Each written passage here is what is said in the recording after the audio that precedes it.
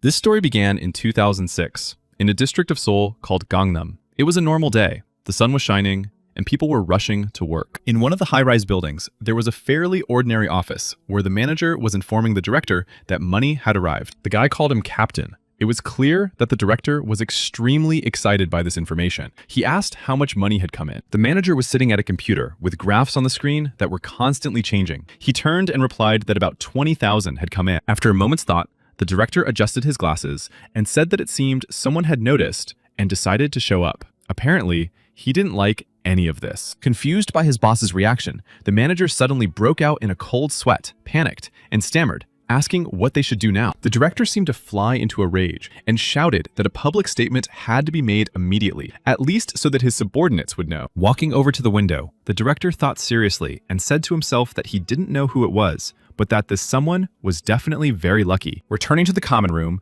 he said that they needed to be very careful, as they did not know if there would be anyone else, and if something else happened, they would all be dead. After giving his instructions, he broke out in a sweat and panicked, thinking that they knew what their office was plotting. But the question was who it could actually be. Meanwhile, somewhere in a small room in front of a computer monitor, an equally intense mental effort was underway. A young man sat at the computer, intently watching something on the monitor, his eyes full of excitement and anticipation. Stock market reports flashed across the screen, and he kept pressing buttons on the keyboard, thinking he had earned 46 million won in just 3 days. He was so focused that he was even sweating from the tension and did not notice a huge drop of sweat running down his cheek. He thought he was seeing such a mountain of money for the first time. He couldn't stop. His eyes were glued to the monitor. His fingers pressed the buttons, and he thought it was still not enough money. He could get much more. He spent more than an hour doing this, but he decided that he was lucky and couldn't miss this moment. It was only the beginning. The thought occurred to him that maybe he should stop, but the fire of excitement in his eyes was not so easy to extinguish. He dismissed it, thinking that he needed even more. The room where the guy sat in front of the monitor was in a small rural house where the summer heat had not yet cooled down. The guy's name was Chang Taesong, and at his computer, in this almost dilapidated little room, he was writing a story that was about to come to life. He already imagined himself in the center of Seoul, with thick wads of cash in his hands, standing in front of an expensive car, with money raining down on him from the sky. 14 years later, on a moonlit night, a young man stood on the banks of the Han River and watched the river and the lights on the bridge. His thoughts were as dark as the night. He thought that the company was doomed and that he would soon be hired full-time. Pondering these gloomy thoughts, he approached the bridge support, looked down, and fell into thought as he watched the river flow. He had blonde hair, emerald eyes, and glasses with large lenses, and he suddenly had the sinful thought that maybe he should just jump. The guy held onto the railing of the bridge, the wind ruffling his hair, thoughts of jumping becoming more and more obsessive, and the river indifferently carrying its waters. However, he was not allowed to be alone with his thoughts. He heard someone say, "Look," and automatically turned his head in the direction of the voice. The voice asked, "Are you going to jump?" The guy's eyes widened in surprise, and he decided that the voice was addressed to him. Then he saw a guy standing on the iron crossbars of the bridge, shouting that he was going to jump, and 2 police officers below him. They stood with their heads tilted back, one saying, "Maybe the guy will jump to us," and the other, indignant, "All these kinds of events happen only during our shift." The guy didn't appreciate the cops' joke about him jumping to them, and promised that he would carry out his threat if they came any closer. The guy on the bridge was very young, with black, curly hair, and he was incredibly upset, sobbing, but still clinging to the beam. Through his sobs, he told them that he was absolutely sure he was doomed. Having said that, he grabbed the beam more tightly, and tears streamed from his eyes. The police officers persuaded him to come down. Between sobs, he begged them to save him. They did their best to calm him down, while the young man stood and watched. These events had a lasting effect on him. For some time,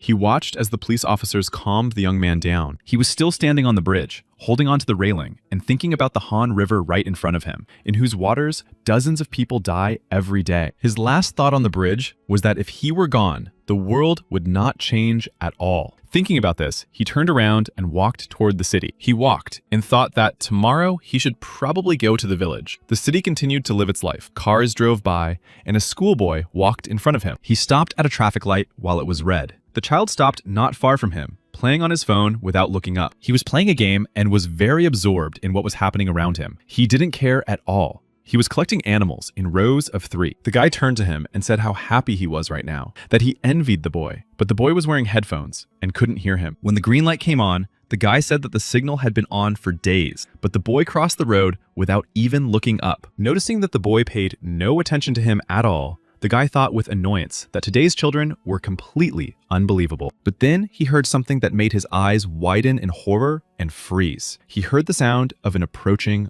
car. Then he saw it. Despite the fact that the pedestrians had a green light, the car was not going to slow down, but the boy did not see it. The guy cursed and shouted, "Car!" But the boy didn't hear him and didn't see anything around him except his phone. The guy's eyes became like 2 huge saucers. He agonized over what to do. The boy was in the middle of a crosswalk, and the car was moving too fast. He stood there, confused, looking around.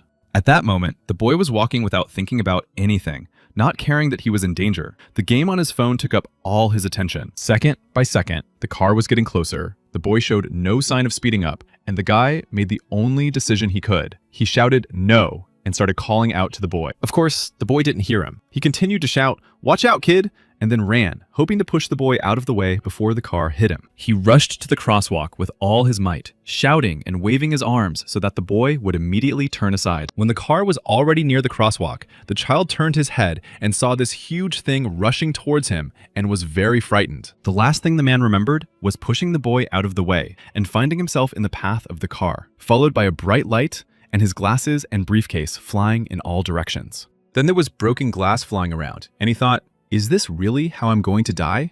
I haven't even had a chance to live yet. But his parents would receive insurance money when he was gone because it was an accident. Then he heard a voice telling him that he was a very stupid person. It happened when he was flying through the air. He saw the silhouette of a monk with a staff in front of him. The guy asked what happened and why he was flying through the air. He began to wave his arms indignantly and ask the silhouette, "Grandfather, who are you and why am I here?" Since there were no answers, he began to think, and suddenly his eyes widened in horror. A terrible thought crossed his mind, and it seemed that he understood everything. A glowing halo shone above the old man's head, and the young man asked if the old man was an angel who had come to tell him that he had died. Suddenly, after this question, the halo above the old man's head shone so brightly that it illuminated everything around him, and the old man said that he was the progenitor of the gods. The young man was still hanging in the air, only the disobedient end of his tie was flying up for some reason. He asked in surprise, "Progenitor, who is that?" The old man became angry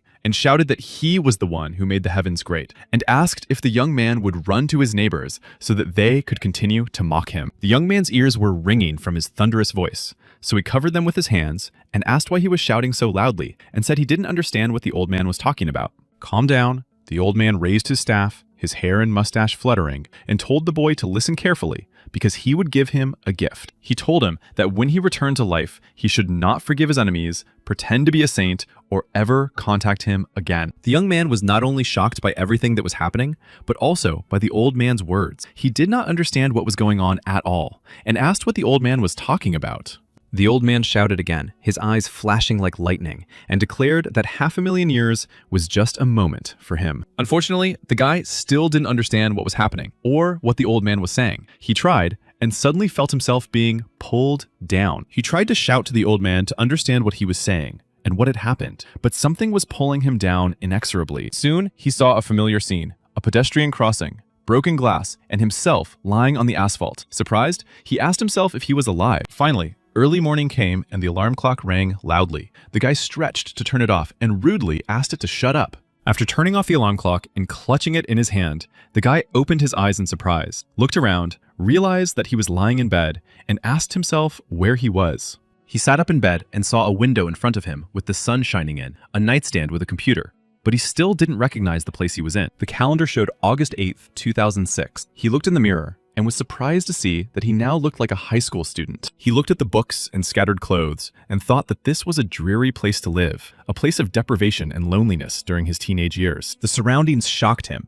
his eyes widened in surprise, and he stammered to himself, asking what this was. His memory flashed back to when he himself was a high school student, and he even pinched his cheek to check if it was real. He looked at his hands and thought that period of his life remained only in his memories and photographs, but now everything was exactly as it had been back then. The guy looked back again and came to the conclusion that everything was really as he remembered it from the past, and began to count how old he was now. He was standing right on the bed. Clothes and magazines were scattered around, and he counted on his fingers and realized that he was now about 18 years old. Realizing that he was 18 again, he was incredibly excited and thought that this age was truly legendary. A time when the sea was knee-deep. Then his memory began to throw fragments of the past at him again, such as when he was bullied at school or served in the army. He also remembered when he was teased and a photo with a girl, and thought that the old man had been telling him the truth. He sighed with annoyance, so impressed by the memories of the last 32 years, when sadness was endlessly intertwined with joy. Suddenly, he looked sharply at his clothes lying on the floor, and thought that it was all like a prophetic dream where he saw his future. He saw himself at school, sleeping at his desk, while the others listened to the teacher and wrote something, and thought that during his school days, he had lived carefree. He remembered how he used to go to the computer club after school to play games, instead of going home and doing his homework, and he thought how ashamed he was of that. And then there was the entrance exam to the institute, the memory of which made his eyes grow as big as saucers. And then he remembered everything. Memories of his studies at the institute flashed before him like a movie reel. He even broke out in a sweat, then cursed, and said to himself that it was probably not a dream. His huge eyes grew even bigger when he remembered that he still had to take a law exam, and he asked what he should do about it now. However, that wasn't all. He remembered that, in addition to everything else, he also had to take an economics exam, and at that moment, he was overcome with wild terror. In his quest to become a skilled worker, he studied securities, funds, and derivatives. It was the moment in his life when he tried the hardest. He thought that everything that was happening was not a small lottery win, but a victory in the Super Bowl. Pondering where it all came from, he remembered the old man's words about a gift. Rewinding all these events in his head, the guy thought that maybe this was the very gift from the grandfather of all gods that he had talked about. His eyes lit up at the thought of the prospects now open to him, and his mood clearly improved. Suddenly, the room became so bright that he even had to cover his eyes with his hands, and he said indignantly that the light was shining directly into his eyes. The guy squinted his eyes so it wouldn't hurt so much, and heard a voice telling him to open his eyes, and the first thing he saw was a raven. The raven was sitting on the head of an old man who was sitting on the ground in the lotus position, and said that he would now pass on to him the knowledge of the, quote, great limit. The guy looked around and saw that they were on a cliff with crows circling above. The guy asked who the old man was, where they were, and what the old man was going to teach him. The old man laughed, his eyes narrowing to small slits, and said that he was Chun Ryong Shin, the god of health. Had the young man forgotten? The young man looked at the old man and asked if he was really the god of health. The old man told him to hurry, that this was an illegal teaching, and if they caught him, they would remove him. The young man was completely confused. Some god of health? Some illegal teaching? He didn't understand what was going on, and his confusion was written all over his face. Looking closely at the young man and stroking his mustache, the old man said that he had a wonderful physique, but for some reason, he was very frail. The question caught the young man off guard. He replied that he was not frail, and that the old man himself had said that he was in good shape. What was happening was becoming increasingly unclear. The old man got angry and shouted at him to stop watching adult movies. Otherwise, he would ruin his bones. The young man thought the old man was talking nonsense. When the old man said that the young man needed to eat less, he laughed and wondered what he was supposed to eat in this capitalist world. After giving these valuable instructions, the old man told him to close his eyes, saying that it was time to finish the training as quickly as possible. However, the young man was in no hurry to close his eyes. He was thinking about everything he had just heard and continued to look around. He asked if the lessons were illegal. Then the place was also dangerous, as they were on a small piece of rock, surrounded by a precipice on all sides. The old man did not answer. He put his hands on his hips and asked if the young man was familiar with the 3 pillars of training: speed, accuracy, and essence. He got tired of standing, so he decided to sit down and asked why what the old man was saying sounded so ridiculous. And the old man replied that the young man could already see such things. The young man laughed and said sarcastically that he could only see such things in martial arts movies or novels, if he understood correctly. The old man covered his eyes in irritation and said that all of this was fake and unpleasant to him. The guy laughed and thought that God himself was real. Meanwhile, without wasting any time, the old man said, "Let's begin the training." The crows flew up and cawed. The guy became alert, not knowing what to expect. Then he felt the old man put his hand on his back and say that he would only teach him the basics of the technique. Frowning so that his eyebrows almost met in the middle of his forehead, the old man said that the young man would have to improve himself. The young man was clearly not ready for everything that was happening. He turned and asked how he would improve on his own. Keeping his hand on the young man's back, the old man replied that he would improve just as he was now, and that they would start right away. The old man immediately placed one hand on the young man's back, and the young man felt how hot it was and how painfully the old man's palm burned his back. It hurt so much that he had to grit his teeth, and he broke out in a sweat. He groaned through clenched teeth, but continued to sit. Then the old man put his other hand on the young man's back. It was just as hot, and it felt as if lightning was coming out of his hands and passing into the young man's body. Sweat streamed down his face. Suddenly, the young man raised his head and asked himself if he was imagining it, or if sound waves were coming from his back. The young man had lost track of time. They sat like that for a long time. The old man did not remove his hands. They were hot as fire. The young man endured with all his strength. The old man understood what he was feeling and told him to endure, saying that thanks to this method, the guy would gain strength proportional to the pain he was feeling. At one point, the pain was so intense that the young man decided he was about to die and begged the old man to stop. But the old man continued. Rocks began to crumble around them. The young man screamed in a silent voice. The veins on his body swelled and began to show through his skin. Crows flew frantically back and forth, cawing wildly. The rock on which they were sitting began to crack, but the old man still did not remove his hands. After a while, the young man simply stopped feeling pain, and his eyes rolled back, his hair lightened, and a pattern of veins appeared on his skin. At least, that's how it seemed to him. He was kneeling on the ground and thought that he was beginning to understand what it meant to lose one's mind. Sweat poured down his body, and the old man's hot hands burned his skin, but did not harm him. Every now and then, a powerful electric current passed through his body. At some point, coming to his senses and looking at his body, Changtae-san thought that all the toxins were leaving his body along with the sweat. Looking at himself as if from the outside, he saw his veins. He was covered in sweat and said that he really thought he would die very soon. He remembered when his veins swelled and seemed to burst. The old man said he would only stop when the guy's tears and snot covered his entire face. Then the young man would become stronger, overcoming the pain. He tried to break free, screaming and begging to stop, but the old man insisted that he must endure. In return, the old man promised that if the young man could endure all the trials, he would give him the power of the 5 elements of Tai Chi. The 5 elements of Tai Chi is a martial art that only those who have undergone rigorous training can use. Returning home after meeting the god of health, the young man looked at his hands in surprise. There was a faint, shimmering glow around his body. Changtae-san remembered when the old man finished his work on his body, he thought that the old man had not lied, and that he had truly mastered the 5 elements of Tai Chi. The god of health asked him not to pay attention to his appearance. He was the best follower of Ulan's teachings and a master of martial arts. Once in the room, the guy looked at his t-shirt and thought that this Buddhist technique had an incredible effect, and that it seemed to have removed a lot of toxins from his body. Then he looked at the calendar on his t-shirt, at the bed, which was wet with sweat, and asked himself if such a thing was even possible, because it was irrational. His gaze fell on the corner where the computer stood, and he saw the inconspicuous wallpaper and curtains matching the wallpaper, and said that even the walls in this house screamed poverty. Then he returned to the computer, assessed the amount of RAM and total memory, and saw that the modem was also outdated, with a corresponding internet speed. He scanned the icons on the monitor and realized that the software was also far from licensed, and said that it seemed like he had returned to the last century. His shirt was soaked with sweat, so he decided to get a change of clothes and noticed how disgusting the room smelled. It seemed like he urgently needed to wash up.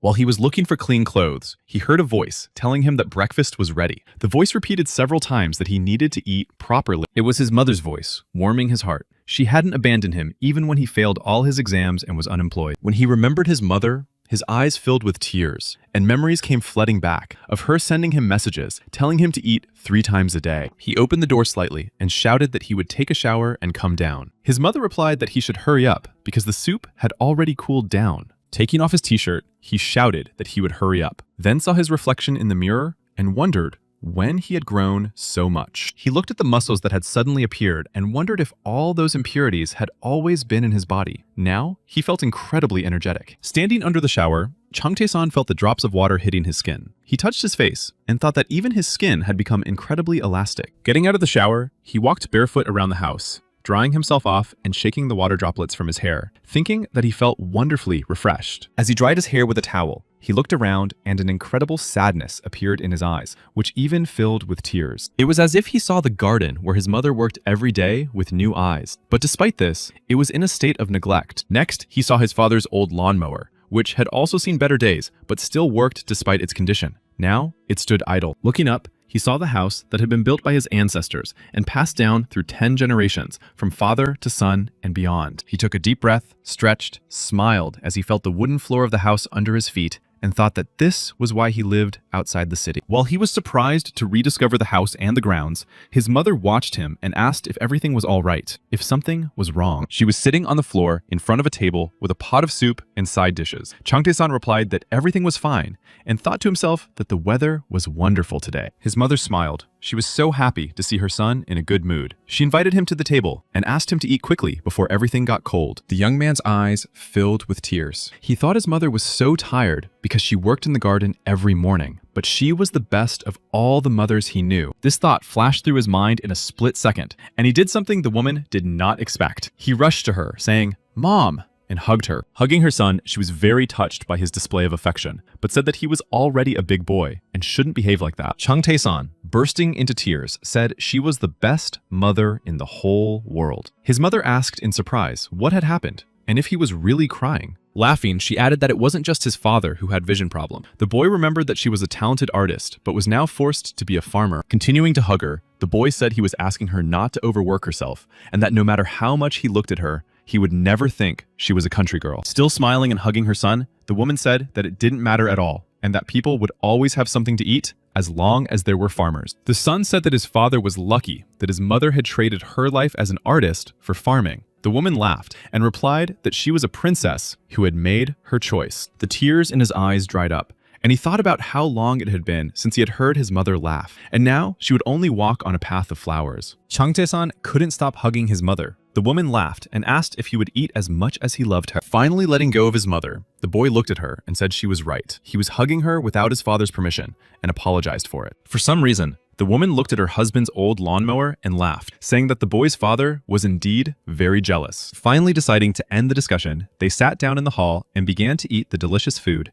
while a cool breeze blew in their direction. Enthusiastically tucking into the plate of rice in front of him, the guy thanked his mother and thought it was incredibly delicious. Putting a spoonful of rice in his mouth, he savored the taste of the food and thought that if he hadn't come back, he would never have tasted his mother's cooking. He tried the soup and exclaimed that it was delicious, especially for people with a hangover, and asked if she had ever thought about opening her own restaurant, as bean sprout soup would be a hit. The woman was a little embarrassed by the information about people with hangovers, and she thought that her son had never drunk, but he was already so grown up, and she hadn't even noticed. Even though he had grown up, she couldn't help but scold him for his jokes, saying he was just like his father, and playfully tapped his forehead with her fist. Changtae-san remembered that when he was in college, situations where he drank were quite frequent, and unfortunately, that was true. And when he returned from the past, he was a teenager who understood how a person feels with a hangover, and his mother looked at him suspiciously. While the boy was talking to his mother, his attention was drawn to a rustling sound at the other end of the room. Lowering his eyes, he saw a mouse on the floor. Then he looked at the refrigerator, the worn-out range hood, the chipped dishes, the old furniture, and the TV, and wondered why they lived so poorly. Then he looked back at the mouse on the floor, looked at his mother, who was upset by his words, and realized that he had only just noticed all this. Once again, his eyes widened in horror. He looked at the mouse again and thought that he couldn't ignore how they had to live. Looking out the window, he saw the condition of their house and decided that he had to earn money and provide his mother with an easy and happy life. After breakfast, Changtae-san went to wash the dishes, but his mother asked him to stop, saying that doing something he had never done before could kill him. She asked him to leave everything as it was, but he laughed and said that everything was fine, that he always washed his dishes after meals in the army. This confession terrified his mother, and she asked him again about the army. He laughed and said it was just a joke, a silly joke he was playing on her. Seeing the mountain of washed dishes, the woman asked what it meant, wondering if her son had conspired with his father to play a joke on her. This conversation made Changtae-san think that he must have been a bad son, if even something as simple as washing dishes caused his mother to react this way. Wiping the plates dry, the boy called out to his mother, turned around, and said he would make her happy, to which she replied that his father said that every day. Due to her physical condition, his mother couldn't work at noon, so he decided to use the skills he had learned in the army, while she was sleeping. He decided to start by washing the floors. He took a rag and, on all fours, thoroughly washed the floors throughout the house with his own hands. Next on the agenda was washing the curtains in his room. As he took them down, Changtae-san thought it was high time to get rid of that nasty smell. After taking down the curtains and loading them into the washing machine, adding all the necessary detergent, he happily pressed the start button and moved on. When the curtains were safely washed, he went to hang them outside, thinking about his family and their situation. The young man knew that his father had gone to the bank today because of debt problems, and while he was doing his chores, this topic kept bothering him. Since he started his homework in a cheerful mood, he got everything done very quickly and even managed to wash the windows so he could hang the clean curtains. At the end of this productive time, he gathered all the trash and took it out to the dumpster,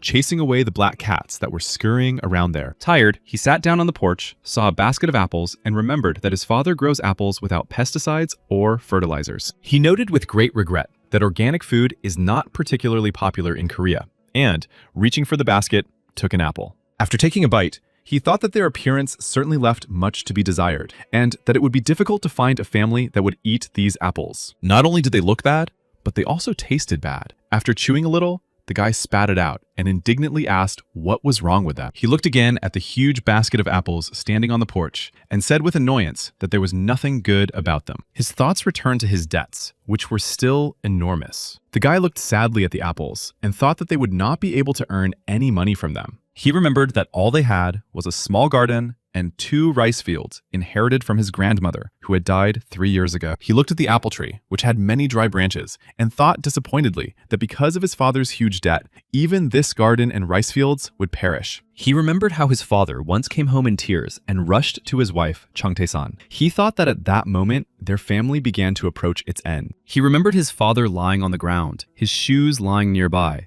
as he sobbed on his mother's lap. And from that moment on, even his brothers stopped coming to visit. Still looking at the apples, the boy thought he felt sorry for his father because of how his life had turned out, and that first they needed to save the orchard and the rice fields. But the whole problem was money. The boy began to think hard about how to solve it, and suddenly remembered the tables with all the successful operations. He thought about how he had only seen these tables once, but they were clearly imprinted in his mind, and Changtae-san decided that he must have become a genius. He thought that couldn't be true, and wondered if his story had changed after his reincarnation, because he had returned 14 years in the past, which was incredible. His brain, inspired, began to work faster, throwing ideas at him. Government bonds made no sense. The stock market had hit rock bottom. He went to his room, thinking that no bank would give a loan to a high school student, and that he would not be able to save up money by working part-time in his spare time. He had no way to save up startup capital for his parents. Suddenly, he began to get angry at himself and force himself to think about what was in demand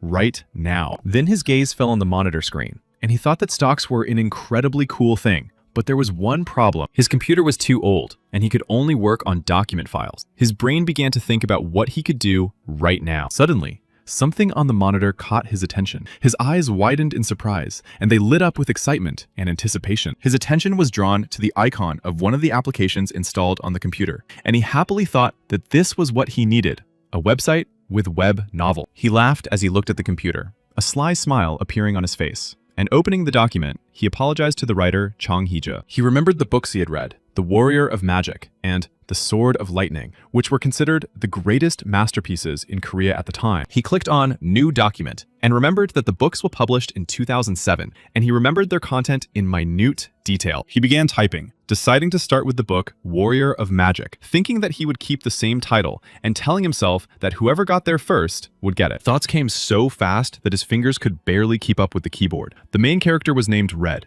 and the main female character was Cho Erin. The guy remembered the smallest details and continued writing the plot. The girl's family began to suffer when her father took his own life, and the main character, in order to save the family, accidentally became part of the game he was creating. As he typed, Changtae-san thought the story would be simply explosive. His fingers fluttered across the keyboard, barely touching the keys. Surprisingly, he was able to remember the details of the novel he had read so long ago. His mood improved as he wrote page after page. He even said that he took his words back and that he was truly a genius. He sat at the computer for several hours, barefoot, groaning with pleasure, saying that this work had been revived by his efforts and that it was very interesting. Letter by letter, page by page, his fingers fluttered. The guy thought he didn't even have to edit anything. The masterpiece was simply delightful. He was so inspired that he couldn't stop typing, and came to the conclusion that his dormant talent as a writer had finally awakened. Incredibly pleased with both the wonderful idea that had come to him and how quickly he had realized it, the guy thought the novella would be a smash hit.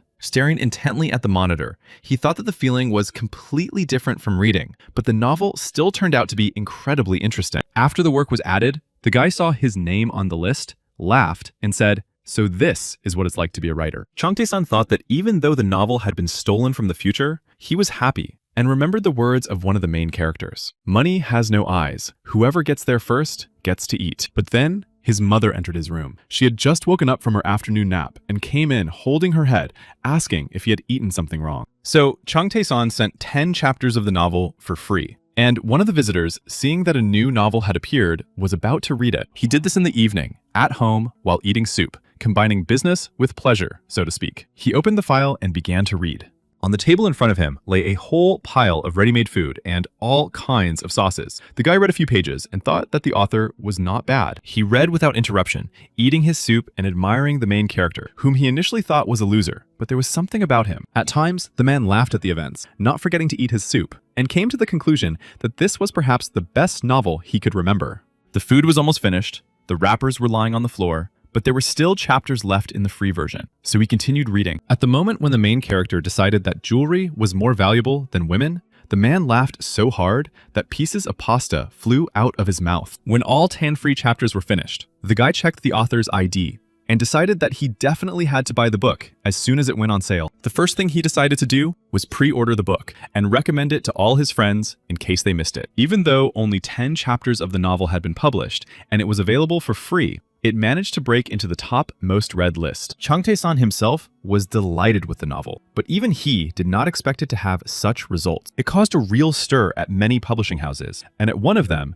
there was a heated discussion about the possibility of printing the chapters that had been published. The editor-in-chief asked his assistant to check everything, and the assistant reported that they could print 5,000 copies even if they did not obtain the publishing rights. At the meeting, the manager looked at the editor-in-chief and asked if it might be too early to send the novella to the printer, as it only had 10 chapters so far. But his colleague replied that, as he had noticed, the novel was very interesting, with a very original context and a plot that developed very organically. At the meeting, everyone came to the conclusion that the work was very good, and that the author was apparently a veteran who had decided to change his pseudonym and write a new novel. The editor-in-chief objected that fantasy was more appealing than novels about games, to which he was told that readers' tastes had changed, and novels about games were at the top of the charts. One of the assistants said that the title, Warrior of Magic, was also very promising, and that the novel had enormous potential in his opinion. His colleague agreed with him completely, saying that she also recommended it, having read the novel yesterday, and was sure that readers would like the main character. Following the meeting, they decided to contact the author and consulted with the editor-in-chief about what terms to offer him. The girl who recommended the novel said that if the author was not a beginner, 8% of the profits from sales of 4,000 copies would be fair. The editor-in-chief said that was a lot, and the girl replied that she had originally wanted to offer 10% of the sales of 5,000 copies. After thinking for a while, the man agreed that the first offer was much better for their publishing house and instructed them to contact the young man. His instructions were immediately passed on to the managers working with the authors, and the assistant editor-in-chief reported that they had begun to implement them. At another publishing house, there was also a heated discussion between the head of the publishing house and the editor-in-chief about a free version of a stunning new novel. Nice Media CEO John Won-chun rushed into the editor-in-chief's office, who was stirring brewed coffee from a coffee bag at the time. He showed him the novel and asked if it was any good. The editor replied that it did indeed seem promising and could become a hit. Jung Won-chun decided it was the right time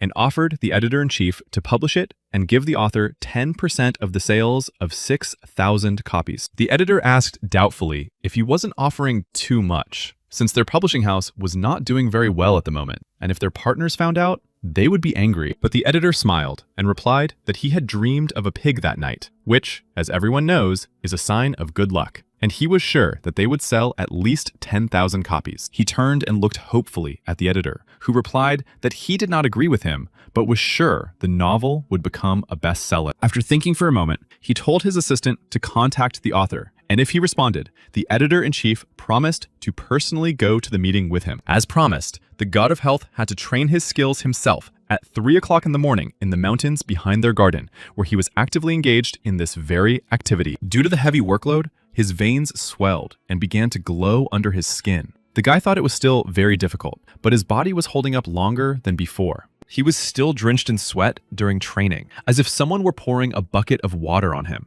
but he felt that his breathing had become much easier. It was nighttime, and the moon was shining. Chang Tae-san sat in the lotus position and practiced circulating the heavenly energy of his hands, which were resting on his knees. Suddenly, he felt the energy of the moon separating from it and filling his body. He thought it was incredible and felt completely different. He absorbed this energy through his breath and his hands, trying not to miss a single moment of using all the energy of the moon. The next stage of his training was classes on the 5 elements of Tai Chi technique. He remembered that these techniques were only available to the chosen few. Time after time, he repeated the movements and techniques, jumping in the air, practicing kicks and punches, doing everything as the god of health had instructed. He trained every night until morning, greeting the dawn in the mountains, rejoicing in how good he felt and that he would no longer live like a loser. He couldn't practice the 5 elements of Tai Chi at home in silence, so he found a place near the mountain, 500 meters above sea level. He was pleased to note that the first part of his plan to earn money for his parents and improve their lives had gone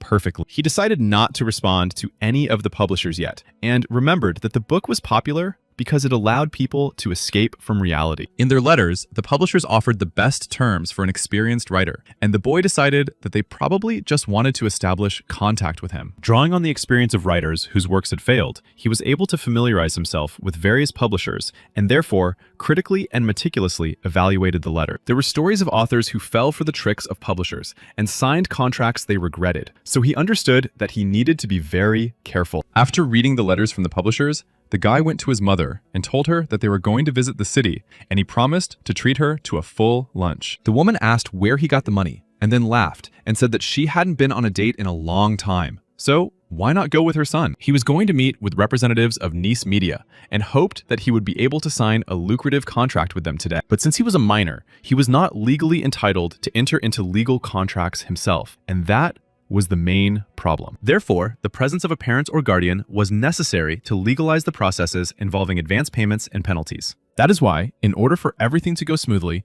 the boy decided to take his mother with him as his legal representative. When they got off the bus, the young man held out his hand to her, and his mother joked that his sense of humor had improved significantly over the past few days. Chang Tae-san suggested that they stop for coffee before going to lunch, which surprised her, and she asked if he knew what coffee tasted like. It was raining outside, and the young man smiled and replied that of course he knew, and that in such weather there was nothing better than an iced Americano. The woman didn't answer, she just followed her son, and he thoughtfully held an umbrella over her head. Near one of the cafes, people were waiting for the rain to stop. When they arrived, the guy asked if his mother really trusted him. The woman replied that she would always be on his side until she left this world. When they entered the cafe, representatives of the publishing house were already sitting there. The head of the publishing house saw him first and informed the editor-in-chief that the boy was there. The editor-in-chief said he was sure they would be late. The head of the publishing house looked at the boy and replied that, to his surprise, he really was an ordinary schoolboy. Chang Tae-san also noticed the representatives of the publishing house and thought that they had arrived on time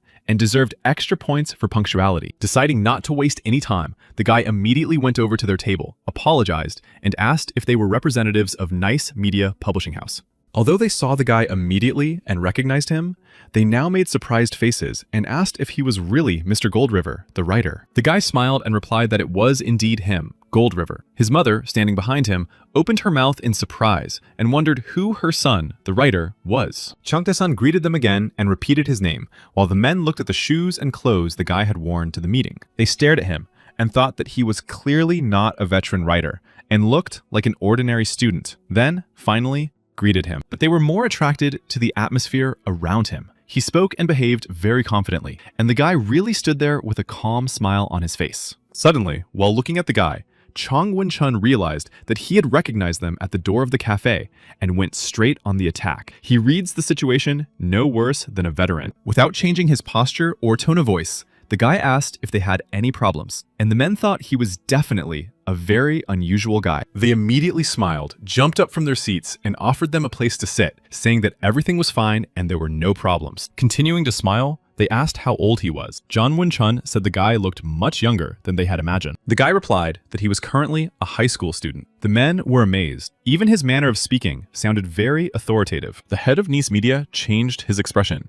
They realized that the boy was not easy to deal with, so they would have to try hard to get him to sign a contract with them. At that moment, the boy's mother asked him who these people were and who Gold River was. The men were surprised by these questions. Chung Tae-san watched their reaction to his mother's questions closely and noticed that the head of the publishing house, Choi, seemed to be in a state of shock, as did the editor-in-chief. He decided that this worked in his favor, and since they couldn't even hide their surprise at his age, he needed to put even more pressure on them. He said that it seemed they did not want to cooperate with a high school student, so they began to make excuses and ask to be allowed to introduce themselves properly. They introduced themselves as the head of Nice Media, John Woom Chun, and the editor-in-chief, Wang Song-woo. Both smiled profusely and tried to impress the young man. But the guy came to this meeting prepared mentally, and having read the information, he replied that he was glad to meet them and said his name was Chung Tae-san. Smiling, he turned to his mother and told her that she should also introduce herself, and introduced her to his interlocutors as the head and editor-in-chief of the publishing house. The woman decided that she had misheard, so she looked at her son with surprise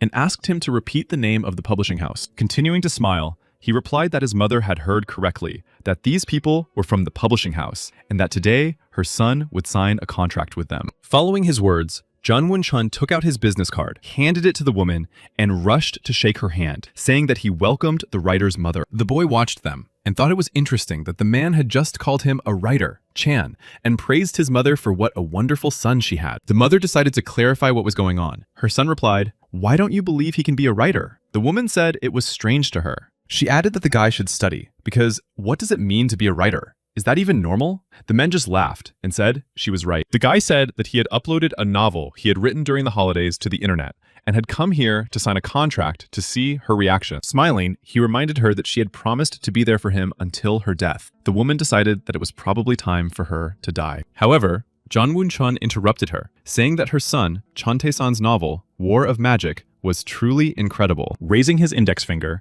he said that the guy had only started writing recently, but had already won the recognition of his readers and could be trusted. The editor-in-chief also decided to join the conversation, stating that as editor-in-chief, he considered this novel to be the best work he had ever read. The men slowly sipped the coffee through straws. The woman said that the title was really good, and her son added that it was indeed good. Chung Tae-san asked if the men would like to offer their guests drinks, and his mother reprimanded him for how he was talking to his elders. The men rushed to apologize and ask what they would like to drink. The guy decided not to back down and ordered himself an iced coffee and a pat bingsu. When the editor-in-chief went to place the order, the guy looked seriously at the head of the publishing house and asked if they had prepared the contract. Chung Woon Chun laughed and reached into his briefcase for the papers, pulling out the printed contract. He said the guy seemed very impatient. However, the guy remained calm and unperturbed, saying he didn't know how impatient he was, but he really liked reading legal documents. The head of Nice Media Publishing, Jong Woon Chun, placed the folder with the contract on the table and,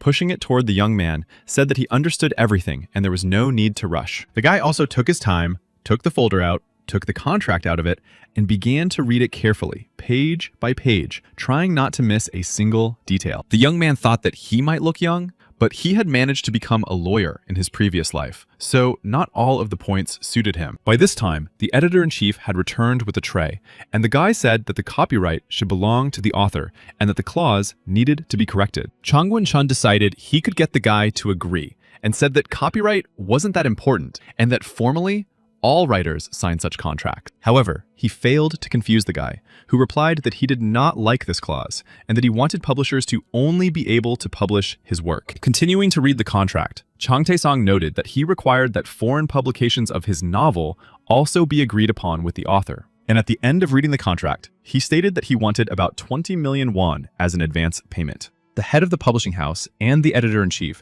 decided that they had misheard him, and both of them were stunned by the amount the guy had named. Not only were the men shocked by what they heard, but the young man's mother turned to him with wide eyes and called out his name. Meanwhile, the guy continued, he wanted 10% of the royalties from 6,000 copies sold for the reprint, plus a monthly royalty with notification. Recovering slightly from the shock, and listening to the guy's remaining demands, the head of the publishing house laughed nervously and said that he was indeed something special. The editor-in-chief supported him, saying that no publishing house would pay that much to a newcomer. And even though the novel was popular, there was no guarantee that it would continue to be so. The guy looked at the editor-in-chief's briefcase sitting on the chair and asked if he had a laptop with him, as it was sticking out of the briefcase. The Min didn't understand why he had made such a sudden change of subject, and asked in surprise what was going on, why he had suddenly brought it up, and what he needed a laptop for. The guy smiled at them and said that he was giving them a chance, and if they didn't like what he was about to show them,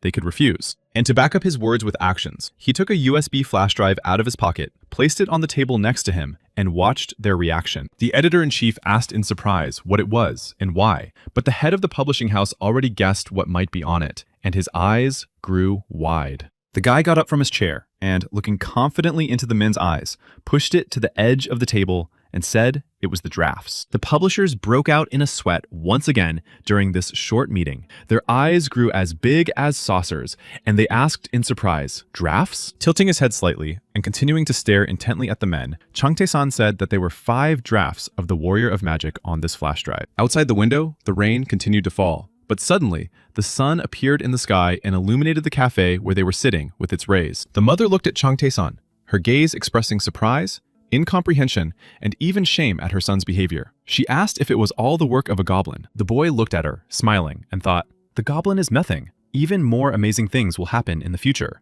This is just the beginning, Mom." The longer the publishers read the drafts, the more their faces stretched and their eyes widened. They laughed and made incoherent sounds. Changtae-san watched the men closely, trying to understand from their reactions what kind of size they were making. If they liked everything there, they should just say so. After a while, in tears and unable to read any further, the head of the publishing house, Jung Woon-chun, looked up at him imploringly and asked him to sign the contract. Shocked by what he had read, he said they would immediately give him 20 million won, and he smiled, saying the man had made the right choice. While they were sitting in a cafe drinking coffee, changes were made to the contract with Changtae-san, and they brought him a new contract to read. Jung Woon-chun gave the young man the new contract and said that they had made changes taking into account all the conditions he had mentioned, and all that remained was to sign it. While signing the contract, the publishers asked the guy to fill out the tax return carefully, and he replied that he had some experience. The guy wasn't sure if he was doing the right thing, but the money in his account was convincing. He laughed and thought,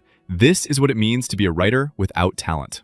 After Changtae-san signed the contract, the editor-in-chief said that since his mother was his legal representative, her signature was also required. When the contract was signed, the editor-in-chief informed the young man that he had just transferred 20 million won to his account. His mother's jaw dropped, her eyes widened, and he thought that there had been no more than 2 million won in his account, but now there would always be money there. When everything was signed, the head of the publishing house stood up to shake the young man's hand and thank him for signing the contract. The young man did the same in response. Changtae-san and his mother were about to leave when the men invited them to lunch, but the young man promised that they would definitely come next time, and that today it was time for them to go. They went out into the street, and the publishers followed them. The woman bowed to the men and said she didn't understand what was going on, but she apologized. They laughed, bowed in response, and said they were incredibly lucky to meet writer Chang and sign a lucrative contract. As they said goodbye, standing under umbrellas in the rain, the editor-in-chief remembered that he wanted to ask Changtae-san something else. He laughed and asked if the guy had decided how many volumes there would be in this novel, as the drafts they had seen were enough for 10 volumes. The guy was ready for this question. He laughed, looked the publisher in the eye,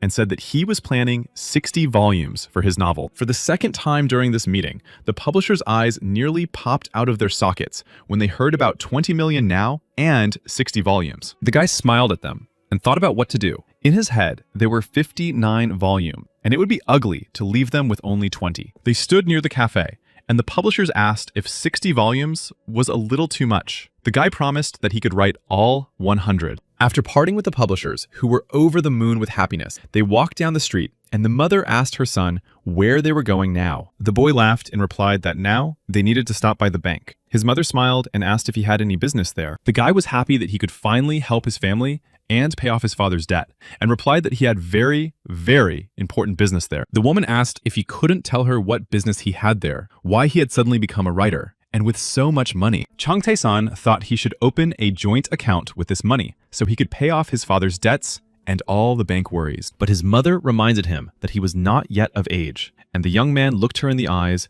and asked if she trusted him. She immediately replied no, then yes, and hesitated. Seeing that his mother was confused, the boy asked her to give him just 1 month, promising that when it was over, he would tell his father everything. He looked at her with pleading eyes, thinking that this money was the first step that would lead their family to true prosperity. His mother looked at him seriously, as if considering his proposal, then laughed and said that of course she believed him. While they were discussing what to do with the money the boy had earned, the rain stopped, which Changtae-san happily announced as he put away his umbrella. The boy said he would now treat his mother to some jjajangmyeon, and she added that since he now had a lot of money, she also wanted some tteokbokki, which the boy agreed to. Time passed, and the guy did not stop training in his spot on the mountain. Every dawn, he would meet her there, spending the whole night training. At some point, his strength reached such a level that he thought he could now see everything in minute detail, meaning stock market chart. In the morning, he sat in front of his computer with its tables and charts and decided that now was his time to take revenge, as he hadn't done so in a long time. Looking through the stock market data,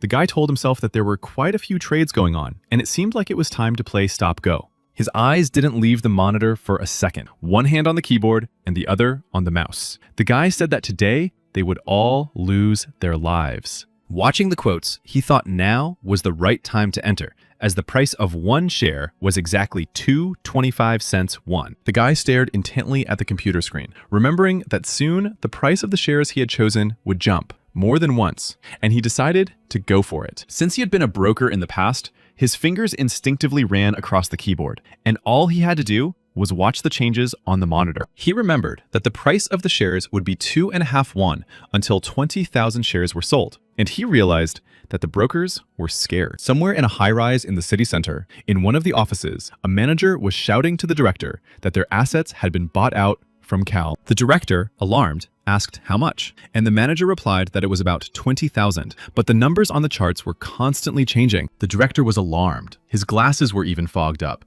and he said that it seemed someone had noticed their recent activity and decided to steal from them. The manager turned to the director in panic and stammered, asking what they should do now. He was sweating profusely, and the numbers continued to change. The man thought for a moment. It was true. What should they do? There was very little time left before the end of the auction. He shouted that they should at least divide the package. He shouted so that everyone could hear. They didn't know if anyone else would show up, so they had to be careful. If they lost the auction now, it would be the end for them. He himself wondered about this buyer who had appeared out of nowhere and already knew their plans. He was like a ghost. But who could it be? He said he didn't know who was doing it, but he was definitely lucky. The income from such machinations was tens of billions, and it threatened the lives of dozens of people. Without taking his eyes off the monitor for a second, the guy thought about whether he should continue, but the answer came to him on its own. He wanted more, much more. He got carried away and said that he hadn't even started yet, that money was never superfluous, and that if he wanted to get more, he would have to give a little back. As he continued to press the buttons on the keyboard, he thought about how he had never been so lucky before, even though he was a stockbroker. Next week, new shares were to be announced, and they were to have a clear schedule, which couldn't help but make the guy happy. He decided he needed to give some money back, and said to the monitor that today he would give the brokers a win. But first, the money had to go through the whole cycle. After spending several hours at the computer, he could not have imagined that his knowledge of stock price growth from his previous brokerage life would come in handy. His fingers flew across the keyboard like clockwork. He felt that the stock market was about to crash, and this was a cheat code that only he had. At the same time, he had a cool head and understood that he would be completely insane if he didn't take advantage of the information he had now. Soon, the first part of the novel was published, and when people asked for reading recommendations at the bookstore, this book was recommended more and more often. In one of the rental shops, a young man leafed through the book and said he would take another one, replying that he found the main character a bit boring. The guy replied that maybe he was boring, but the plot was very consistent and fast-paced. The main character had charm, and the plot was quite interesting. While they were sharing their opinions, 3 other people in the store overheard their conversation and asked at the same time if they were talking about the Warrior of Magic. The guy took the book and was about to leave when the owner called after him to return the book quickly because he also wanted to read it. The guy returned the book by nightfall. When asked if it was uninteresting, he replied that it was amazing, and the man said he had pre-ordered the next volumes. That night, Changtae-san also had no peace, only in his dreams. He sat at the computer and quickly typed out one new part of the novel after another. In the morning, the whole family gathered for breakfast. They had traditional rice soup and other snacks appropriate for the time of day. In addition to Changtae-san and his parents, there were 2 girls in their family. They all sat on the floor around a large table in the living room and ate breakfast together. Everyone was actively using their utensils, but Changtae-san's mother noticed that her husband was sitting and not eating. He was very upset about something, so she asked him what was wrong. He very slowly carefully picked up some rice with his chopsticks and put it in his mouth. Chung the San watched his father's actions intently and thought. He tried to put on a cheerful expression and said that everything was fine, there was no need to worry, and suggested that everyone just enjoy their meal. The girls became agitated and asked if he should go to the hospital. His wife also looked at him with concern. Chung Tae-san assessed the situation at the table and decided that it was time to reveal his cards and blame everything on the hated poverty. Seizing the moments when everyone fell silent, the young man put his chopsticks on the table, thanked everyone for the meal, and praised his mother's soup, which was, as always, delicious. His mother thought that, in this case, her son had behaved, frankly, tactlessly. But he winked at her, thinking, "Don't worry, Mom." The woman looked at him hopefully, and the boy responded with a loving gaze, thinking that now he would cheer up his gloomy father. He asked if the family had any plans for today. The girls asked what he meant, since they were eating, and why he was distracted. Mom looked at her son with concern and asked what was wrong. The guy smiled, thinking that she had guessed everything. The boy didn't answer. He looked around at his family gathered at the table and said with a satisfied smile that today he was treating the whole family. His sisters were delighted and began to choose where they could go. His father turned to his son with tears in his eyes and said that today was not the best day. However, he couldn't bring himself to finish his sentence and lowered his tear-filled eyes. Chung Tae-san turned and looked at him intently. Deciding not to argue with his father, the boy looked at his mother and asked if she would take his father with her. She smiled back at him and said, "Of course." After breakfast, when everyone was ready to leave, Chung Tae-san asked his father to take his ID card and his sisters to take their school IDs. His parents were alarmed when their son asked them to take their ID cards and looked at him sternly, but he just laughed and told them to wait, saying it was a surprise. His sisters began to ask if their brother had found a part-time job, but he laughed even harder and told the kids not to get involved. When they got in the car, the guy told them that he had become a writer and had been paid a fee. He was incredibly proud that now his family would be spending his money. Everyone was very happy to have gone to the city together. One of the sisters said that it wasn't just a long time ago, it was their very first time. As they walked past one of the shops, the girls saw something that made their eyes widen to the size of the universe and freeze. In one of the shop windows, they saw two mobile phones, one better than the other. They screamed, "It's Enoch!" and couldn't believe what they were looking at. Ignoring the people around them, they hung on the window and began to praise how beautiful the phones were and how cool their cameras were. However, their father told them to move away from the display case immediately because they weren't going to buy the phones and they needed to move on. But Chung Tae-san said they could choose any of the phones they wanted. The girls were beside themselves with happiness, and their parents couldn't believe it was true. When they came to their senses, the girls asked if they could really choose any phone they wanted. Their parents decided to clarify whether this was true, just in case. The father tried to reason with his son, saying that phones were too expensive for his sisters. Even if he had been paid a fee, it was still too much. Instead of listening to his father, he asked his parents to choose matching phones that they liked and suggested some models that he thought were very cute. Delighted, his mother said that she would also be happy to choose a phone for herself, but her husband tried to reason with her, but it was all in vain. Ignoring her husband's words, she showed her son which phone she wanted, then turned to her husband and said he could get two black ones for himself. When everyone had made their choices, Chung Tae-san told the salesperson that he would pay the full amount, asked for a standard tariff plan, and requested that everything be registered in his parents' names. His father remained silent. The total cost of all the purchases was 2,170,000 won. The whole family was in shock. Chung Tae-san handed over his card and paid for the purchase in full. Happy, they left the store. The girls thanked him for the phones and asked if their brother would take him to lunch. He replied, "Of course." Meanwhile, at the office in the city center, the director was banging his fists on the table, asking what kind of blow had been dealt to him early that morning. The confused managers stood before him and said they didn't know what was going on. The money had come from Kalm Yonde and Gubo. The man asked how much had come. One of the managers decided that he had nothing to lose and was ready for any reaction from his boss. He said that about 1 billion had come in. The boss shouted so loudly that the glass in his glasses almost cracked. He asked who it was. Could it be the same manager? The manager said that the amounts of money differed. This time, another manager standing in front of him answered. This time, it seemed that a bigger player than the previous one had appeared. The man was terribly annoyed. He could only curse and call names at the person who had done this, thinking that this insolent person did not even know business ethics. The manager stood there, not knowing what to do. The director growled at them and told them to continue following the plan. If he sold them, they had to take everything. Meanwhile, Chung Tae-san was walking around the city with his family when he suddenly stopped near one of the shops, and his mother asked him what was wrong. The boy smiled and nodded toward the door, suggesting they go inside. His father asked if he really wanted to go in, but his son had already pulled the door handle. The boy opened the door and gestured for everyone to follow him. But his father stammered that this was the place, and he didn't finish his sentence. His wife dragged him into the store, and the girls followed them in. They all saw that they had entered a showroom displaying brand new cars. The manager immediately rushed up to them, saying that he was happy to welcome them to the showroom of the best and most reliable cars, Samyeon. The whole family, except for the boy, looked at the cars as if spellbound and listened to the manager, while the boy walked around the showroom as if nothing had happened. The whole family followed him. Chung Tae-san thought that nothing was more important than the safety of his family, and that today would be the culmination. Approaching one of the cars, the boy asked his mother what she thought of it. The manager commented that this car was the face of the Samyeon company. The woman smiled at her son and stammered that it looked quite sturdy. The man standing next to her remained silent, pursing his lips in dissatisfaction. Chung Tae-san turned to the car and said it would be perfect for driving the girls to school, and asked if they agreed with him. The father once again tried to reason with his son, asking what had gotten into him today. The twins squealed, asking if their father was really going to drive them every day. The father closed his eyes, lowered his head, and said quietly why his son had decided that they needed a new car now, since things weren't going very well for them at the moment. Hearing his father's words, Chung Tae-san turned around, winked at him,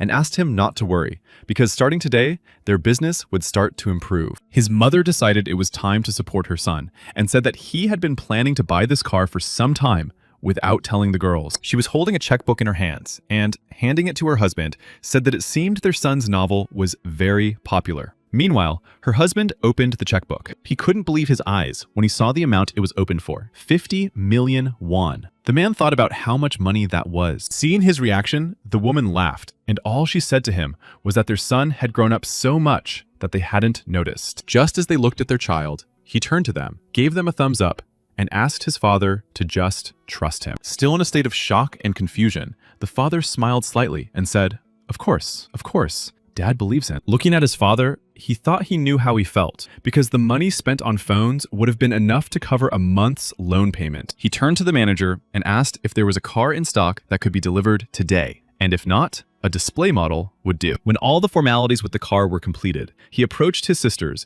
and told them they should get in the car first, and they would go shopping. His father decided to trust his son and calm down a little. He and his mother smiled as they watched their eldest son do something nice for his sisters. The girls were overjoyed, thanked their brother for the phones, told him how much they loved him, and that was the end of their plans for the day. The next morning, he stood at the bus stop with the other students, waiting for the school bus to arrive. He was wearing a new suit and a cool backpack, and he thought that he had really become a high school student. He really liked that idea. When the bus arrived, he and the other students began to board it. As he walked by, he looked around and examined the other students. Everyone was chatting and exchanging news. Some were holding onto the handrails. Others were preparing for class. Everything was just as he remembered it. He experienced all these emotions again, with surprise and delight, and thought that he had missed his youth incredibly, and it was wonderful. Looking around, Chung Tae-san saw a free seat by the window and decided to take it. It would be a great idea to watch the kids and look out the window. He took off his backpack, put it on his lap, looked at the students sitting and standing around him, and thought about how long it had been since he had sat here. He was in a great mood,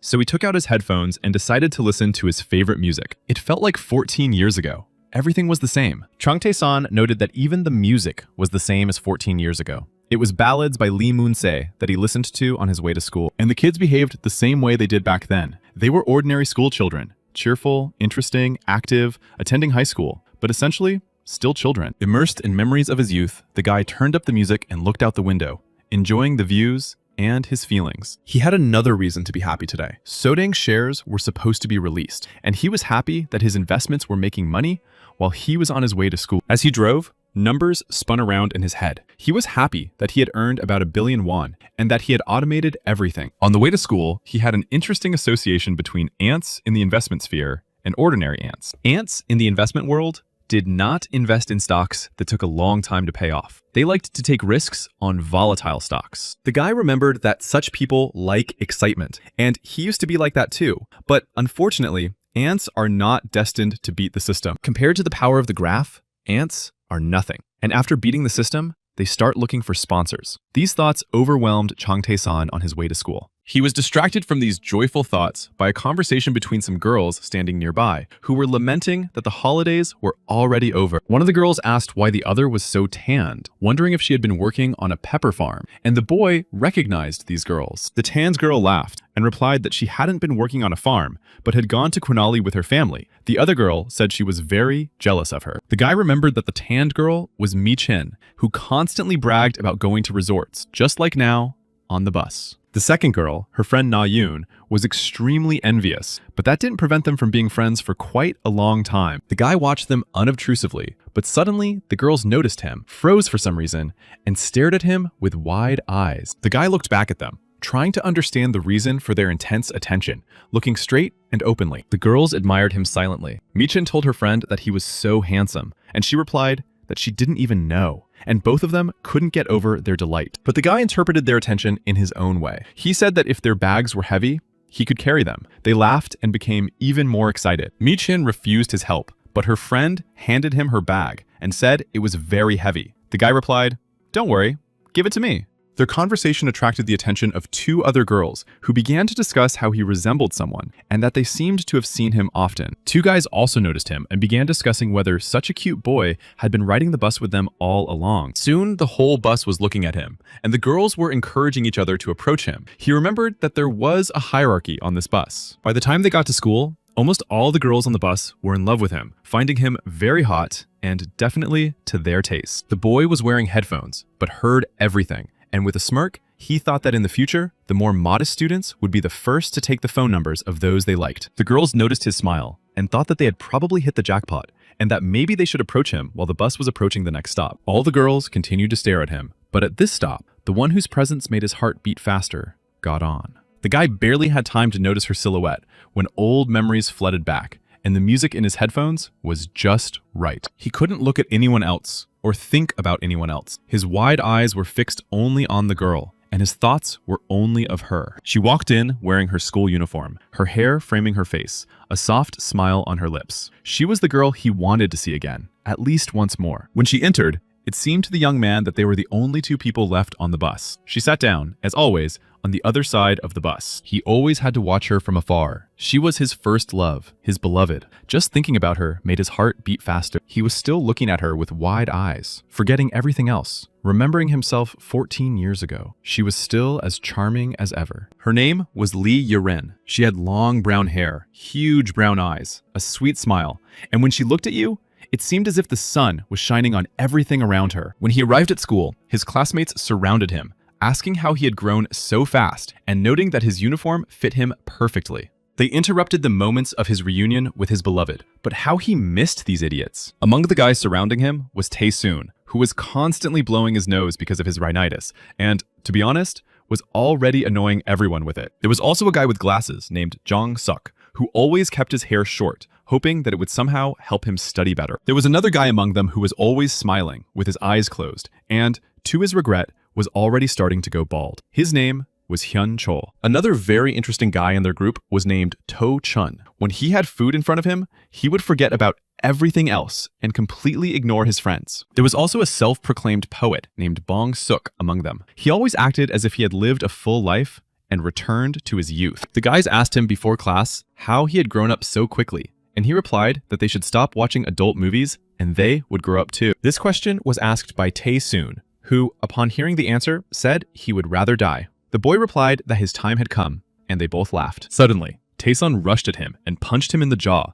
saying that Chung Tae-san was crazy to give him such advice. However, he did not expect that the blow would hurt him, and he cried out in pain. Chung Tae-san lunged at him in response and said that he was a fool. The guy used one of the techniques he had learned over the summer, and his classmate asked when he had become so strong, whether he had been working out over the summer. Smiling, Chung Tae-san replied that he was almost a high school graduate, so of course he had to pay more attention to physical training. His friend asked if he was really going to devote himself to physical education, and called him an idiot. But they were interrupted by someone telling them they were being too loud. Suddenly, the door opened and a guy with glasses and blonde hair entered the classroom. He said that this was not kindergarten and rudely asked them to be quiet. His classmates recognized the guy. His name was Hong Sun-hyun, and the whole class was afraid of him. So everyone fell silent, except for Chung Tae-san, who wasn't afraid. Looking at his classmate, he thought that, as everywhere else in school, there were bullies. And in his eyes, Hong Sun-hyun was just such a bully. Noticing the boy, he looked at him closely for a while and then asked in surprise,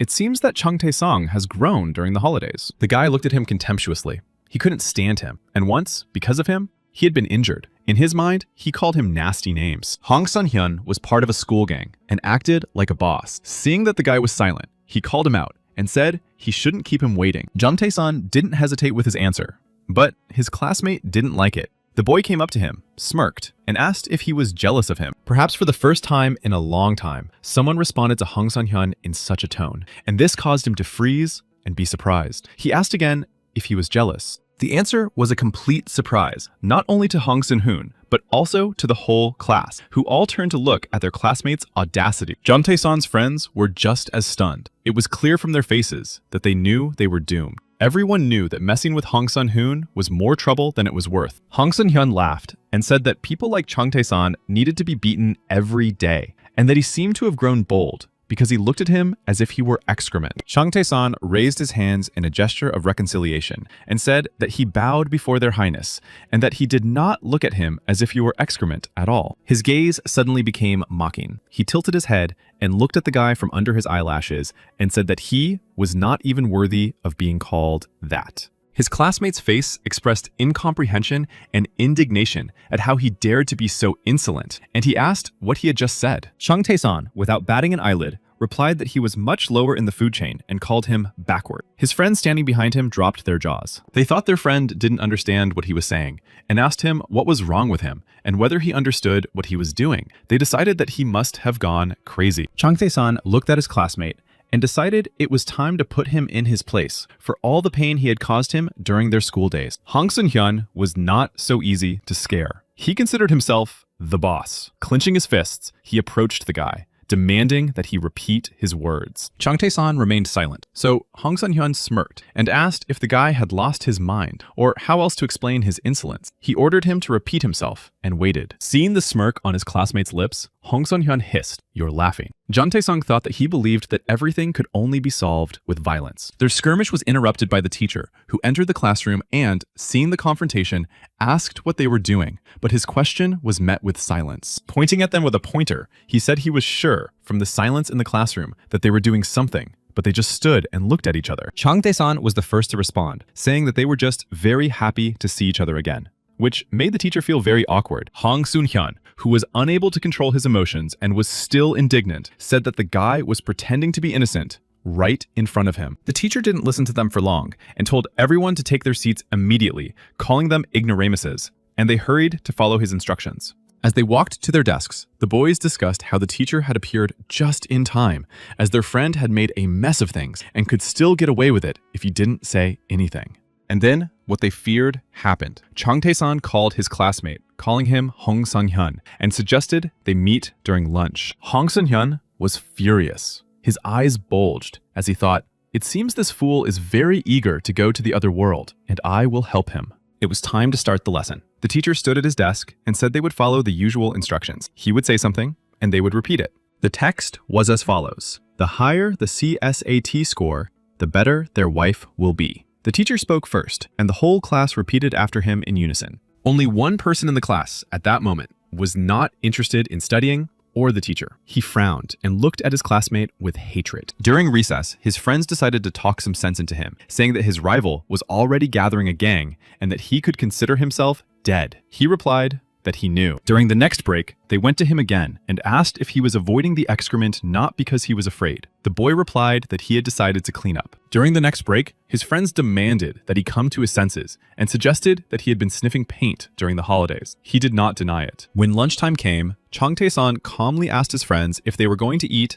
or if something was bothering them. They couldn't contain their indignation and said that because of him, they couldn't even eat lunch in peace or leave this world. The guy was calm and unperturbed, while his friends were boiling with rage and asked what he had eaten over the summer to become so bold. Had he not heard about his rival's gang? Bong-suk even burst into tears from nerves and asked if he would have to leave this world today because he had such a friend. Jung Tae-san, still unperturbed, told them to eat and come back. They began to argue about how they could eat when they knew their friend was going to be beaten up. His friends were more worried about him than he was himself. He thought fondly of how foolish they were, but they were still his friends. Suddenly, they heard someone call them rats. They turned around and saw Hong Sun-hyun and his friends standing in the door. They stood there, smiling. One asked if they were going to come up with a plan. The second laughed and said they had to get caught on the first day of school. Jung Tae-sung looked at them boldly and said they were being too loud for trash. His friends thought they were doomed. He had really gone crazy. Hearing this, his rivals began to quietly boil over, asking who he called trash and why he was so bold, clearly rushing to the other world. Glaring at the guy, Hong Sun-hyun told him to get ready, because today would be the last day of his worthless life. Chang Tae-song, as unperturbed as ever, said it would be better for them to go with him and not make a fuss in the classroom. His rivals promised to deal with him. His friends tried to dissuade him, but he laughed and told them not to worry about him, saying that after it was all over,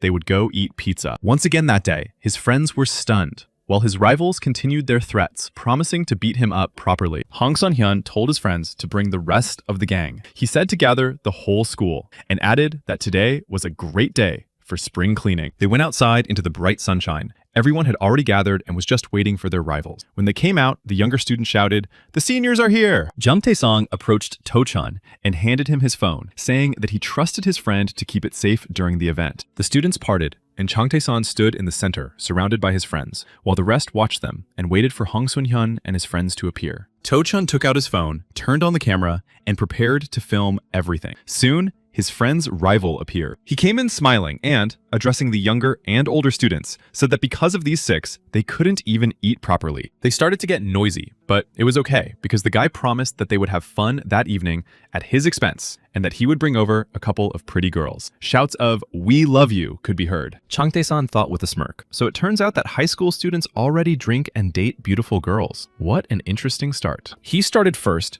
and suggested that his rival talk honestly. The other laughed and said that he seemed to be trying to look cool in such a situation. Visibly saddened, Chang Tae-san asked why he was bullying weak people like him. Weren't they comrades? In response, he heard Hong Sun-hoon say that he hated walking to school with them, that he didn't like their smell after breakfast, and the sound of the gears in their stupid heads. As a final argument, Hong Sun-hoon laughed loudly and added that he was simply disgusted to even see their faces. With the same sad expression on his face, Chang Tae-san said that they should remain friends and that it was wrong to bully and take money from friends. Then he added that the guy's father was a lawyer and a member of the city council, and he could get into trouble if everyone found out about his son's antics. He asked him to stop worrying about nonsense, at least for his father's sake. But the boy laughed and said it was nothing to worry about. Still smiling, Hong Sun-hyun said that according to his father, he should put the servants in their place so that they would not dare to raise their heads and remember their place. Chang Tae-song asked if that was why the boy was bullying his senior and junior classmates, all because of his father's words. Not noticing the trap, he replied that, of course, the son of the school principal was his father's friend,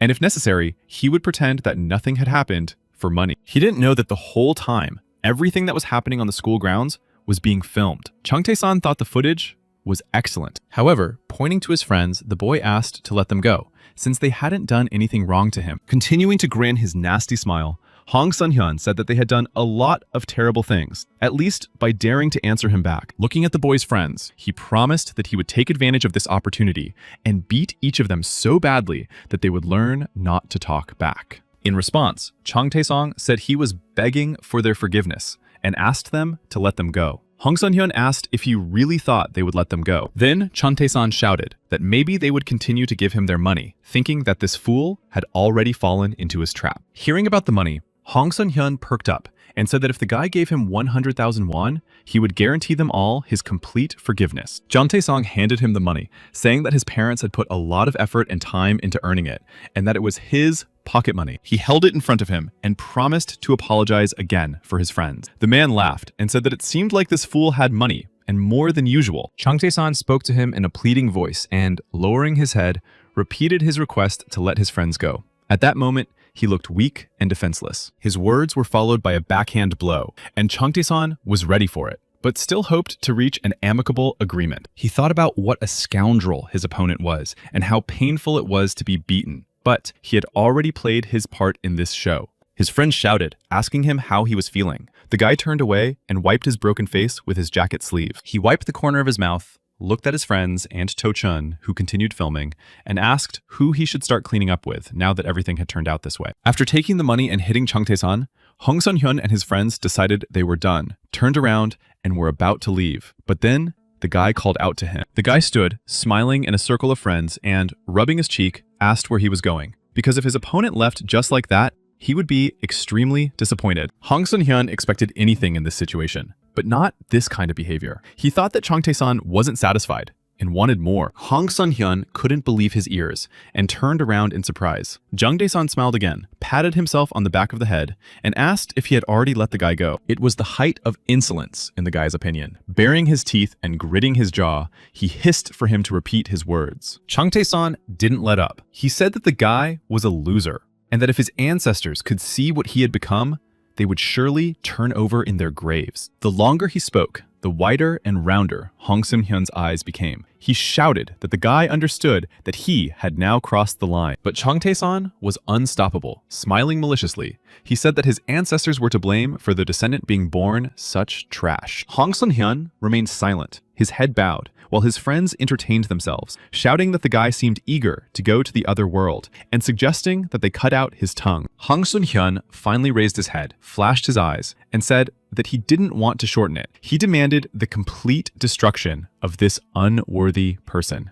He waved his hand, and the whole gang rushed into the attack, shouting that they would avenge their comrade and leave no trace of him. When they were very close to Chung Tae-san, Hong Sun-hyun shouted for them not to spare him and to finish him off. He stood motionless. He waited until the attackers got as close to him as possible, and, using his skills, was able to knock them all down with one blow. For Hong Sun-hyun and his gang, this was an unexpected surprise. They were completely unprepared for the guy to fight back, and began to curse him. After knocking back another attacker with a few blows, the guy took a defensive position, and all they could do was help the victims get up. Meanwhile, Jung Tae-song smiled, narrowing his eyes, and mentally apologized to his attackers for not yet being able to control his strength. Needless to say, his friends, watching everything that was happening, imagined that they were in some kind of action movie, and their jaws dropped once again. Seeing his friends standing there, Hong Sun-hyun shouted in a silent voice for them not to stand there, but to attack, demanding that they deal harshly with the guy. Still very calm and focused, Jung Tae-song smiled and looked at the attackers with shining eyes, mentally saying, "Let's go." And just in time, because a few seconds later, one of the attacker's powerful fists came dangerously close to his face. He was unable to reach his target. Chung Tae-san leaned back, letting the guy swing past his face, and the guy flew forward, where he was met by Chung Tae-san's fist. Following the first one, others ran to get even with him, and Chung Tae-san had a warm welcome in the form of a fist waiting for each of them. The strength the guy had gained from repeated night training in the mountains was truly incredible, but he enjoyed it. This time, the guys decided to attack all at once. Chung Tae-san didn't lose his cool. He jumped up and fought back with his feet, and one by one, the attackers got their share. It must be said that this greatly dampened the fighting spirit of the attackers. Hong Sun-hyun, noticing this, shouted at them not to be cowards and to continue the attack. Inspired by their comrades' words, the guys rushed forward with clubs in their hands to avenge his humiliation, shouting something incoherent. But history repeated itself. It seems that Chung Tae-song was everywhere, ready to strike anyone with his fists or feet. Hong Sun-hyun and his friends were seriously puzzled by what was happening. They clearly did not expect such agility from the guy, but they did not get involved in the fight themselves. Seeing that Chung Tae-san had jumped up and was shaking one of his men by the head, Hong Sun-hyun shouted to the others to come to his aid. The number of attackers did not change the situation. Chung Tae-san managed to fight off everyone and seemed to have endless energy. Tired of watching his guys get beaten up by some kid, Hong Sun-hyun yelled for them to finish it and brought in spiked bats. While Hong Sun-hyun was wondering if this was the same loser Chung Tae-san managed to break the bats with his feet and started attacking the gang members. One of the attackers got angry and broke Chung Tae-song's bat with his hands. The guy asked how they could bring such dangerous weapons to school. In a very short time, the guy managed to knock down everyone who dared to attack him. Only Hong Sun-hyun and his friends remained standing. Chung Tae-san stood unharmed and turned to the guys, asking why they were staring at him and ordering them to kneel immediately. The defeated had to get up from the ground, kneel, and raise their hands. But Hong Sun-hyun didn't even move. Chung Tae-song turned to him with a smile, squinting his eyes, and asked sarcastically if he should also kneel down, but he didn't think so. He didn't even move, but he was quite frightened and even broke out in a sweat. He called the guy a name and asked if he really thought they would leave him alone after that. As Chung Tae-song slowly walked towards him, he thought that Chung Tae-song was a weakling after all, and shouted at him not to come near him. Without answering, the guy approached Hong Sun-hoon and, completely unexpectedly for the guy, slapped him so hard that his head jerked to the right. Wiping his mouth with his fist after the blow, the guy wondered why he was so afraid. Because it was just the loser Chung Tae-san. But Chung Tae-san smiled, as if nothing had happened, and said not to make him repeat himself twice, as that would only make his situation worse. Hurt and feeling wrong, Hong Sung-hyun cried and said he would never forgive the guy, and that his father would not let him get away with it. The guy gave him the middle finger and said he was talking nonsense. Hong Sung-hyun continued to insult him, asking if the guy really thought he was afraid of him. After saying this, he suddenly lunged at Chung Tae-san, swinging his right arm back to strike and shouting that this would be the end of him. Chung Tae-san managed to turn around in a split second to strike back, and at that moment, their fists met, and instead of colliding, they shone. Since Hong Sung-hyun knew nothing about his opponent's acquired strength and training, he could not foresee the power of his blow. The blow was so strong that Hong Sung-hyun's shoulder bone broke in several places at once, and he felt incredible pain. The pain spread in waves throughout his body. Pulling his fist away from his opponents, he screamed in a silent voice, trying to stay on his feet. His fingers turned black. Tears streamed from his eyes. He opened his mouth and began to cry like a child, not caring that there were a lot of people around. He tossed and turned, wailing, "My hand!" His gang members lay around him, still not coming to. Lifting his tear-stained face to Chung Tae-san, he cried through his tears that now he was definitely finished, and he would deal with the guy and his whole family. His words did not impress Chung Tae-san, who grinned and replied that he could not ignore this and would apparently have to beat up his rival again. It was a catchphrase that would later be used in a cult film, but for now, his rival was trying to comprehend what he had heard. Chung Tae-san's friends were still standing nearby watching when the guy walked up and punched his rival in the face again. They were all sweating from tension and fear for their friend. None of them expected him to return after the summer and cause such a scene. The guy thought it would be sad to end it there and asked To-chun to give him his cell phone so he could say hello to lawyer Han. His friend gave him the phone, and the others froze, waiting to see what else Chung Tae-san had in mind. To be honest, they were ready for anything. He dialed 112 and reported that a terrible fight had broken out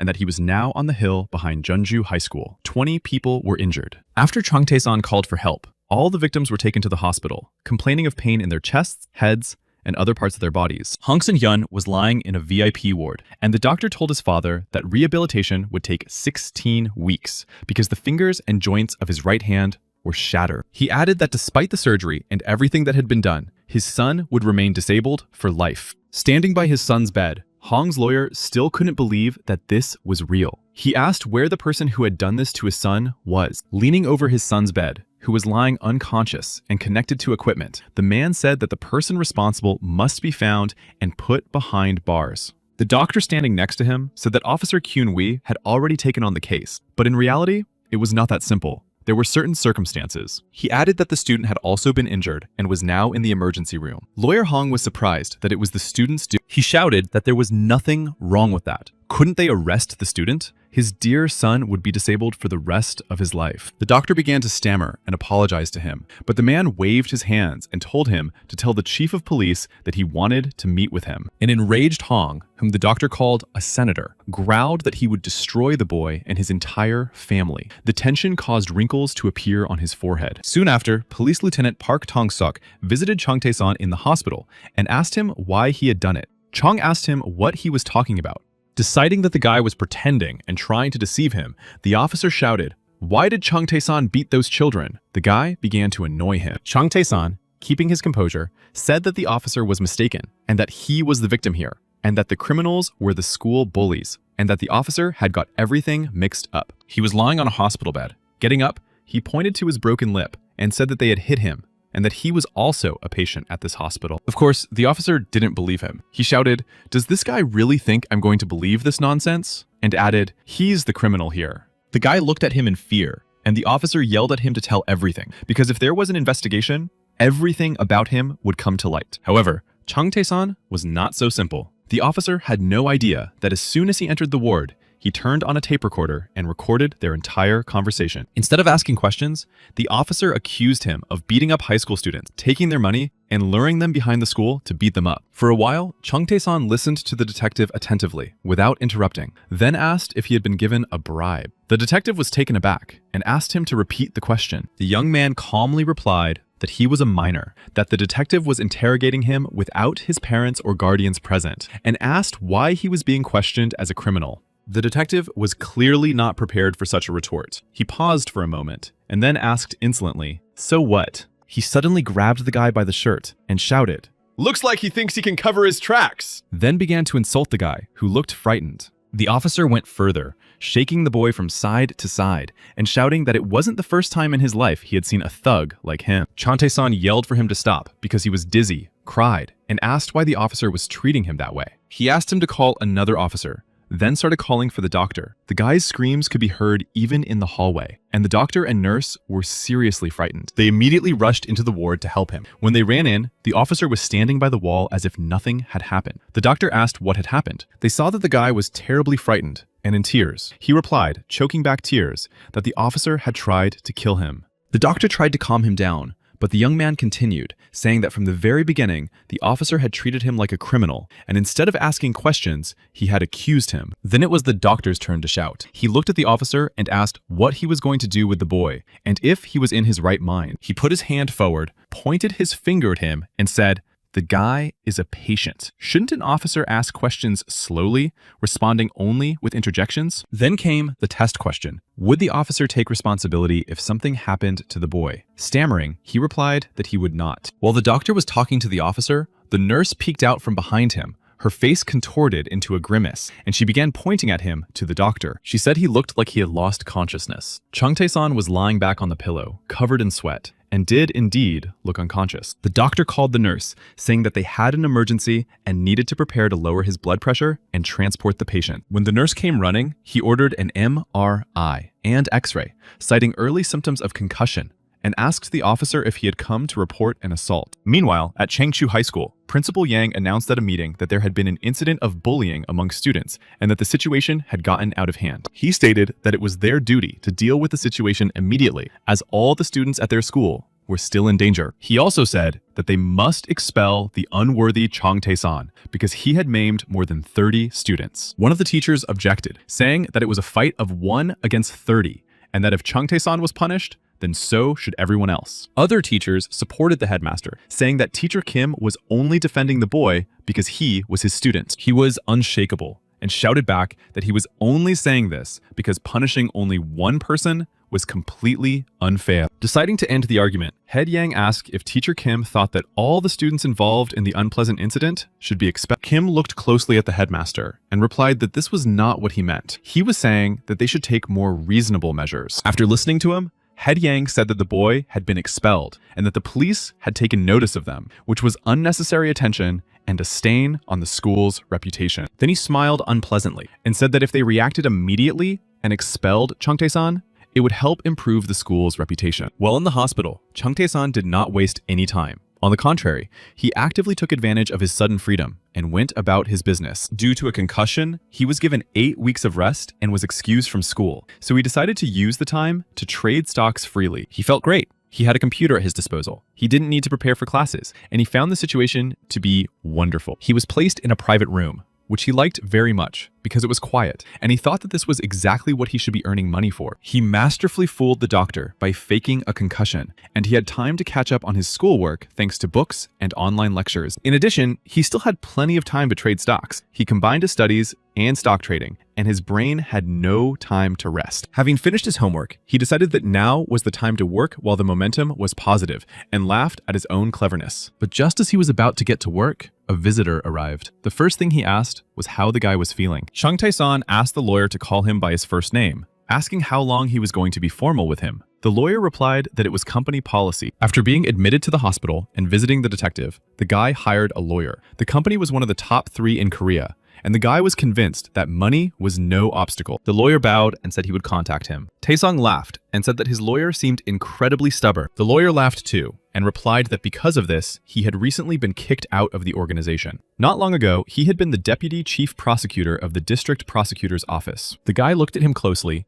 and said that he seemed to be still getting used to his new job. The man replied, "Does he know about the organization too?" The guy grinned and said he didn't know much, but when used improperly, information could be more dangerous than any knife. The lawyer was surprised. His expression changed dramatically. He thought that the guy who hired him was not as simple as he seemed at first glance. The guy bowed his head, looked at him from under his eyelashes, and thought that he even knew the future secrets of the prosecutor's office, which he had never seen. At the same time, Lieutenant Park Tong-suk arrived at the hospital to question the guy, but the staff wouldn't let him in, saying that the guy needed rest. The officer shouted, asking why the lawyer was allowed to see the guy, saying that if they didn't let him in, it would be considered insubordination to a police officer. The lawyer was in the ward at the time, looking at the young man. Some thoughts crossed his mind, but he was in no hurry to share them. Chang Tae-san, on the other hand, did not hide his joy at the fact that the officer had not been allowed in. He smiled, glad to have gotten back at him after the way he had behaved. The officer still managed to get to the ward, but the medical staff stopped him right at the door. He shouted that today would be the end of the young man. The lieutenant yelled that Prosecutor Kang Kyung-jun from the Criminal Investigation Department had come to expose him, and that the guy was finished. Chang Tae-san sat silently on the hospital bed,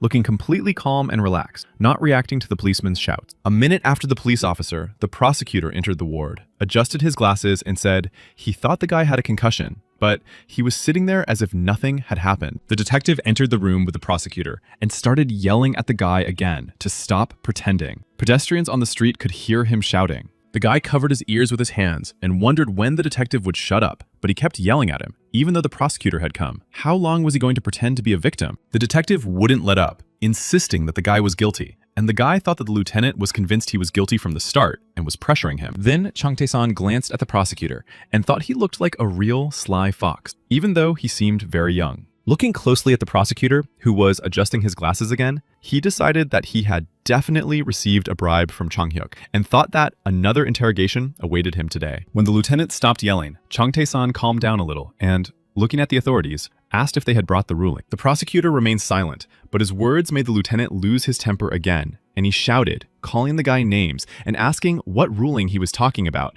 and what nonsense he was spouting. The guy couldn't help but notice that the lieutenant was getting more and more nervous and angry with every passing minute, so he thought that was enough for today. Putting on a modest look, Chang Tae-san asked as calmly as possible if he could see the detective's ID. At this question, the prosecutor adjusted his glasses again, surprised that the guy knew such clever words, and asked the investigator to show his ID. The investigator yelled, calling the guy names, trying to make himself look like a know-it-all in front of the prosecutor, and apparently wanting to earn himself a real concussion. He aggressively pulled out his ID, shoved it under the young man's nose, and said that he was an investigator from the prosecutor's office, Kim Dong-sik, and that he should look closely. After looking closely at the ID, the guy thought about it and realized that a detective was just a regular civil servant, which surprised him. However, after that, Chang Tae-san said that he had seen the detective's ID, but he still wanted to clarify the ruling. The detective flew into a rage again, calling the guy stubborn and defiantly asking if he even knew what a ruling was. The law enforcement officers did not know that the young man had studied law in his previous life, and he thought that he had acquired this knowledge for his future. Instead, he replied that the Constitution of the Republic of Korea, in which they live,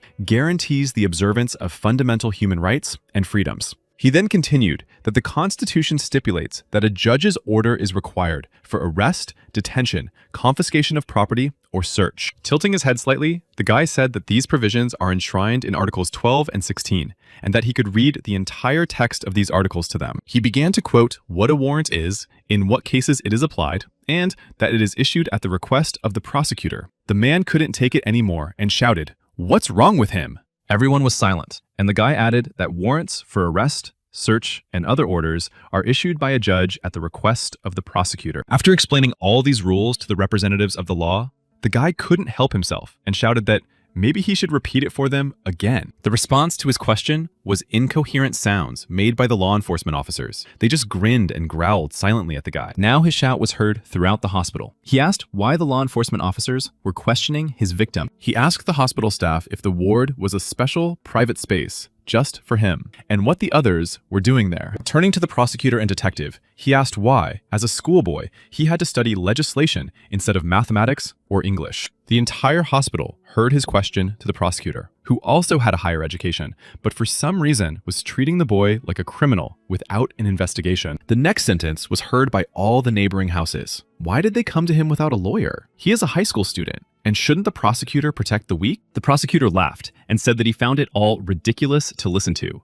that no Chang Tae-san was weak, and how he dared to talk such nonsense in front of him. While the prosecutor was talking, the guy watched him closely, listened to his feelings, and realized that he had the aura of a real psycho. The prosecutor continued to laugh and pointed his finger at the guy, saying that he was quoting stupid laws and talking complete nonsense. He continued to laugh, his eyes sparkling, saying that people like the guy should eat rice and beans, and that the guy should not get cocky, but remember his place. Chung Tae-san decided that the best strategy was to remain calm and collected, and asked why he was saying that, whether they were going to arrest him by force. Unable to take it anymore, the prosecutor shouted for the investigator to arrest the guy immediately and said that he had already contacted the judge and the warrant would be ready soon. The lieutenant leaned over to the guy and, with a nasty grin, told him that it was over and that he probably didn't even realize how stupid he had been to the prosecutor. While they were talking, the guy thought it was funny that the prosecutor had made a deal with the judge and couldn't believe they had revealed all their cards so easily at once. Now it was Chung Tae-san's turn to lose his temper. Looking at them with disgust, he said that they were all rotten, completely rotten. The prosecutor decided he had misheard him and adjusted his glasses. The guy continued, saying that everyone was connected. Detectives, prosecutors, investigators, and now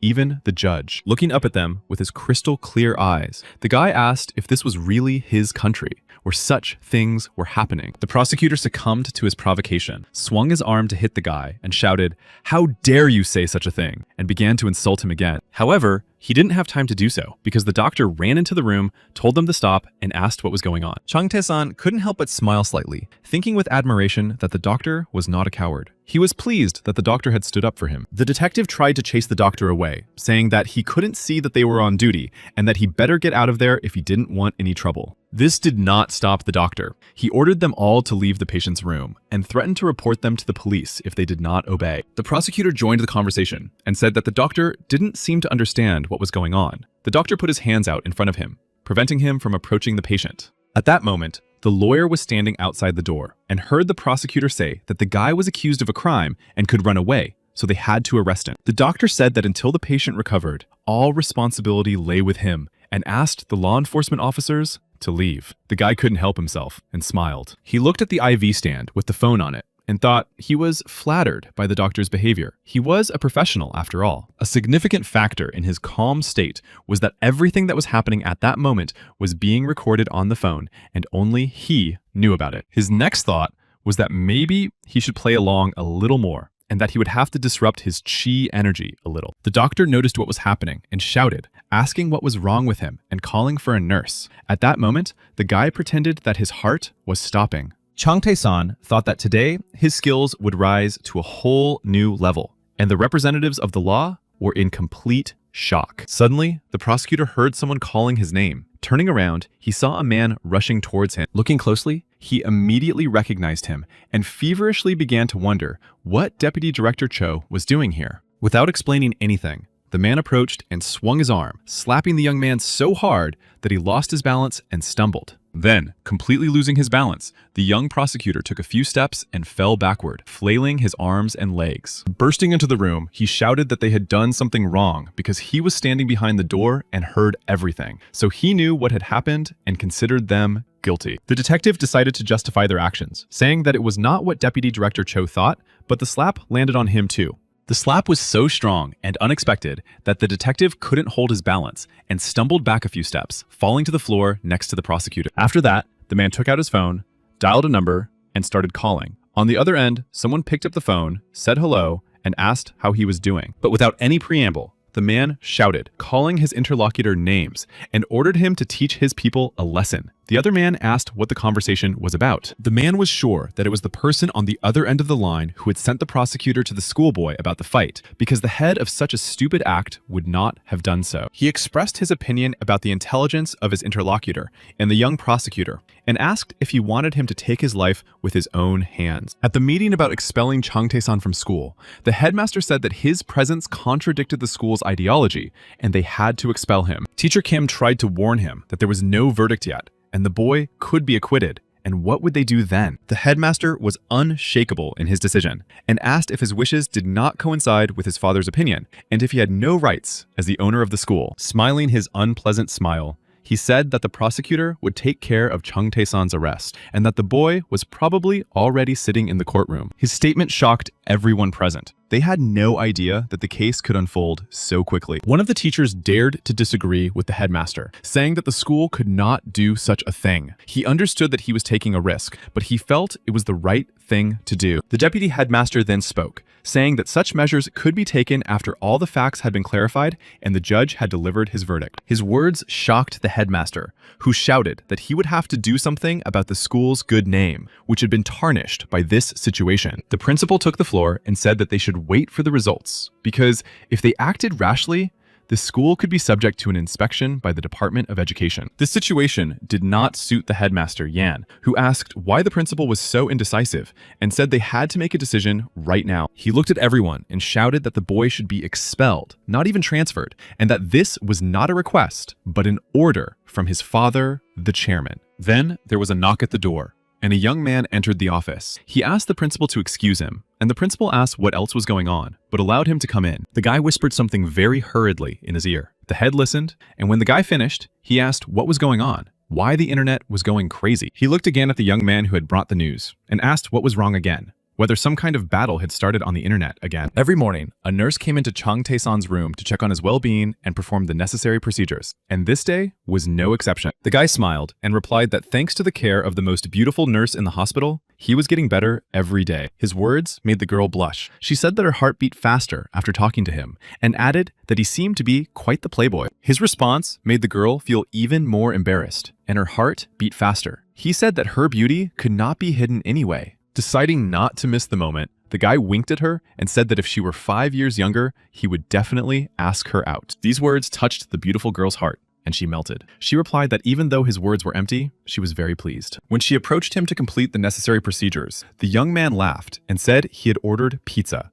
which took the young woman by surprise. She asked what he had done. Chang Tae-san laughed again and replied that, in his opinion, the girl should also have a little snack. This blow also hit her right in the heart. The girl laughed sincerely and asked how he could be so well-mannered. The guy decided that his moment of glory had come, and folding his arms across his chest, he smugly closed his eyes and said that he was not only polite. The girl seemed to hang on his every word. After this phrase, her eyes widened and she froze in anticipation, very curious to hear what else he would say. Not wanting to keep the girl waiting, Chang Tae-san finished his sentence by saying that he was incredibly rich. Or, to be more precise, filthy rich. The girl was shocked by his confession. Her eyes became as big as 2 universes. She opened her mouth in surprise and asked if he was telling the truth. Chang Tae-san closed his eyes, imagining the girl confessing her feelings for him, how she admired his intelligence and quick wit. He imagined the girl stroking his head and saying that she believed he made a lot of money. Judging by his lifestyle, that money was everything to him. But instead,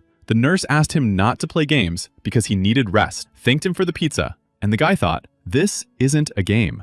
If the guy had been honest, he would have said that he was upset that she didn't believe him. But then he thought it was better for him if no one knew. After the trading day, he summed up the results and, looking at the statistics, saw that the total trading volume for the day amounted to tens of billions. More important was the amount of his profit. After carefully calculating and checking everything, he came to the conclusion that his main capital now amounted to 20 billion. Sitting on a hospital bed in his pajamas and slippers, he laughed. Who would have thought that a high school student could invest so much money in stocks? His room had a huge window overlooking the city. After the incident, visitors were no longer allowed to see him, and the room became the perfect place. Now he could watch the city at any time, and suddenly he thought that the disciplinary committee must be up to its ears in work right now. Headmaster Yang understood what the fuss on the internet was about. He watched a video where a student from their school told him how disgusting it was to go to school with his classmates. There were also scenes where Hong Sun-hyun admitted that he didn't like the smell of his classmates after breakfast. Together with the principal,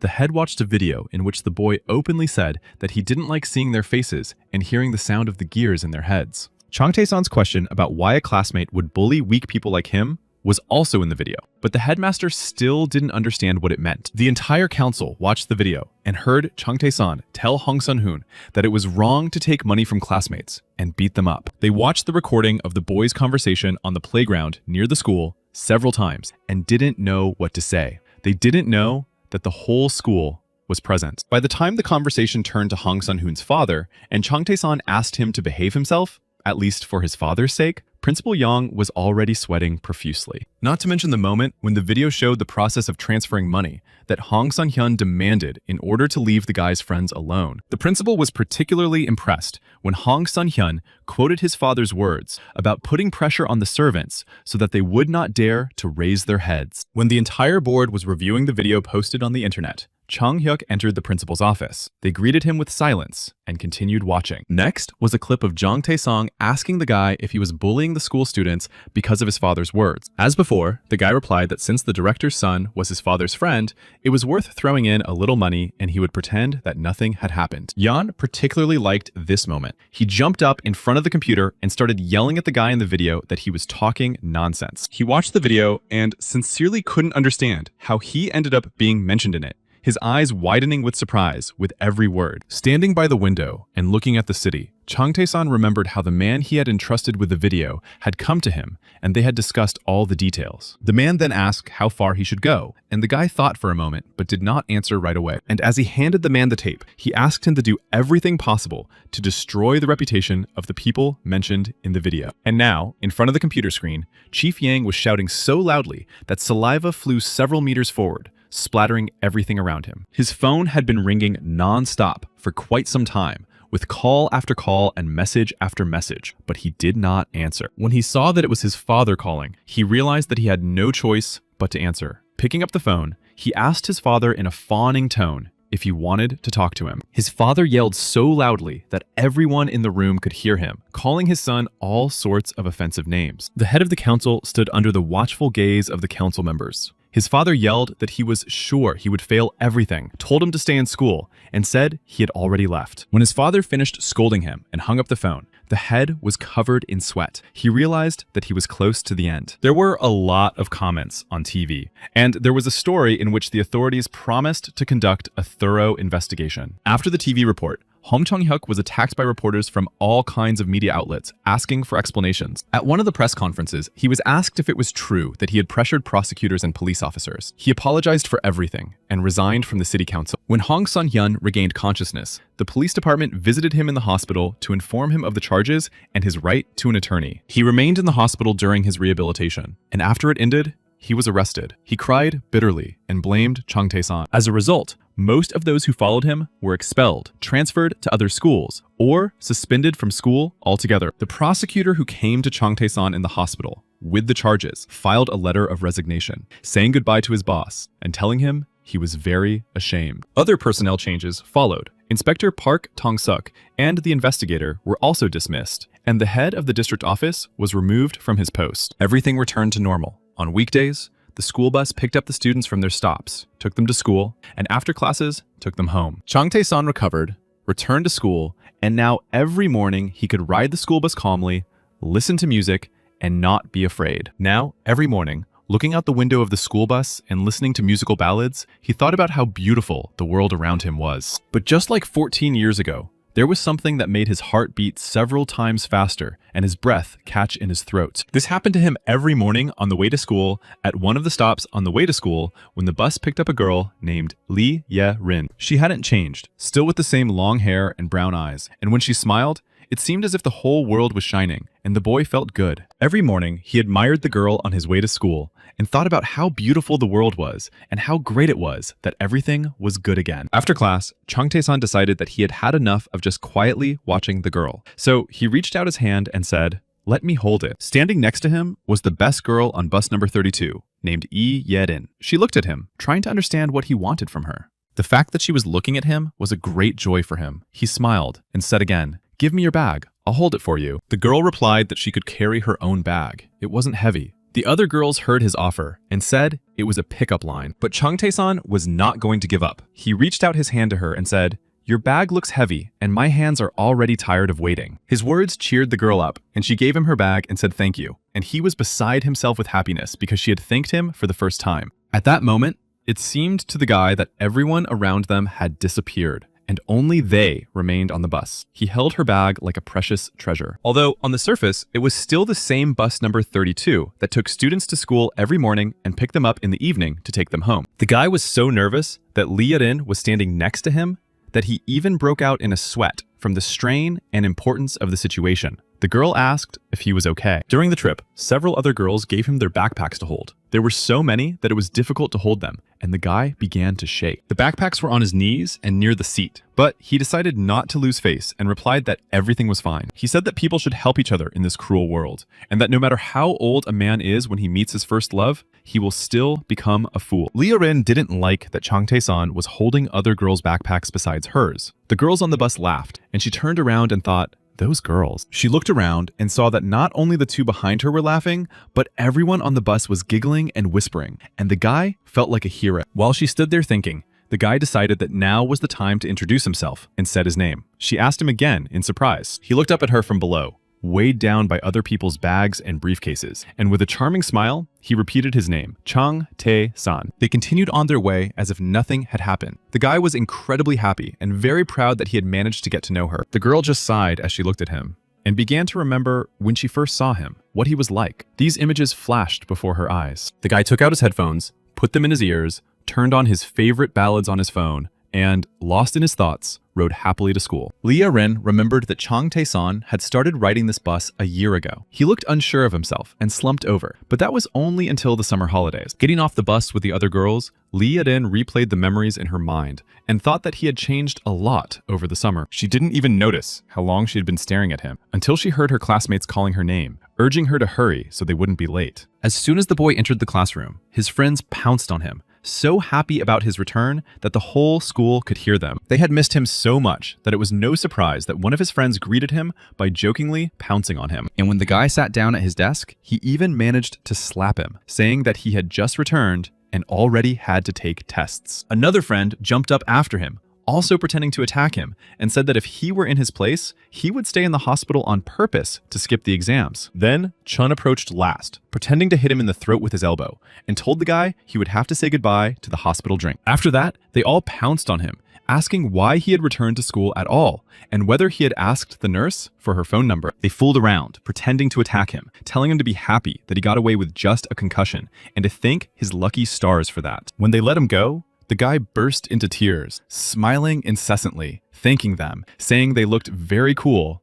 and that they envied him. Then they stood in a row with their arms folded across their chests, smiling. And he thought they were trying to support him. Such fools. But they were his dearest friends. Soon, the teacher entered the classroom, asking if they were ready for the test, and telling them not to embarrass him like they did on the last exam. It was Teacher Kim. He looked around the classroom and, seeing that Chang Tae-san had returned, smiled and asked sympathetically how he was feeling and if he was better. The boy felt great. During his time in a private room at the hospital, he was able to brush up on his knowledge of the subjects and replied that he was fine. He smiled sincerely at the teacher and thanked him for asking about his well-being, saying he felt very energetic. The teacher smiled, closing his eyes as he remembered how wonderful it was that he and the board had decided not to expel him prematurely. Chang Tae-san smiled back. He didn't know that there had been a real struggle for him at the school board meeting, but he was grateful to the teacher for his concern. It was their last lesson before the test. The teacher talked to his favorite students and said that their lesson was coming to an end. As he was leaving, he paused at the door and asked them to do their best on the tests and not to regret it when they realized that this was the best time of their lives. The teacher's words made Sante-san think that he was right and that they were the only people who truly understood the meaning of those words. When the teacher left, they stayed behind to write the test, and the boy thought about how when a person goes out into the world, there is no one left to fuss over them. Looking at the teacher left behind to watch over them, the boy thought that after a person leaves, they miss every little thing that was in their homeland and in their school. When he looked at the tasks he had to do, he couldn't help but smile and thought it was a real miracle. They sat in the same classroom, each at their own desk, and each had their own assignment. Looking at his assignments again, the boy was delighted. The reason for his joy was that the tests seemed easy to him, so he immediately rushed to solve them. He thought that today was a turning point. The next morning, at the same time, the same people met on the 32 bus, Chang Tae-san and the girl he was in love with, Lee Ye-rin. The guy sat in the same seat, and the girl stood next to him. He handed her a chocolate bar and said he had been waiting several days to give it to her. Lee Ye-rin did not expect such a gesture from him. She did not rush to take the gift and looked at him in surprise. Seeing her confusion, the guy said that she would soon be taking her exams and that sugar was a great stimulant for short-term memory. This became a topic of discussion among the girls. They argued about whether Lee Ye-rin liked him. Some said she also liked chocolate, while others were jealous of her beauty. The girl accepted the gift and said thank you, to which the guy replied that he was only a sophomore, so she shouldn't be so nervous. On the bus, other guys were staring at him, and he thought that the girl had never met anyone who would court her like that. A guy sitting nearby, clearly a senior, was indignant at his behavior and thought indignantly, what nonsense. Changtae-san paid no attention to this. He only looked at the girl, asked her how she had done on her exams, and today was carrying only his backpack. She stood next to him, looking as gorgeous as ever in his eyes, her backpack on her shoulders. And she replied shyly that they were fine, not noticing anyone around them. It seemed that she also enjoyed talking to the guy more and more. She laughed and asked how his exams went. Her laughter sounded better than a bell. The guy was happy that he could openly look at the girl and talk to her, and he said cheerfully that he had also passed all his exams with flying colors. Lee Ren, not hiding her joy, replied that he looked as if he had received the highest marks on all his exams and laughed again. At that moment, the guy was beaming with joy. He closed his eyes and enjoyed the fact that he had passed his exams with flying colors and that his beloved girl was by his side. Everything was perfect. His beaming expression answered the question of whether he had really received the highest marks, and the girl asked if it was true. He replied that, as far as he knew, she was the best student in Cheongchu Girls High School, and now he was also the best in Cheongchu Boys High School. The whole bus heard their conversation, and the girls in the neighboring seats admired how cute he was. The best in the whole school, and how cool he was. Changtae-san laughed at the whole bus and said he had the impression that the teachers had deliberately made the exam too easy. The girl looked at him admiringly. She couldn't think of anything to say, so she just admired him modestly. Emboldened, Changtae-san asked if she had a phone, and if she could give him her number, promising to text her sometimes to cheer her up before exams. Without a moment's hesitation, the girl gave him her number. His dream had come true. He now had a phone number signed as Lee Yerin. The guy beamed like the sun, and since this all happened on the bus, the girls admired and wondered how everything was working out for them. The three friends who always discussed their interactions said that it looks like they had exchanged phone numbers. Jealous, Na-yoon was indignant that it was so soon. For the rest of the trip, the guy forgot that he liked listening to music. He just sat on the bus, looked out the window, and smiled constantly. Lee Ye-ren, who was standing next to him, also couldn't take her huge brown eyes off him. She really liked his communication and attention. When the girls got off the bus, her friends started waving at the guy and winking at him, which of course made Lee-in unhappy. The bus drove on as usual, but today, it carried the happiest guy in the world, who was beaming like the sun and couldn't contain his joy. Changtae-san opened his phone and went to his address book to rejoice once again that he now had her number. He sat there smiling, headphones in his ears, admiring the new entry in his phone book, until he heard someone calling him from behind. The guys sitting at the back of the bus demanded that he come over to them immediately. They looked extremely determined and very upset. The guy didn't react, so one of them, a big fat guy, growled that he seemed to be deaf. He told him to come over. Changtae-san didn't know why they were calling him and decided not to engage. The big guy told him again to come over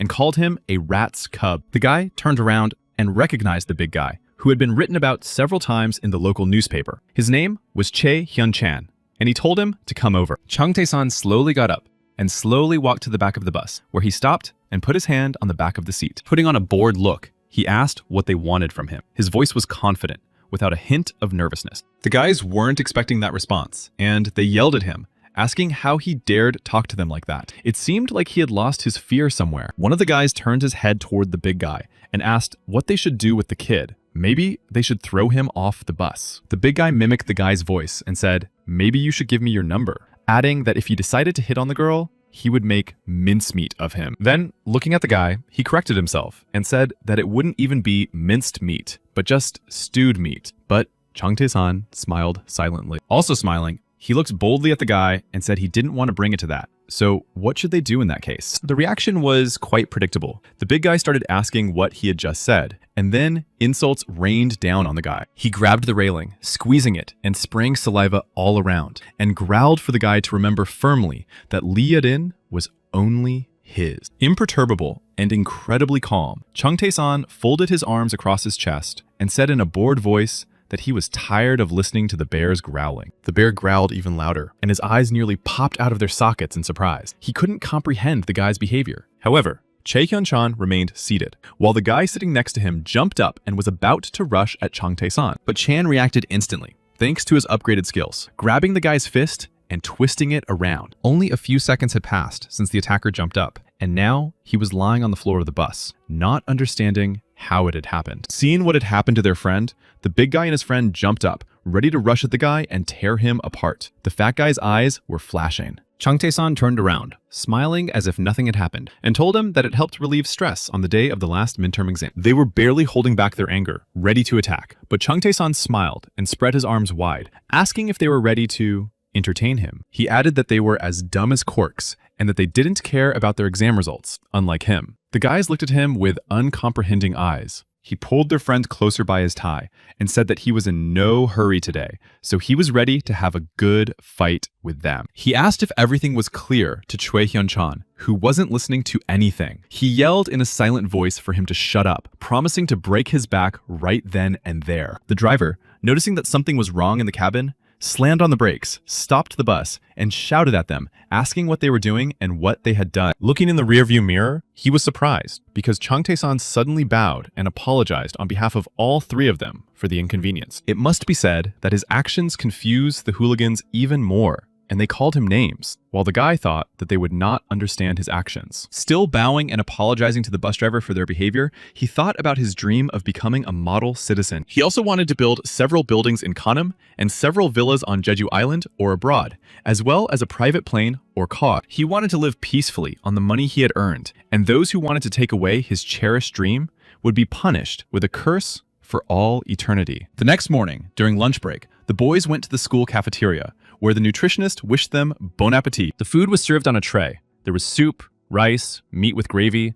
Everything was neatly arranged in compartments, but the guys didn't like it. They tried everything that was offered to them. Changtae-san ate silently, while his friends complained that it was impossible to eat, and that even dogs were fed better food. The lady insisted that they eat the soup, saying it was very healthy. The boys discussed that she was the principal's mistress, and that because of her, they had to eat this cheap food. Changtae-san remembered seeing this woman near the school, just as cheap pasta in tin cans was being unloaded from a huge truck. He didn't finish his meal and went to return his tray. The woman noticed him and couldn't help but say aloud how handsome he was. Seeing that he had eaten almost nothing, she asked him about it and reminded him that he would be punished at the end of his life for such an attitude towards food. The boy went to the trash can, threw everything on his tray into a trash bag, and asked if it seemed like no one had ever punished the woman. He walked past her, and she was outraged, saying that he should apologize for such words to such a kind and beautiful girl. She was furious, and without turning to her, the guy said she should get a beating so that she would suffer less after death. Hearing his words, she couldn't hold back and yelled at the top of her lungs,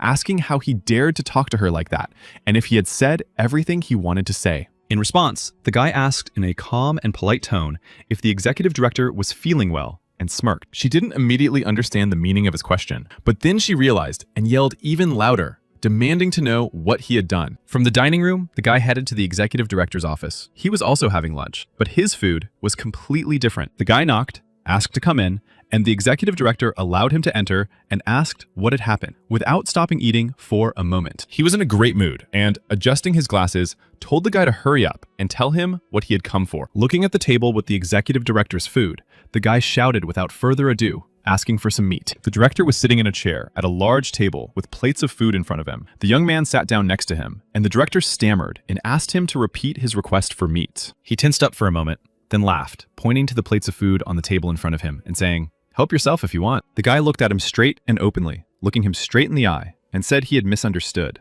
It wasn't him who needed meat, but the kids. The principal was silent, and the guy continued, saying that the whole school knew that the principal had replaced the school nutritionist with his lady love. His speech was unexpected for the principal, who remained silent. The guy continued, saying that since last year, the food for the students had turned into dog food. He added that each student pays 3,500 won for one lunch, while the principal tried to digest the phrase dog food. The boy continued, saying that everywhere else, students are given meat at least 3 times a week, and only at their school do children eat tvenjen pasta soup for their money. Looking the principal in the eye again, the boy hoped that his speech had made the right impression and concluded his critique of the poorly composed menu.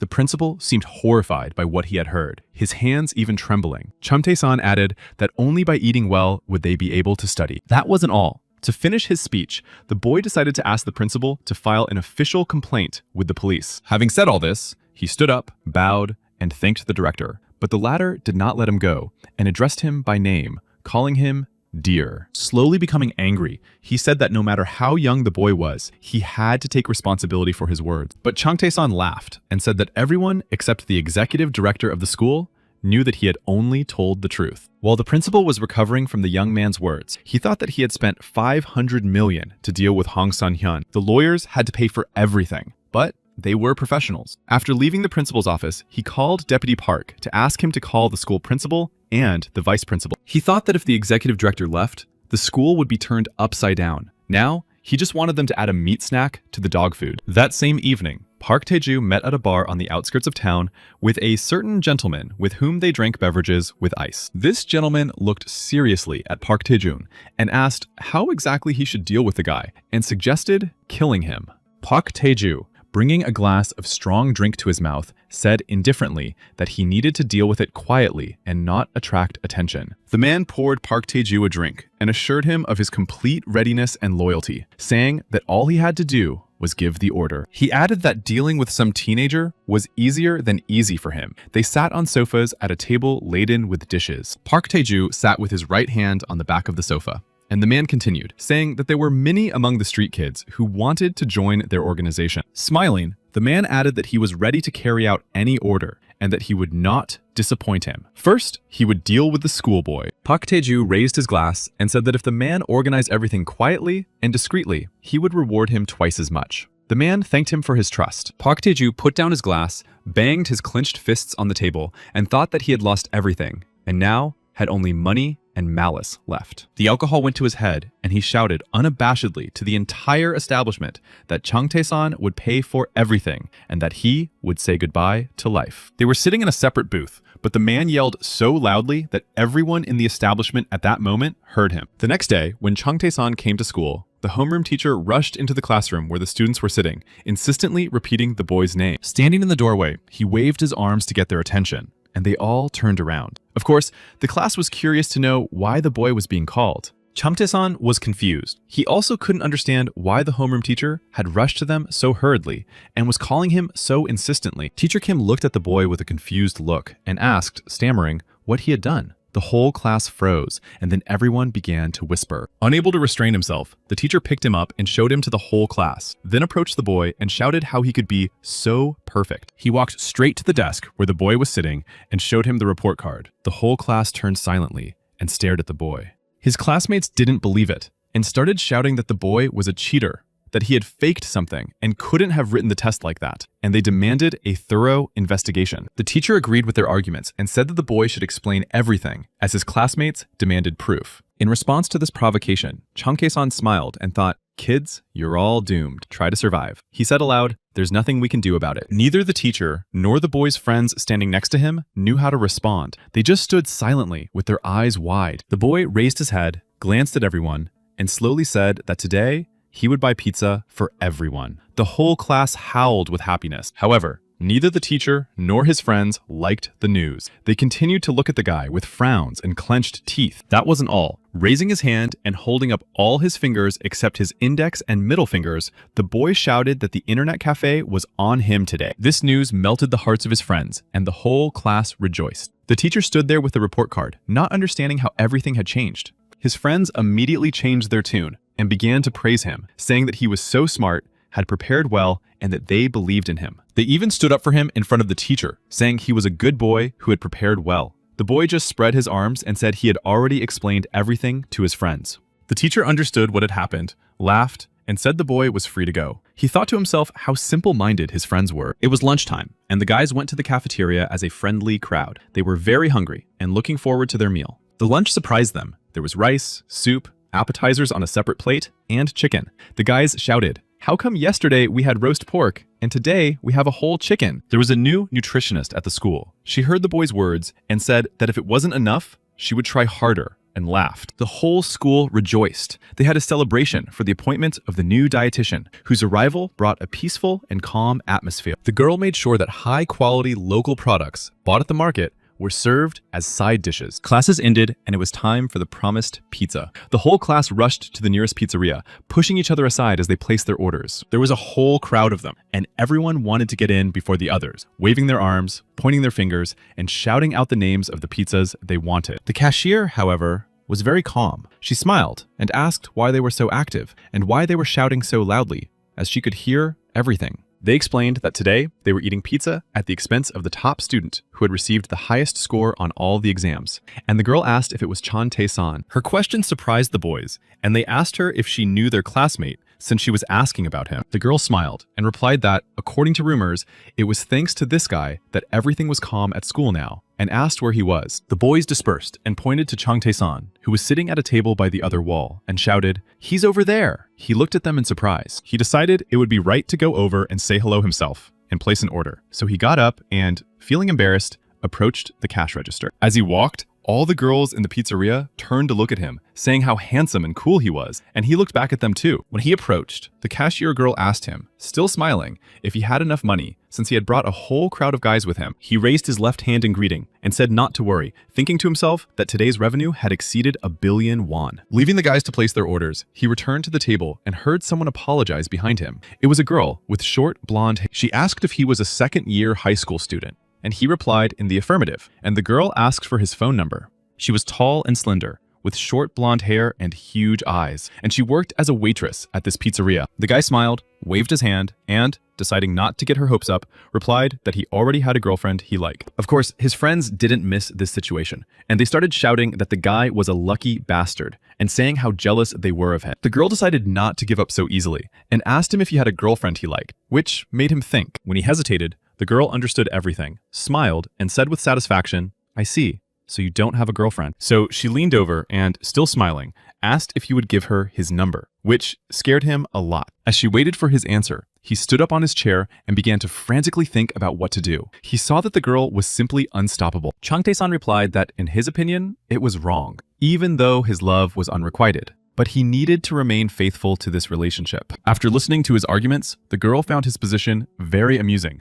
and laughed loudly and heartily. But he did not convince her. She was still waiting for his number. But Chang Tae-san was lost in thought as he looked at the girl. It seemed to him that he had seen her somewhere before, and he racked his brains trying to remember where. He looked at her badge, which said her name was Kim So-ryung. He frantically searched his memory for names, and suddenly remembered. Chang Tae-san grabbed the table he was sitting at with both hands and shouted in rage, thinking, "It can't be. Is this the So-ryung I know?" His memories were from the past. This girl was the most famous idol star who would represent Korea in the future. She would become the leader of the group FOB and the face of the group, and she would be called the main idol among female idols. Friends watching all this from the sidelines wept crocodile tears, agreeing that their friend was simply an incredible jerk. An Chang-san looked at the girl standing in front of him, who knew nothing about her future, and tried to understand whether it was all a dream or reality. The girl was persistent. She continued to stand in front of the guy, looking at him and smiling, asking how long he was going to keep her waiting. Chang Tae-san, as if spellbound, continued to look at her silently, not taking his eyes off her, thinking that it was really her. He couldn't believe it. At that very moment, he heard someone calling his name. Turning around, he saw Lee Ye-rin entering the pizzeria. She looked at him with her huge brown eyes, and the guy thought, why? Why did she show up right now? Noticing her appearance, Kim So-ryung turned away from the guy and greeted the girl respectfully, as if she were a senior. It was painful to look at the guy. He was poor, pale, and sweating. He did not expect his beloved girl to appear at such a moment. Chang Tae-song sent her messages from time to time, but they were mostly silly jokes or awkward greetings. The girl called him by name and was surprised herself that his name had slipped out of her mouth during this unexpected encounter. Lee Ye-rin came with her friends, and when they saw that she had approached this popular guy, they asked if she knew him, and what a pleasant meeting it was. The guy stood next to Kim So-ryung, and Lee Ye-rin's friends continued to discuss him, saying that he was very well built and handsome in general. Once again, the guy's friends stood by, commenting that he was such a jerk who spent all his vacations honing his Casanova skills without them. One of his friends pointed at Lee Ye-rin and said he knew her, that she was the most popular girl in the girls' school and was in her 3rd year. His friends were furious, saying that their friend was already at the top of the rankings with the highest score,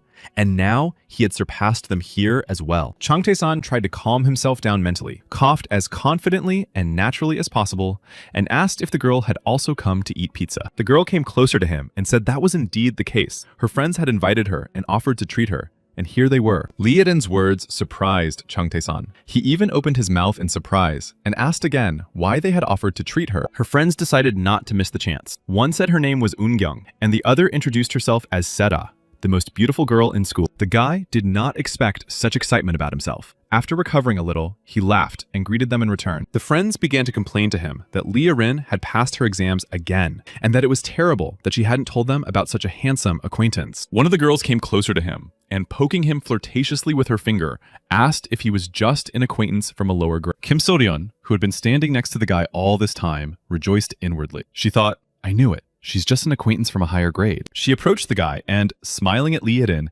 asked if she was the object of Chung Tae-san's unrequited love. After that question, Lia Rin approached the guy, looked trustingly into his eyes, and asked him mentally, what was going on here? He was so embarrassed, he wanted to sink into the ground. Kim So-ryun couldn't hide her joy. It seemed she had just played her cards right. The moment the girl asked that fateful question, the entire pizzeria held its breath, and then erupted in screams. The guys shouted and raged, then silence fell. Lia Rin lowered her head and hid her eyes, reproachfully asking Kim So-ryun what she had done. However, Kim So-ryun was not embarrassed in the least. Smiling and squinting with pleasure, she asked the girl what she wanted. She was extremely pleased with herself. After a short pause, Lia Rin turned to the girl again and asked her if she knew Chung Tae-san well. She replied, unabashedly, smiling, that they had only met today for the first time, and looked up at her with a sly smile. The girl asked again, and Kim So-ryun confirmed that the guy had exhaled, saying that it seemed he would live. After that, something incredible happened. Kim So-ryun continued, saying that even though they had only met today,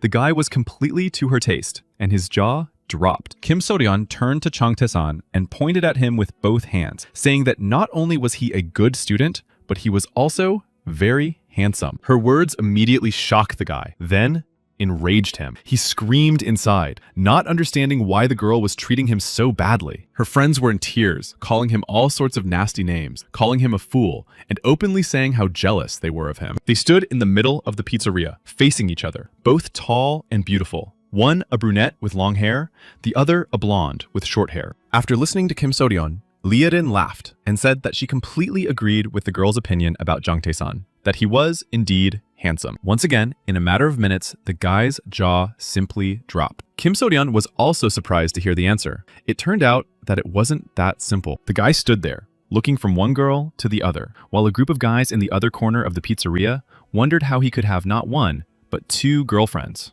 Seeing Chung Tae-san's confusion, Lia Rin approached him, laughing sincerely, and said that she couldn't behave like that and say such things. Kim So-ryun was the first to recover. She looked at the girl with sincere admiration and said that she was simply an incredible girl. She approached Chung Tae-san and Lia Rin, who were standing nearby. The guy looked at her questioningly, but she kept looking at the girl. Then she walked past her with a smirk. Lia Rin noticed her gaze and frowned, realizing that she was up to something, but she wasn't sure what. After taking a few steps, and without turning her head, Kim So-ryun said so that everyone could hear that now they would play fair with her. Lia Rin remained silent, but the girl's words surprised her. She tried to figure out what it could mean and how she should behave. Chung Tae-san already understood that he was in serious trouble. He broke out in a sweat, turned pale, and tried to diffuse the situation by mentioning that the weather was nice today. Kim So-ryun was about to leave for work when she suddenly remembered something important, turned to them, and called out to the guy by name. She shouted so that everyone in the pizzeria could hear. The girl asked if Lia Rin knew his phone number. The guy did not expect such a blow, but the girl continued, saying that if she knew it,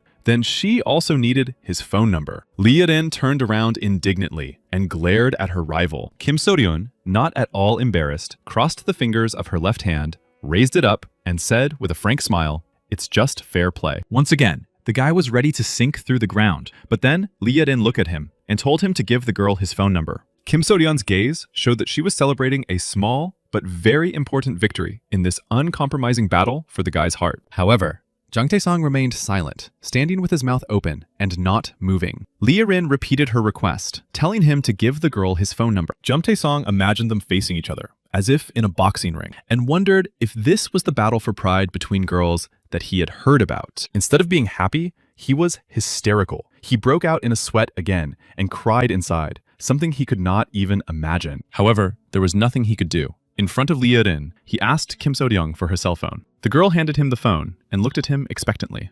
Now, under the watchful gaze of both girls and the entire pizzeria, the guy entered his phone number into Kim So-ryun's phone. As he typed in the number, he smiled inwardly and envied no one more than himself, because a real soap opera was unfolding between them. After saving his number in her phone, he pressed the call button. His friends stopped crying and watched intently as events unfolded. The guy thought that things had turned out pretty well for them. On the one hand, first love, and on the other, a future supermodel. Only his classmates were unhappy with the plot development, calling him all sorts of names that betrayed their undisguised envy. Meanwhile, the cashier girl rushed to call someone on the phone and tell them what was happening there. Her interlocutor turned out to be a man who had been seen in the bar with Hong Chong-hyuk. He said that he would take care of the guy today and told her to call the guys. At that moment, the coach noticed that the man had walked away to talk on the phone and shouted at him not to skip training. However, he did not respond. So the old man approached him, called him again, and told him to answer quickly. Again, there was silence. So the coach put his hand on his shoulder, but the man turned around, and the old man saw a terrible grimace of anger. The man grabbed the old man and threw him over his shoulder. His rage and anger were so strong that it seemed as if nothing could scare him. After knocking the old man down, the man growled wildly, his eyes bulging out of their sockets. He seemed to be out of his mind and out of control. He growled with such malice and hatred, his mouth wide open, saliva flying in all directions, that he promised to bury Chang Tae-san no later than today. After signing a contract to publish his novel and receiving his first royalty payment, Chang Tae-san, as promised, bought his father a new car from the dealership. The whole family was delighted. After buying the car, they all went shopping together and bought new clothes and shoes for everyone. The guy's sisters were the happiest of all. He also organized workers for the garden. Throughout the day, his father tried to persuade them to rest, but they refused, saying that they were getting paid for their work. He also bought an apartment in the city. The whole family was delighted with this news and was very happy for him. The whole family watched as equipment and furniture were delivered to the upper floors with the help of a crane. The girls were the most excited of all. In the evenings after school, Chang Tae-san enjoyed the sound of the keyboard clicks echoing in the empty room, and the topic of investment continued. He moved out of his parents' house and now spent less time commuting, devoting the freed up time to himself. Every day, he followed the trading on the stock exchange and counted his earnings. One day, they amounted to 7 billion. For the next day, he planned for 9. In one day, the stock price rose tenfold. He made even more profitable deals and was sincerely convinced that the world was beautiful. He was disappointed that he didn't work with futures and options, which required a different starting amount. He thought about this as he stepped out onto his balcony in the evening. The guy enjoyed the beautiful full moon and the magical evening and thought that he was actually waiting for the right moment. His apartment had a huge, beautiful balcony where he would go in the evenings and think about waiting for the subprime mortgage crisis. It was 2007, and imported raw materials were becoming more expensive and prices on the international currency market were rising. The guy was waiting for this moment. However, he was still a high school student and had to go to school. One day, a friend asked him if he was going home. It was now pleasant to go to school. Everything was quiet and peaceful. The guy finished his notes, smiled, and said he was going. He got up from his desk and thought with anticipation about whether he should go home to see how much he had earned today. The school day ended, and the boys ran home happy and satisfied. Chang Tae-san thought it wasn't so bad to go back to school. This time, even the studies he couldn't stand at first came much easier to him. He grasped things faster and got excellent results. He was so lost in thought that he didn't notice To-chun walking in front of him and almost fell himself and knocked his friend down. The guy immediately started complaining about why he was stuck, since he had almost bumped into him. But the other guy looked ahead with surprised eyes and stuttered. Looking ahead, Chang Tae-san saw 5 young men from Chae Hyun-chan's gang waiting for them near the school exit. However, Chang Tae-san was not afraid and asked loudly if they needed something, as they looked like a herd of sheep. Hearing this, they told him to shut up. 3 of the guys were standing, 2 were squatting, and one of the seated guys asked, pointing at Chang Tae-san, if it was him. The second guy confirmed it. Then the first one, without even standing up, yelled at the guy by name and made a face that was probably meant to scare him. The guy was a little surprised. He was sure he didn't know them, but since they knew his name, it made him wary, and he asked if they knew each other. One of the guys standing there joked that they were his friends and laughed. The guy standing in the middle called him a nasty name and told him to follow them. Chang Tae-san appreciated the gangster's joke and thought about what he could possibly have in common with such losers. But he kept quiet. He turned to his friends and smiled, telling them they could go on ahead. He was surprisingly calm and didn't seem afraid at all. But his friends went with him, asking if he would pay for pizza and the internet cafe today. And the guy asked in surprise where they were going. It dawned on him that they were trying to protect him from the gangsters. He cried silently in his mind and said aloud what true friends he had. The thugs took them to a residential area, somewhere behind a warehouse, where there was a playground where they couldn't be found. The gangsters, who had been sent to bring the guy back, were the first to return. They walked in proudly, like masters, announcing that they had brought Chang Tae-san. Chu Hyun-chan's entire gang was assembled and waiting for the guy to be brought in. The guys were eager to flex their fists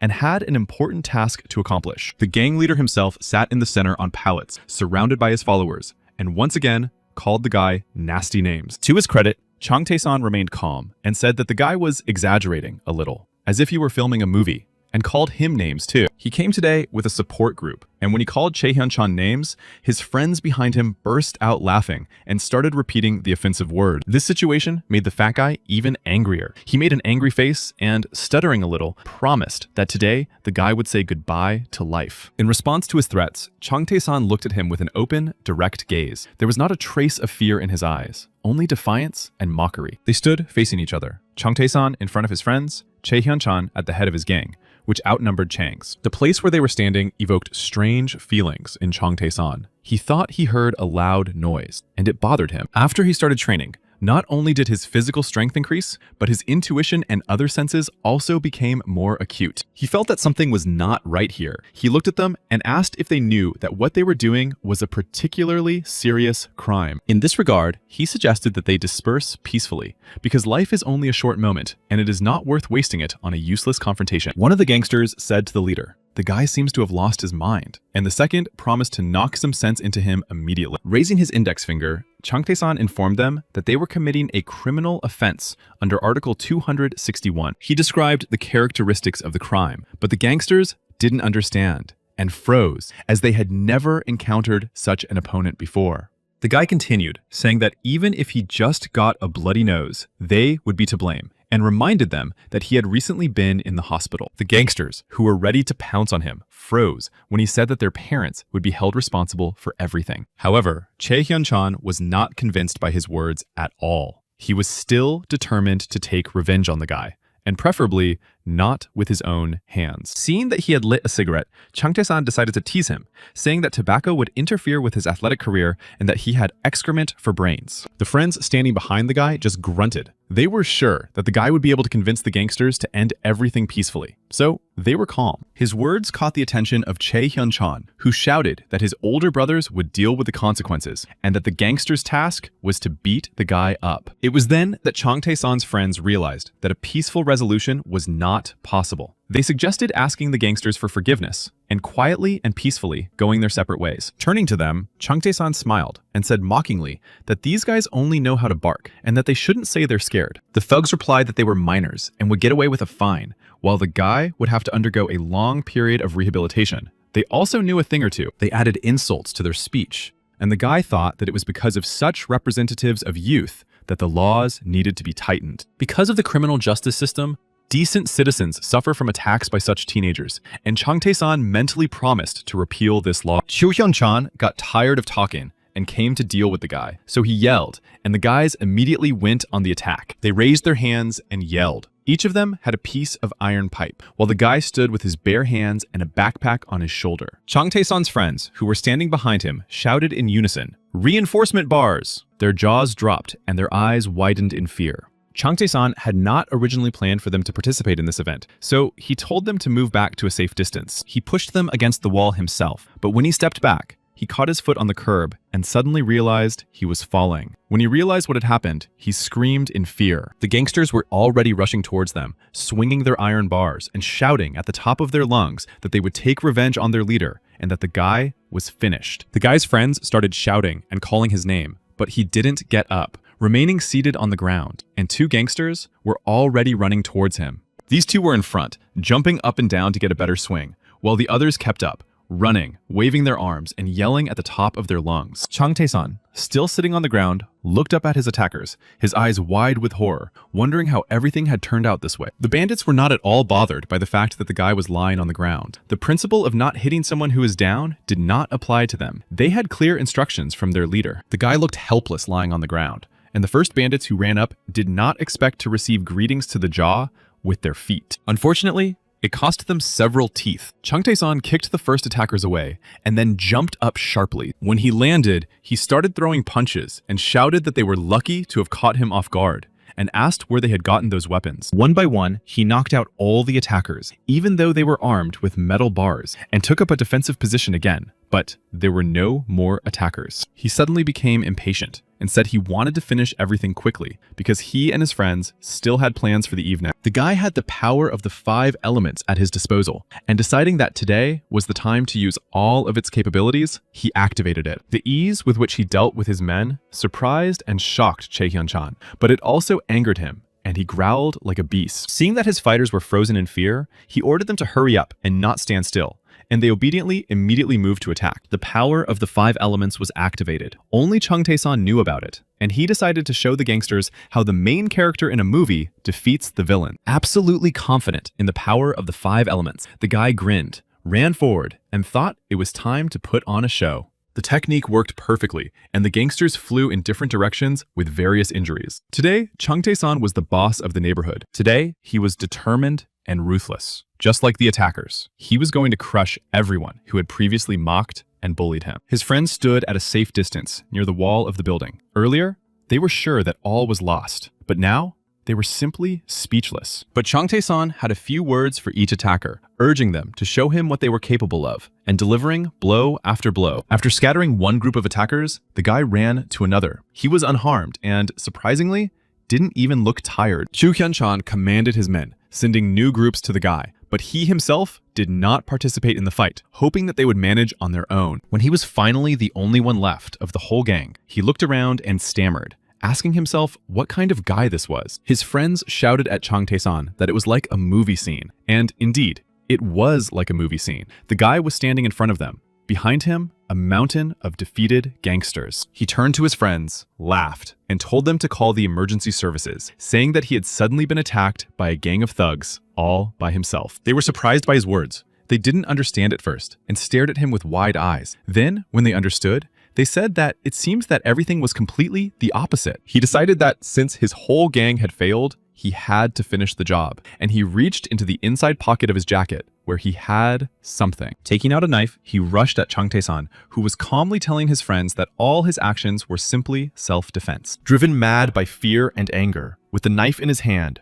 Chae Hyun-chan rushed towards the guy, intending to stab him in the back and end his life. His friends saw the danger, rushing towards the guy from behind, and shouted, warning him about the gangster rushing towards him. When the thug was already behind him and ready to use the knife, Chung Tae-san turned around and grabbed his arm near the elbow. There was a crunch of broken bone, followed by a wild roar. Chae Hyun-chan grabbed his arm and cried out in wild pain that pierced his arm and then his whole body. The guy's friends were terrified. They were sure it was him, but when they realized that this was not the case, they looked in the direction of the roar in surprise. Chu Hyun-chan lay on the ground, clutching his arm and holding his elbow, roaring like a wounded animal. Far away from him stood Chung Tae-san. They had switched places. Now the gang leader was lying on the ground, looking up from below, unable to understand what the hell had happened. Chung Tae-san listed the attempted murder, the creation of a criminal group, and the charge of assault, which would mean several years in prison. Chung Tae-san took out his phone, called his lawyer, and told him that an entire gang had attempted to kill him, and asked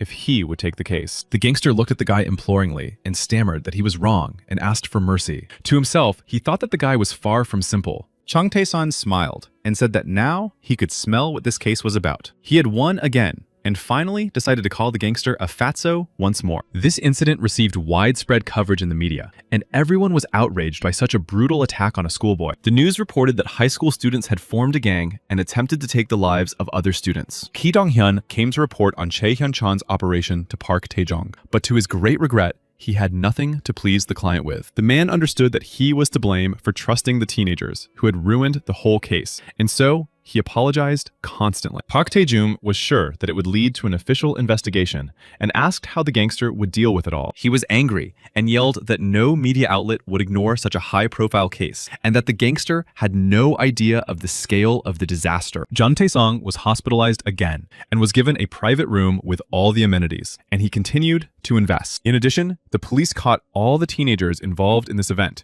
as if someone was helping them and giving them tips on where to look. What angered him most was that he couldn't get through to the police officers he had bribed, and he couldn't figure out why. In conclusion, he told the man that he should lie low for a while, that he would take care of the gang members, and that if he failed again, it would not be easy. Ki Dong-hyun, feeling guilty for the failure of the operation, was afraid to incur his wrath and object to him.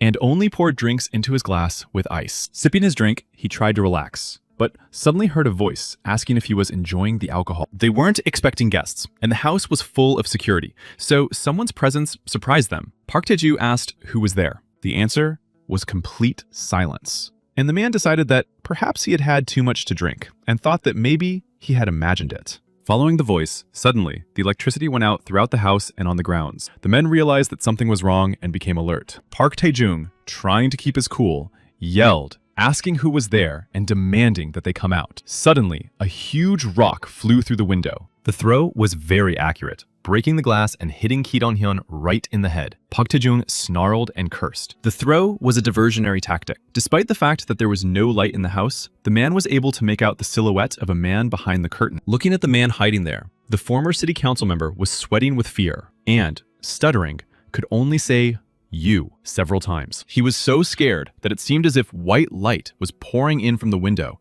and a man dressed in black was standing in front of him, his face white. Strangely enough, the silhouette answered, but the man did not like the answer at all. On the contrary, he said that he was his doom with a scythe. It seemed that the person hiding under the hood was simply tired of living, but the shadow replied that the man had committed too many sins. The one hiding under the hood was sure that his time had come to pay for these sins, and that no one but himself could help. The man still couldn't believe what was happening. His face was contorted with anger. He still couldn't understand what was going on. He decided to try to fight back, and grabbed a bottle of alcohol standing on the table, asking if the man even understood who he was dealing with. Raising his hand with the bottle, ready to attack, the man yelled that his name was Park Tae-ju, and lunged at the hooded man. However, he missed. The hooded man was faster, and with a precise blow, broke the man's nose, causing him to fall backwards. Park Tae-ju tried to get up, but his opponent leaned in and continued to strike him. The man thought he was very strong, but more importantly, he was afraid. Deciding that enough was enough, the uninvited guest stopped and said, "Park Tae-ju,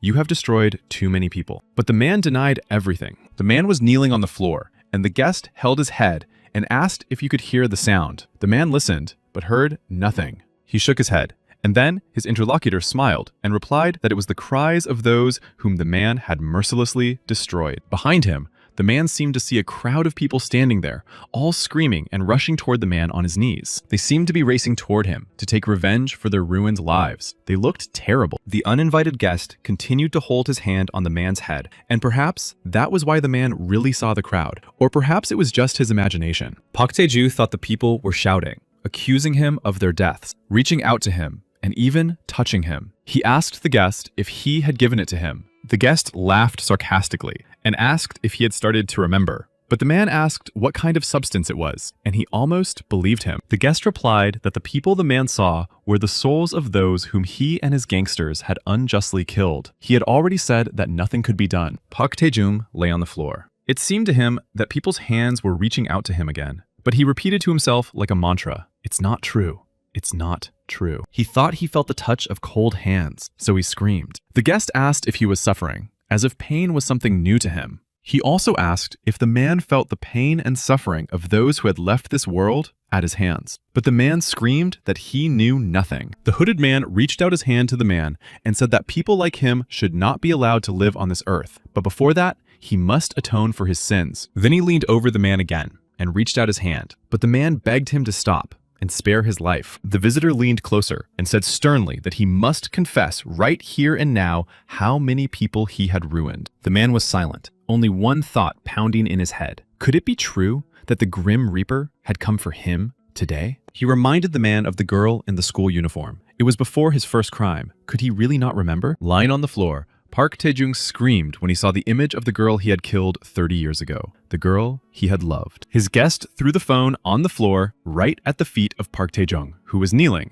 but he didn't dare pick it up. He demanded that the man turn himself into the police and be punished for all the crimes he had committed with his gang. The man was shaking with fear and promised to do so, but the hooded man had one more condition for him. He also demanded that Park Tae-ju stop boss Hong Chong-hyuk, or he would make his family experience what he was going through today. Park Tae-ju growled when he heard this. He thought his uninvited guest had come down from hell, then got down on all fours and promised he would do it. It was raining outside. The house, where everything was happening, was surrounded by a high fence. There were a lot of guards in the house, but no one heard anything. In the morning at the hospital, patients heard the news that the bodies of the dead people and the schoolgirl who had disappeared 30 years ago had been found. The criminal was the gang leader Park Tae-ju, who turned himself in, and in Chang Tae-san's room lay a black cloak like that of a night visitor. The guy was in his room, still asleep. It was morning, and people also reported that the area was now free of thugs and gangsters. All this talk woke the guy up, and he stirred,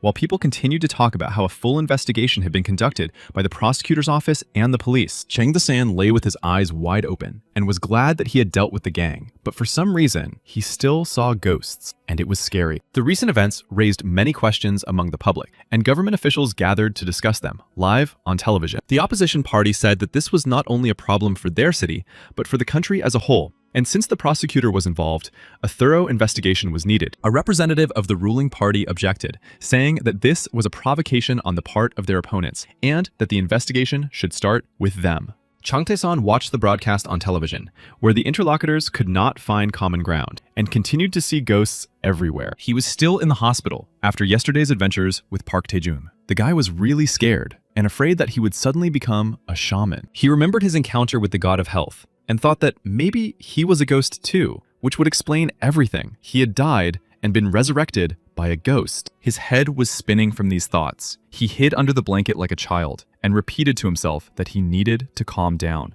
that everything would be fine. But as soon as he closed his eyes, he saw yesterday's ghosts again. Their eyes were glowing, and they were reaching out to him. They looked terrifying. Chang Tae-san screamed in fear, and his screams frightened the doctors and patients. Every now and then, ghostly screams could be heard coming from his room. Then he decided that maybe he was seeing so many ghosts because he was in the hospital, but it was still unclear why they were haunting him. There was a window in the door of his room. The guy saw a silhouette and thought it was another ghost coming to him, and in fear he screamed, "There's another ghost!" Then he heard footsteps. The door opened, and someone rushed at him. To his great relief, he saw that it was Kim So-ryun. The girl was crying bitter tears, saying that she was very worried about him and thought she would never see him again. She hugged him so tightly that it took him a great deal of effort to loosen her grip, and he asked in surprise what she was doing there and why she wasn't at school. The girl, still sobbing and hugging him tightly, replied that there was no point in studying when the exams were still so far away. After calming down a little, the girl added that education would not make her a successful idol. The boy said he understood and asked her to let him go.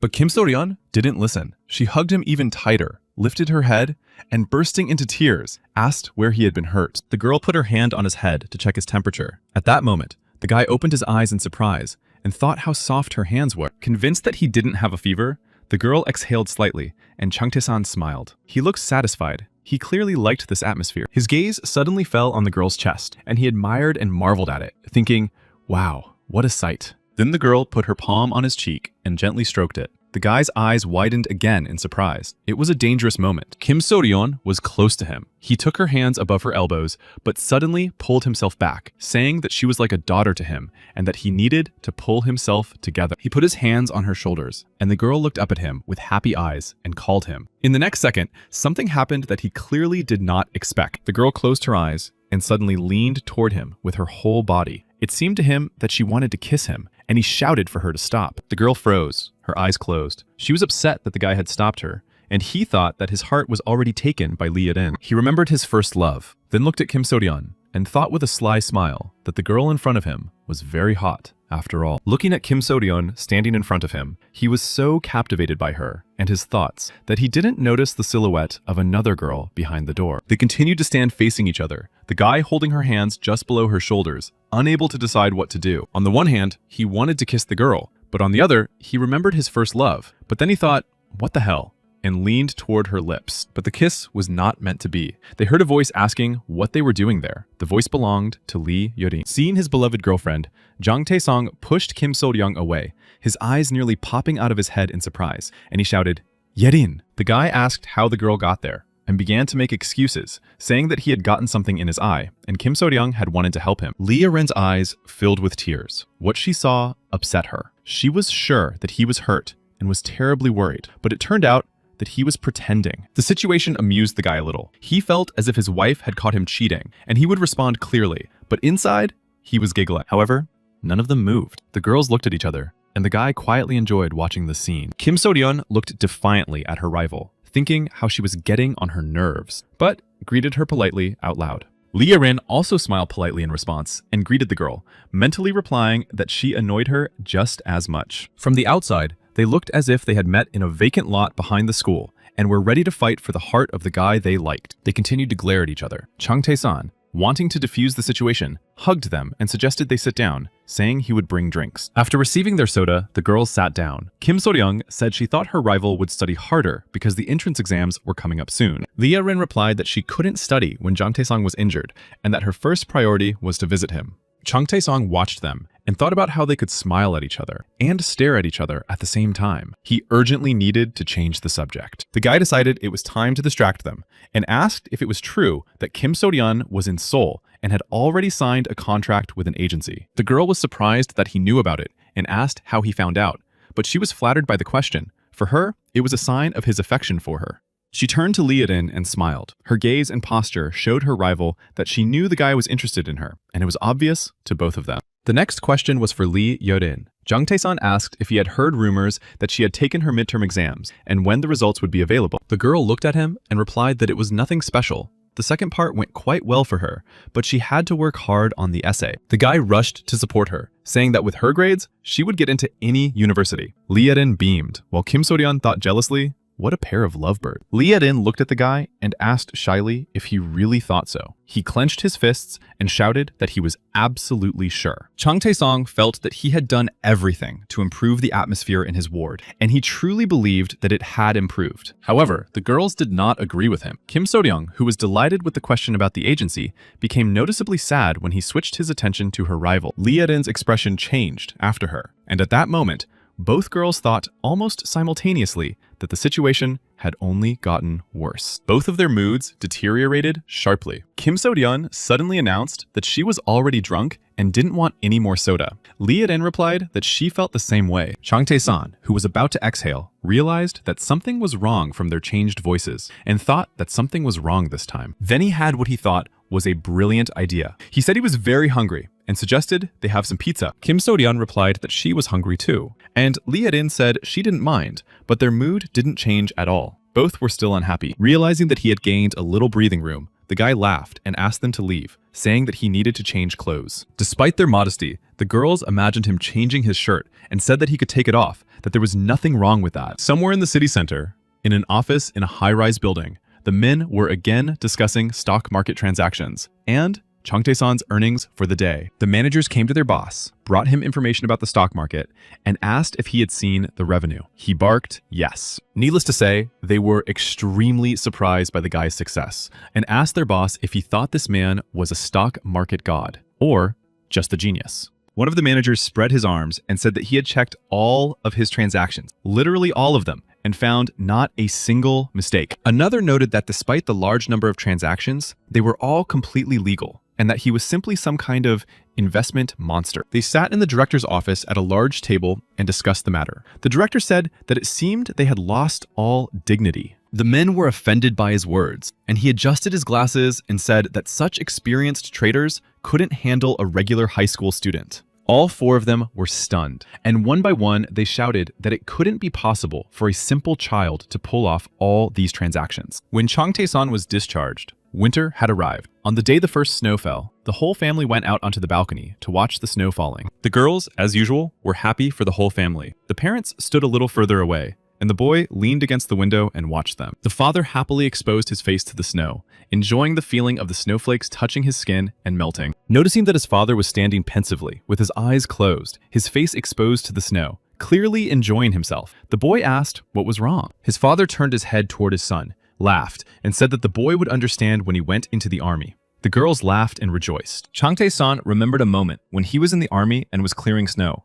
and replied that he knew what his father was talking about, that the snow felt like white feces falling from the sky. His answer greatly surprised the man, who was sure that his son had never been in the army and could not know this. So he asked how he knew. Chung Tae-san realized that he had made a mistake by saying the wrong thing, and that he needed to correct it urgently. So he pretended not to understand and widened his eyes. Then he rushed to his father, hugged him, and asked how the work was going, as it seemed to be almost finished. He was referring to the major renovation of their house in the village. They were increasing the floor space and changing the interior while preserving the traditional style of the house. His father looked at his son gratefully and smiled, saying that they would be able to return home in about a month. Standing on the balcony, the girls asked if they could move in with him when they went to high school. He said the school was not far away and gave his permission. When they returned to the apartment, they saw a beautifully sliced apple on a plate and bombarded their mother with questions about how she had done it. Their father proudly recalled his apple trees and replied that thanks to fertilizers and sunlight, the apples had improved and the cooperative would accept them. The parents enjoyed their harvest.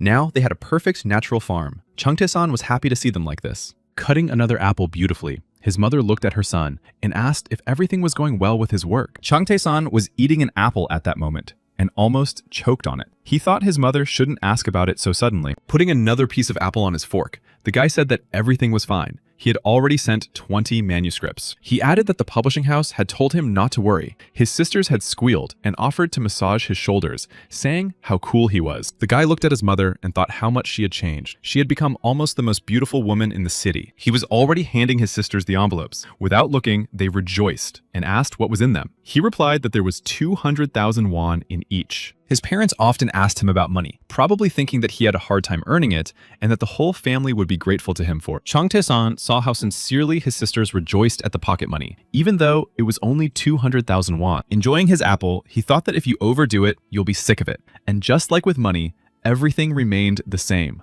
only he had changed. The whole family was together. The girls couldn't get enough of the money, and the guy's stock assets finally reached 100 billion won. Seizing the moment, the guy decided to talk to his mother and tell her that he would have to go abroad for a short time. She immediately became agitated. Her face took on a worried look. She asked again, "Abroad?" Her eyes showed excitement and anxiety. The guy smiled and replied that he wanted to gain new experiences and find inspiration so that his novels would be much better than before. After hearing this, the woman exhaled and asked if he wanted to fly alone. He replied that of course he would fly alone, because he was no longer a child. Hearing that their brother was going abroad, the sisters begged to go with him, promising to carry his things and saying that they really, really wanted to go. Their parents laughed, and their brother said that of course he would not take them with him. They should stay at home and practice their ego intensively. The parents laughed at the girl's reaction and their son's answer, and the mother asked if he had prepared his passport. Changtae-san replied that he had. Then, looking at her son, the woman smiled mysteriously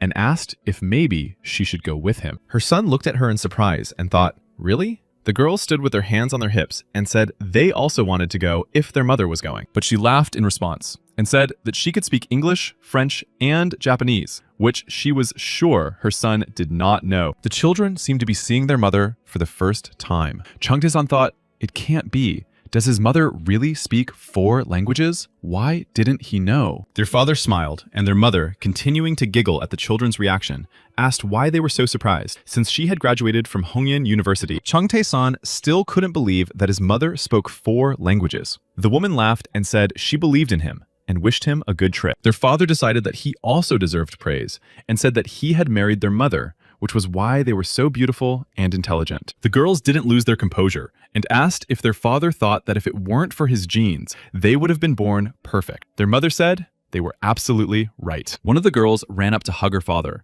while the other called him a fool. He was very upset, which was evident from his face. He almost cried with frustration. He didn't have to sulk for long. His wife immediately called him over, hugged him tightly, told him she loved him, and the whole family laughed. The children sat and thought, do they really believe that this is something to do in front of their own children, you lovebirds? The girls jumped up and ran to hug their parents. One of them showed her hand and said she had goosebumps. It was all so sweet. Changtae-san watched the family and thought these feelings were wonderful until the girls dragged him along and made him hug his parents. The next day, someone persistently called out to Changtae-san and tried to bring him to his senses. Opening his eyes, the guy asked what had happened. He realized that he was lying on the ground, which surprised him greatly, but he couldn't remember how he got there or who was so insistently waking him up. Raising himself slightly, the guy saw a figure in a hoodie in front of him and stammered, asking who he was. It turned out to be a man with glasses, a gray beard, and gray hair. He said he was pleased to meet him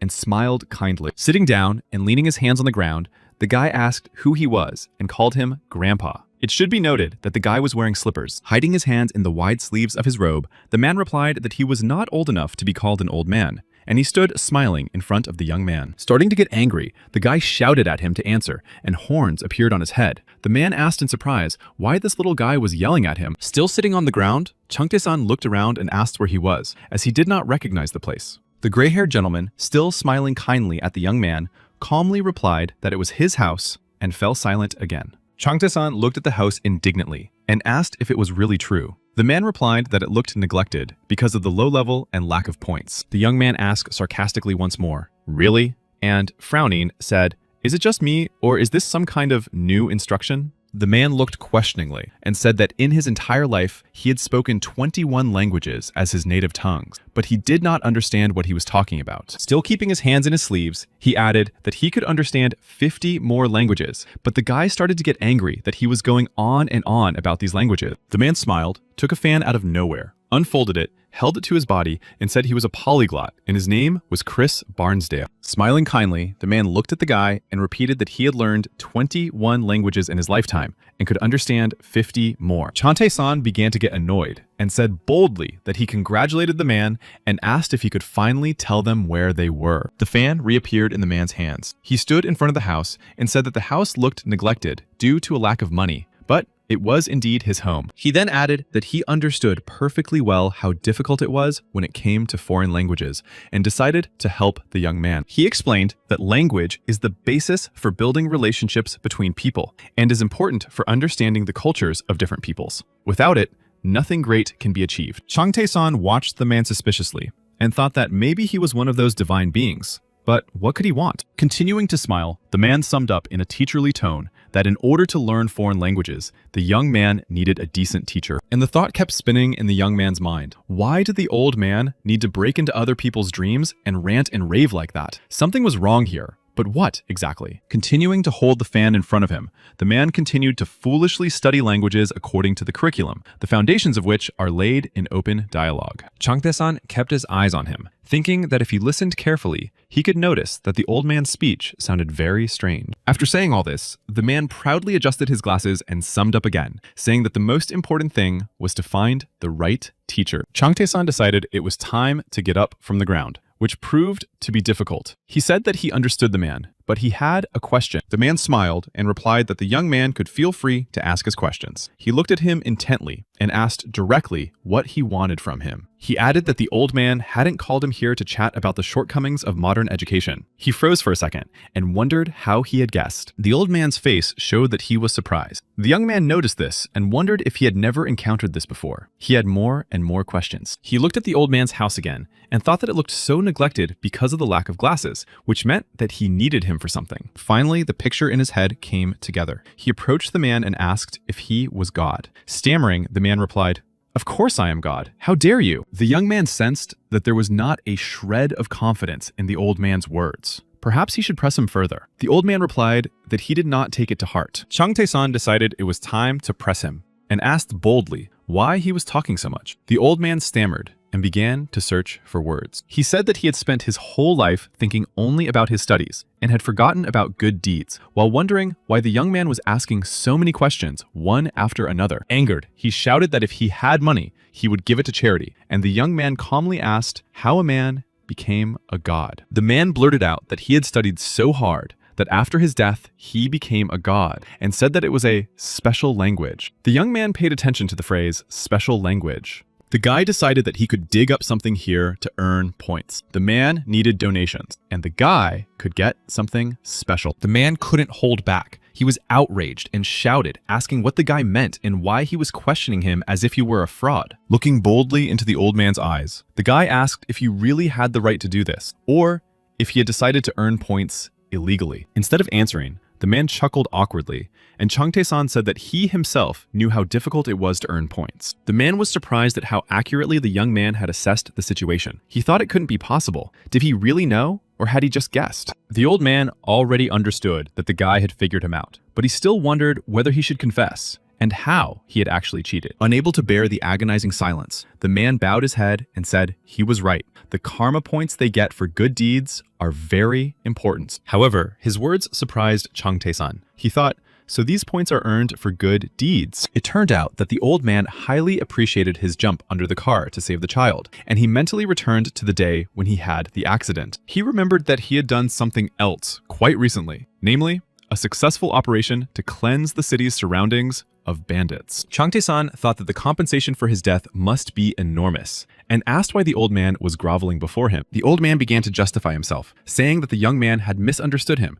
and that he would never dare to do such a thing. The young man then asked how he could explain his behavior. The old man raised his hands in a gesture of reconciliation and replied that he had only explained the basics of his teaching and asked not to be misunderstood. The young man laughed and said that the professor only wanted them to help each other. The man wondered why he called him a professor. Changtae-san put his hands in his pockets and smiled, asking him to be honest about how many points he wanted to take from him. But the man hesitated. It was clear from his face and the beads of sweat running down his cheeks that he didn't dare say it, then blurted out 50%. When asked if he knew that it was illegal to assign points without his knowledge, the man replied that that was why he had invited him with such honors. Changtae-san did not know how many points were in that 50%. So, after thinking for a moment, he suggested settling on 20. The man was indignant, saying that it was not enough. The young man replied that he would be able to build the main building with marble floors. The old man said that he also needed flowers for the garden. The guy thought he could give him 30% and said he would turn to someone else. The old man asked if he really knew how to do it. When he asked the question,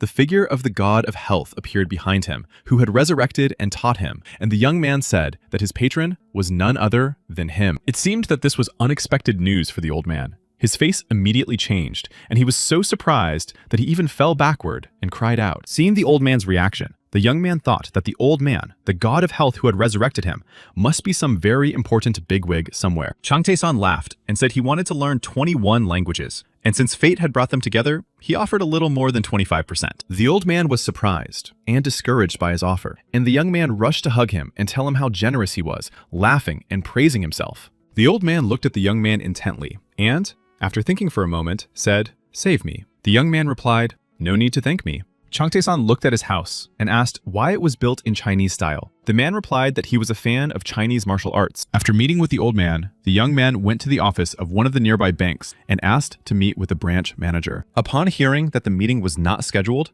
the secretary began to yell, saying that all unscheduled meetings were canceled without exception. After listening very calmly to the secretary's comments, the young man took a sealed envelope out of his bag and said he had a business proposal. Handing the envelope to the girl, he asked if she could do him a favor and give the envelope to the branch manager, or else he would have to leave. The girl didn't seem to understand what he was talking about at first, so she asked him to repeat himself, and he replied that she would understand when she saw it. The girl smiled uncertainly, remembered his words about some big business proposal, and then took the envelope in her hands. Changtae-san smiled at the girl. He was in a great mood and thought she needed to be more confident and not afraid. The girl asked him to wait a minute, put the envelope on the table, and picked up the phone to call her boss and tell him everything. While the guy waited for a response to his offer, he looked around. Everything was the same. And he thought about how long it had been since he had been here. He recalled memories of the past. The bank was not far from his workplace, and he had visited it several times. Looking around the office, he wondered if only people who had been able to go back in time could experience this feeling. It seemed a little strange to him,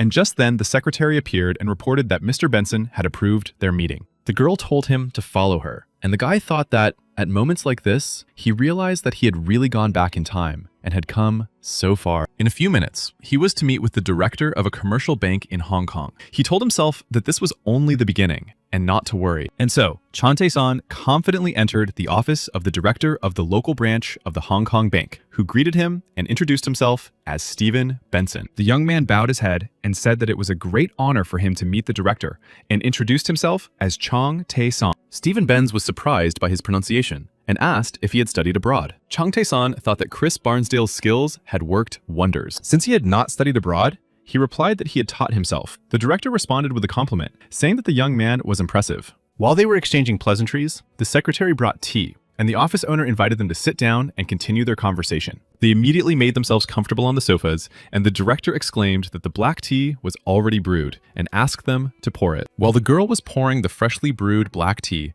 Stephen Benz asked if Changtae-san liked black tea. He smiled and replied, "Of course." Then the guy made a blissful expression and repeated his answer, saying that he adored black tea. His behavior made the director think, the guy loves black tea. It seems he knows about his passion for this drink. While the guy was being served fragrant tea, the director commented that the drink would be perfect if the 3-3-3 rule was followed. He added that this meant 3 grams of tea, 3 minutes of brewing, and 300 milliliters of water, and laughed as he said it. Changtae-san took his cup of tea, brought it closer to his nose, inhaled the aroma, and said, "What a wonderful aroma this tea has." The man quietly watched him and thought how young the guy looked, and at the same time, how proud and bold he was to remain so calm. He then apologized and asked if Chang Tae-san could tell him his age because he looked like a college student. Hearing the question, the young man looked at the man with a direct and open gaze and said that in a month, he would be a junior in high school. His answer surprised both the secretary and the principal, who were still in the office, and the principal said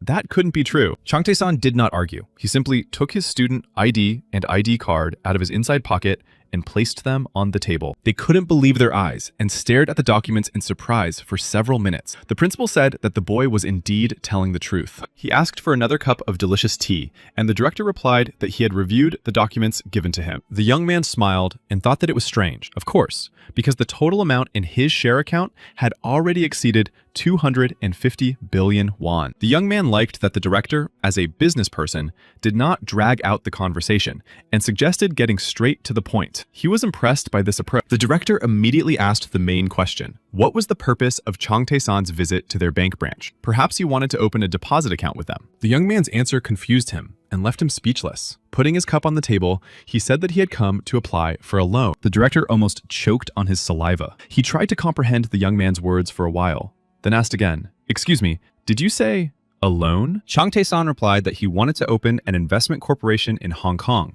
and would transfer the loan funds to the corporation's account. The young man needed their help. He wanted to play big. The bank employees sat with their mouths open, and the director asked if he had a corporation. He moved closer to the bank branch director and, looking him in the eye, asked if he could help him with his request. The director looked up at him and thought that the guy was on a completely different level and should not be treated like a child. So the answer came to him instantly, and so as not to torment the guy with expectations, he simply replied, yes. He answered with a very serious expression, then smiled and said that it was only because he was a special customer. The director immediately got down to business, asking how much the guy wanted to borrow, but his subordinate tried to stop him. Chang Tae-san noted to himself that director Stephen Binns had begun to treat him like an important person, and despite his age, he was flattered. Keeping his eyes fixed on the director, he replied that he needed $100 million and that the collateral would be a securities account. The most shocking moment of the meeting came when the girl frowned and opened her mouth to ask again if he had said 100 million. The director was just as shocked as she was, only he also widened his eyes, opened his mouth, and added dollars to her question. Chang Tae-san had expected this reaction from them, but he was quite serious in his intentions and thought that their surprise was only the beginning. Chang Tae-san was happy. He had no doubt that everything would work out. With a little effort, even a minor could establish a corporation. He said the lawyer had done a great job, and the lawyer asked if his parents would be against it and reminded him that he needed to study because he was still a student. The boy boasted that he had passed his exams with flying colors and took first place and instructed the lawyer to take care of establishing the corporation.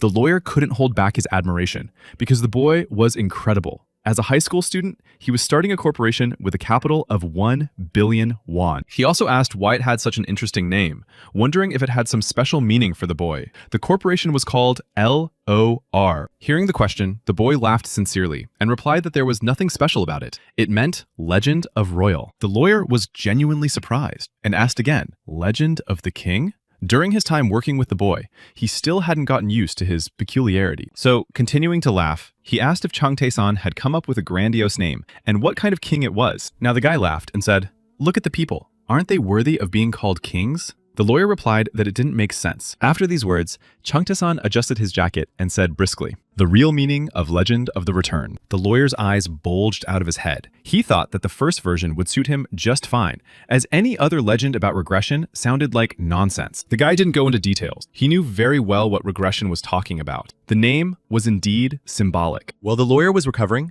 the guy thought that he couldn't reveal to anyone that he was a regressor, but he was going to become a legend. Chang Tae-san decided that taking out a loan and creating a corporation was a great reason to celebrate, so he went to a fast food restaurant. He ordered various dishes and wondered what delicious thing to start with, sitting there like a teenager, licking his fork. The guy sat on a soft, comfortable sofa with pizza, shrimp, and assorted meats in front of him. It was a real smorgasbord. He looked around at the other customers and thought that since he was not allowed to drink alcohol, this place was better for him than a restaurant. Then he opened a can of Coca-Cola and poured it into a glass with pleasure. Outside the window, the full moon was shining. The sky was studded with stars, and the guy listened to the fizzing and hissing of the soda and enjoyed the beautiful evening. As he poured the soda into the glass, his gaze was drawn to someone heading towards him. The guy smiled and stared wide-eyed. He saw a girl who, in his opinion, was perfect in every detail, from her handbag to her shoes. The girl was charming, and this long-legged brunette was heading straight for him. The guy even forgot why he had come here and couldn't take his eyes off her. He continued to pour Coca-Cola into a glass, the drink spilling over the edges and even dripping off the table. But the guy sat there as if spellbound. The girl was absolutely charming, with long legs, beautifully styled hair, and huge brown eyes. The guy forgot about everything else in the world. She sat down opposite him and said that she had already had an interview with lawyer Cho Yun-tae and that her name was Yu Sera, and she wanted to work for his corporation. They started eating, and the guy couldn't help but compliment her, saying she looked beautiful. She thanked him. Yu Sera replied that the director looked very young. He agreed that people often said that to him and thought that he not only looked like a teenager, he was one. The girl picked up her glass and said she found it hard to believe that he was conducting the interview in a hotel restaurant. Chung Tae-san laughed and replied that he thought it was an interesting and unusual idea to get to know each other over dinner. The guy looked out the window at the city below and said that the world was close to a fourth revolution, so people had to change too. The girl did not understand about the revolution and asked him to explain. He explained that he was talking about an old-fashioned opinion. It was that the remnants of the past must disappear. The guy added that this contradicted the company's ideology. The girl just nodded. His words amused her. She thought that since they were talking, the interview had already begun. But the guy replied that it hadn't. Yu Sera prepared herself for questions, but instead of asking her questions, he looked at her with a direct, open gaze and said she could start work tomorrow. The girl panicked. She began to stutter slightly and asked how that could be, since he hadn't even seen her resume. Was that possible? The girl calmed down a little and wanted to object, but the guy replied that she really thought he should look at her resume. Yu Sera remained silent, and the guy laughed, saying that she wouldn't have many responsibilities at the moment, so a resume was unnecessary. And if she happened to have, or wanted to obtain, a foreign language certificate, she would have time for that. The girl's expression changed. Everything had gone too smoothly. She decided she would have a regular office job with a terribly low salary. The guy watched her reaction with enthusiasm. He even stopped eating for a moment and smiled. All her thoughts were reflected on her face. After thinking for a moment, the girl gathered all her courage, clenched her fist, and asked what her annual salary would be. Chung Tae-san was ready for this question and replied that her salary would be 70 million won, and the company would also cover 4 basic insurance policies. This was clearly not the amount the girl had expected. Her eyes widened and her jaw dropped. Stammering, she asked again how much 70 million was, and she did it so loudly that the whole restaurant turned to look at them. Not quite understanding the girl's reaction, Chung Tae-san looked at her in confusion and asked if that wasn't enough for her. He didn't know how to react. The reaction was instantaneous. The girl shouted, "No, of course not. On the contrary, it's too much." She even broke out in a sweat from the tension. The guy began to list the other perks in the form of an annual bonus, additional payments and bonuses for holidays, and paid vacation. The more he talked, the more the girl's face stretched and her eyes widened. It seemed to her that he was saying something unreal. Unable to bear it any longer, the girl decided to ask if he really ran a whole conglomerate. She couldn't wrap her head around where all these bonuses came from. Her assumption made Chung Tae-san's eyes widen and round. He smiled and repeated, "Conglomerate? Now that's ambition." Not wanting to keep the girl waiting, he laughed and said, "No, of course not." She then asked what he was managing to offer such bonuses. The answer came immediately, but it surprised the girl once again. The guy simply and frankly said that he was a thief. Seeing the surprised look on the girl's face, he added, "I'm just a thief who will take over the whole world." The Coca-Cola in his glass sparkled. It was time to fly to Hong Kong. The guy arrived at the airport, and boarding was almost over. Passengers were asked to proceed to the terminal. In the waiting room, there was a chorus of voices. Some complained about the food in English, while others raved about it in Chinese. Someone lamented in French that his mother suspected him, while someone else said in Japanese how hot it must be at the resort right now. Thanks to the skills he had acquired from the polyglot, the young man understood these people and thought how interesting it was to understand foreign languages. He was especially pleased that he had acquired this ability in just one night, and he thought that the polyglot's illegal teachings were worthy of praise. In his hands, he held a Korean passport with a first-class plane ticket to Hong Kong sticking out of it. He boarded the plane first, out of turn, hearing people's indignation about who he was and what he thought he was doing, passing without waiting in line. But not everyone was indignant. Some admired how cool he was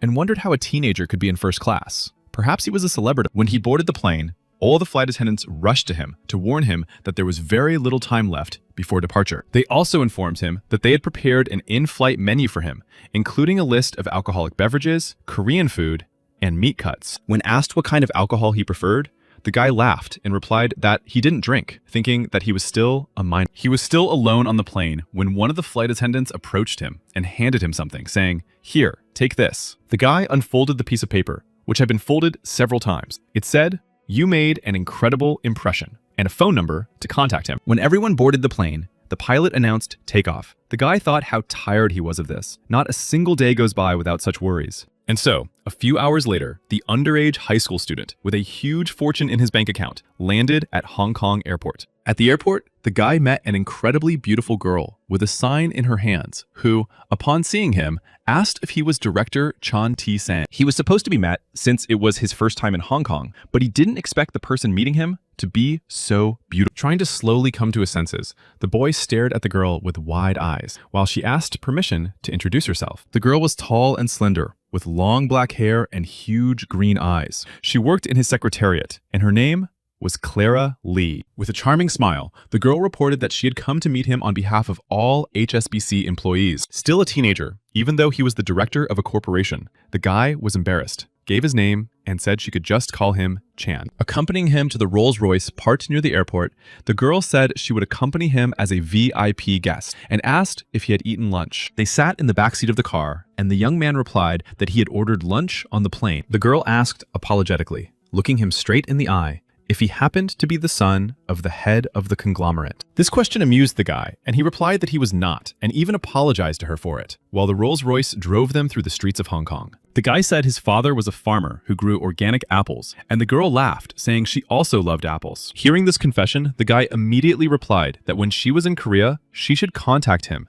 and he would treat her to apples. He added that he would show her their old house and farm. The girl asked if she could really come visit him. Jung Tae-san replied that of course she could, and that she was welcome to come anytime. He thought to himself how beautiful her eyes were. He also found her incredibly charismatic, so they rode the whole way smiling and never taking their eyes off each other. He didn't even look at the city, thinking only about how practicing the 5 elements of Tai Chi had made him very confident and fearless. They drove in silence for a while. Then, the driver said they had arrived, got out of the car, opened the door for him, and the girl also got out and bowed. Getting out of the car through the door held open by the driver, Chung Tae-san paused for a moment to enjoy the moment. He was standing in front of the main office of a Hong Kong commercial bank. Not long ago, he could not even imagine what opportunities would open up for him. Now, remembering his plans, he smiled contentedly and said to himself that it seemed the time had come to take the money from the taiga. On his desk lay a folder containing information about Chung Tae-san that was necessary for making a decision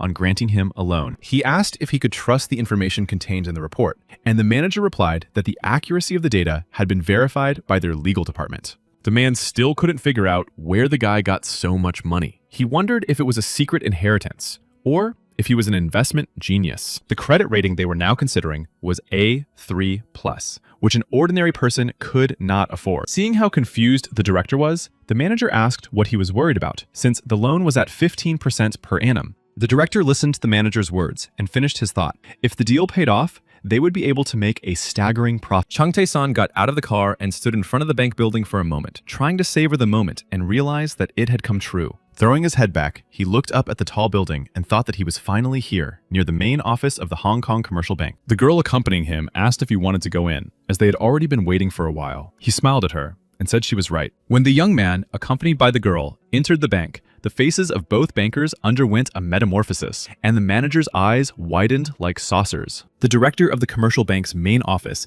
had been waiting for a long time to meet the guy, but he didn't expect him to look so young. When they entered the bank, Chung Tae-san bowed, and Clara Lee, looking at the director, announced that she had brought Director Chong to them. The bankers met them right in the lobby of the bank. The director was the first to extend his hand in greeting and said, "Welcome to Hong Kong." He introduced himself as Leo Stewart, Director of Financial Investments at HSBC, and next to him was Group Manager Harry Lawrence. Chan Thi-san smiled, extended his hand to Leo Stewart, and said that it was a great honor for him to meet British aristocrats. His name was Daniel Chan. From the very first seconds of the meeting, Leo Stewart was struck by how relaxed he was during his conversation with the financial magnate, and that he should not underestimate him. He said aloud that the guy had heard a lot about his family and had probably studied in England. The man replied that he was interested in their country and that his family had great authority. The director was flattered by his words and asked if this was really the case, admitting that he had a good feeling about him when he first saw him. Leo Stewart was a businesslike man and decided not to delay. He asked Clara to leave them alone for a while, which she did. The girl went to the exit,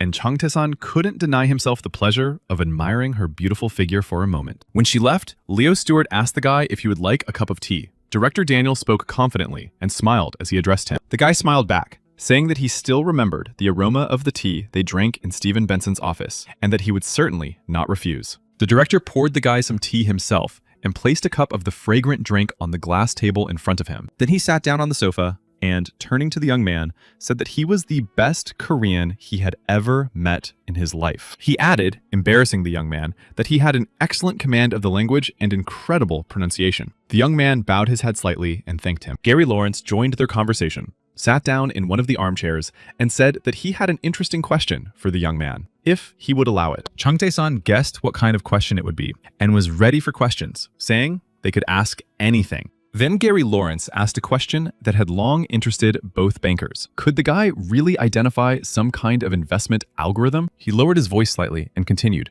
saying that if that was the case, and the guy had such information, he was willing to pay any amount of money for it. After hearing this question, the guy laughed, and for a while, the whole bank heard how loudly and cheerfully he laughed, while the bankers looked at him silently. After laughing, the guy said that he only invests based on his own intuition, and that it was only thanks to his instincts that he earned what he earned. The bankers did not believe that it was so simple, and stared at him in disbelief. Harry Lawrence asked incredulously, "Only thanks to your instincts?" The guy grinned and replied that when he looked at stocks, he felt like they would go up, but that it was quite difficult to explain. He paused for a moment, as if searching for the right words to explain it more clearly, and said it was like a gift from God. This was not the answer the bankers expected from him. In their opinion, he should have shared his secrets, and they were very surprised. The director thanked the young man for the collateral documents. Now, he has the right to take out a loan, and his shares will serve as collateral. He added that in Hong Kong, anyone who has reached the age of 18 can establish a corporation, and their bank will take responsibility for it. The young man smiled and said he would not forget their kindness. To himself, he thought that in his own country, he would be exempt from internal taxes. He was going to use Hong Kong as an intermediary, opening corporations and Swiss accounts in tax haven. The guy was secretly delighted, thinking that if he pulled off some kind of scam, they would never be able to find him. He thought they would not be able to find him, just like they could not find the owners of hot money. And the bankers were already telling him the further conditions. Director Leo Stewart said they would transfer the money as soon as his corporation was established, and asked if the guy agreed to these terms. Chung Tae-san guessed this condition and said he certainly agreed. The banker smiled, nodded his head, and asked him to sign the contract. He added that while the corporation was operating, he would be provided with administrative, legal, and accounting services, including secretarial services. When the formalities were settled, the guy went for a walk around the city with Clara Lee. The girl said that the winter rains reminded her of Chicago. Chung Tae-san asked if she had lived there when she was a child. All this time, they walked under one umbrella. Clara Lee said she had studied business management there, and the guy noted that she was one of the students who insisted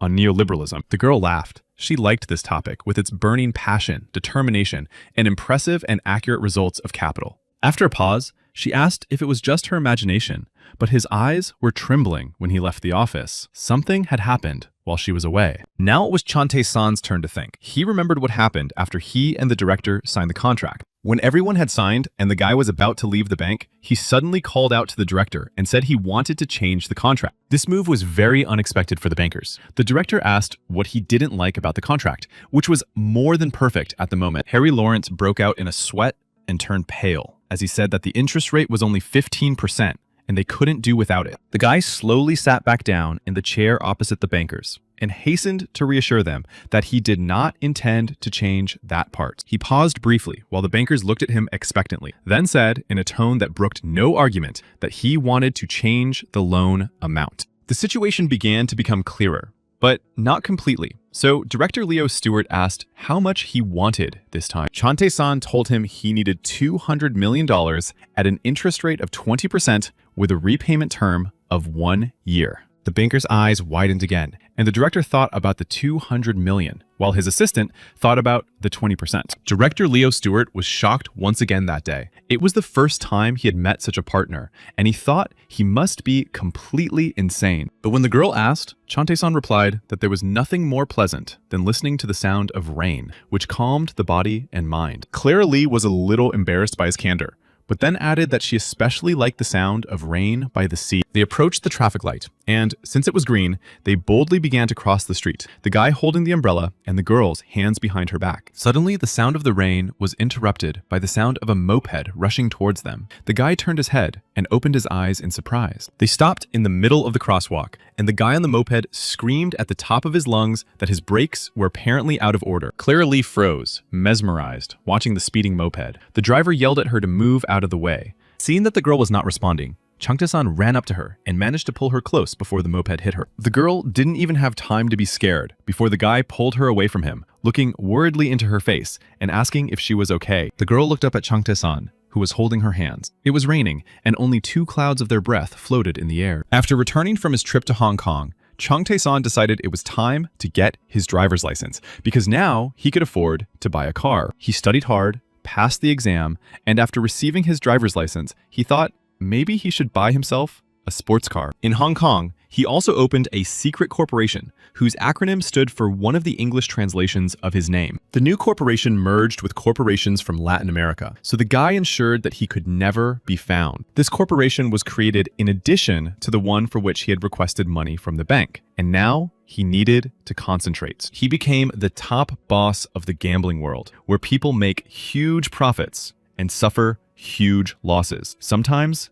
the same people. It was important for him to be able to concentrate. If he made even one mistake, he would immediately be out of the game, and he did not want that. So he bought 15 contracts with a total value of more than $47,000. It was an investment in Texas crude oil. In 2007, trading on the Korean futures market was in full swing, and individuals were only allowed to participate in May. Changte-san expected oil prices to rise because all raw materials were in full circulation, and therefore, futures were considered a shadow of the cash market. Now, Changte-san had to predict changes not only in the cash market, but also in the futures market. So far, everything was going well for him. And one day, he invested more than $47 million in 15,000 contracts. Another source of pride for Changte-san was the size of his investments in the cash market, which exceeded $713 million.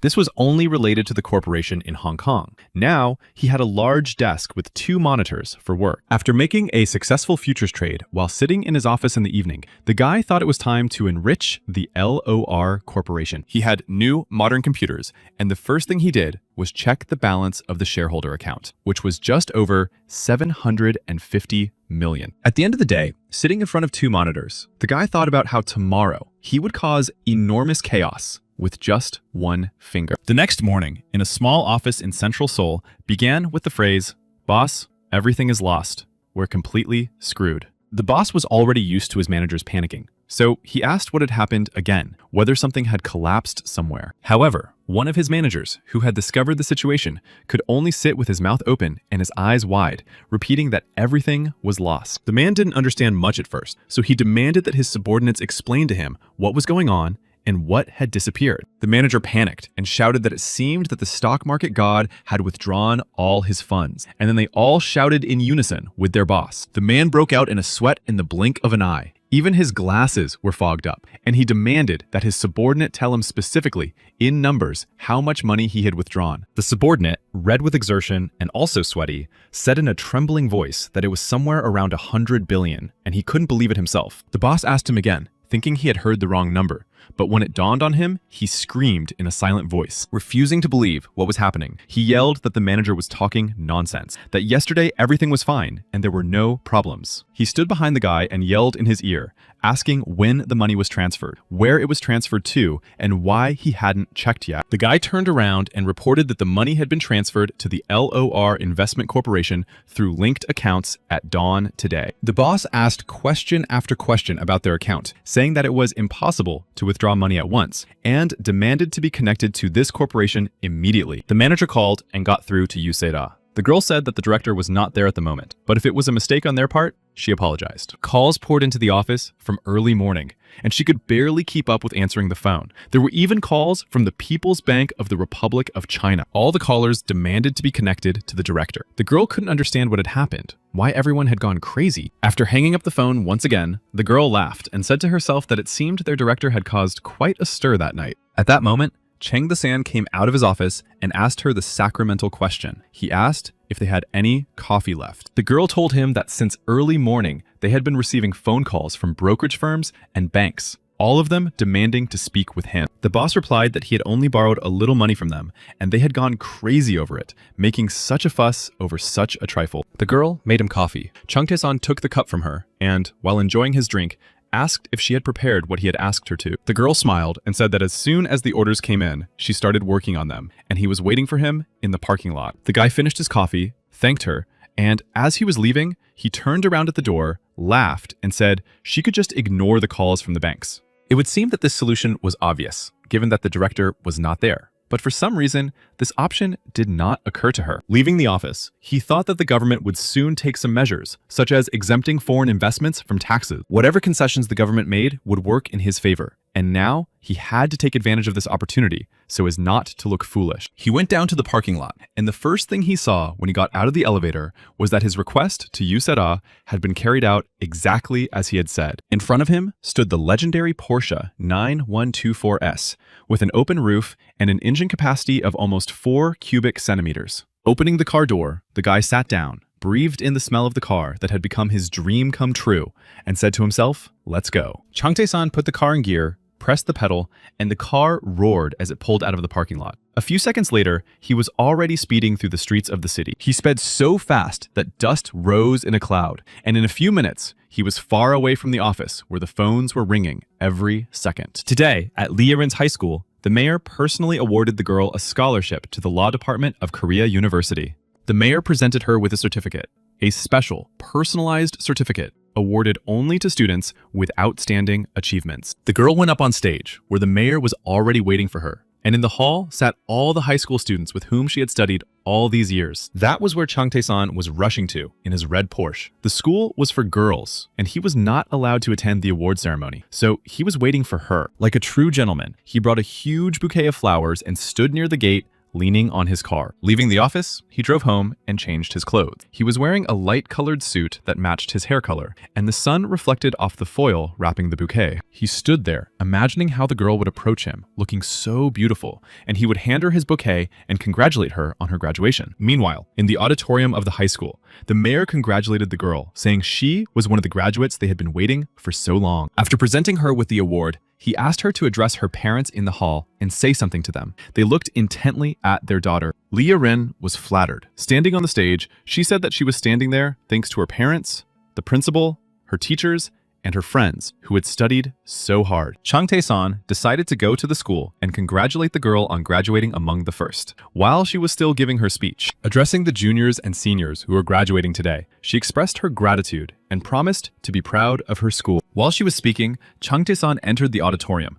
trying not to attract attention, but several girls noticed him and stared at him. And it wasn't just the girls who were staring at him. The boys weren't expecting to see him here either, but it was the girls who were looking at him and sighing. Since last summer, he had constantly heard people saying how cool and handsome he was, and today was no exception. But Chung Tae-san didn't seem to notice these glances. He only looked at Lee Yarin. He thought he had finally found her and really wanted to talk to her. When the formal part of the celebration ended, informal communication began, and everyone dispersed throughout the hall. He saw someone giving flowers to Lee Yarin. The guy tried to push his way through the crowd to her, but he saw that she was talking to someone and heard her say happily, "You came." He raised his hand to get her attention, then waved the bouquet, smiled, and called the girl by name. But when he saw who had approached her, his joy turned to surprise and indignation. He stopped and watched. A tall young man approached the girl and asked to take a photo with her. She said she had been waiting for him the whole time and was clearly happy to see him. The young man was indeed very pleasant looking, with well-groomed hair, wearing a plaid suit,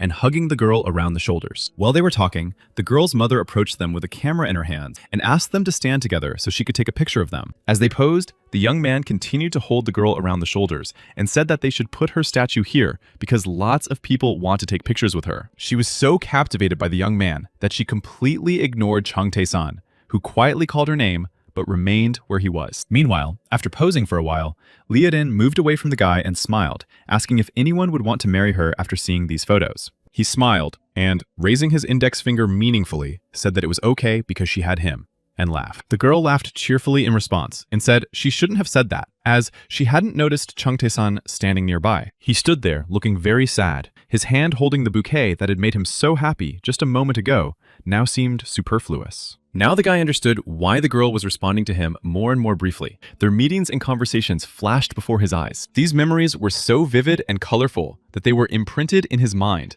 because he was too innocent. At that moment, watching his first love with someone else, he felt pain in his heart, having experienced 3 breakups in his past life. However, that was not all. He heard a man rejoicing at how lucky he was that his nephew was Lee Yadin's op. The girl's father thanked the unfamiliar man for thinking highly of his daughter, and in response, the man asked him to take care of his nephew. In response, the girl's father said that they were no longer children, but quite grown up, so it was unlikely that he would be able to influence them in any way, and laughed. Looking closely at the men, Changtae-san recognized among them a political judge and concurrently Chief Justice of the Supreme Court, Lee Kang-sok. The young man also recognized the second man, who had asked him to take care of his nephew, as a candidate for the position of Supreme Court judge. The men watched Lee Yaren and the tall guy with the hairstyle standing nearby, and the uncle said he would take his word for it. All this was like a blow to the heart for Changtae-san. Standing before him were a representative of the National Medical Association and a high-ranking judge. Suddenly, amid the noise of the crowd,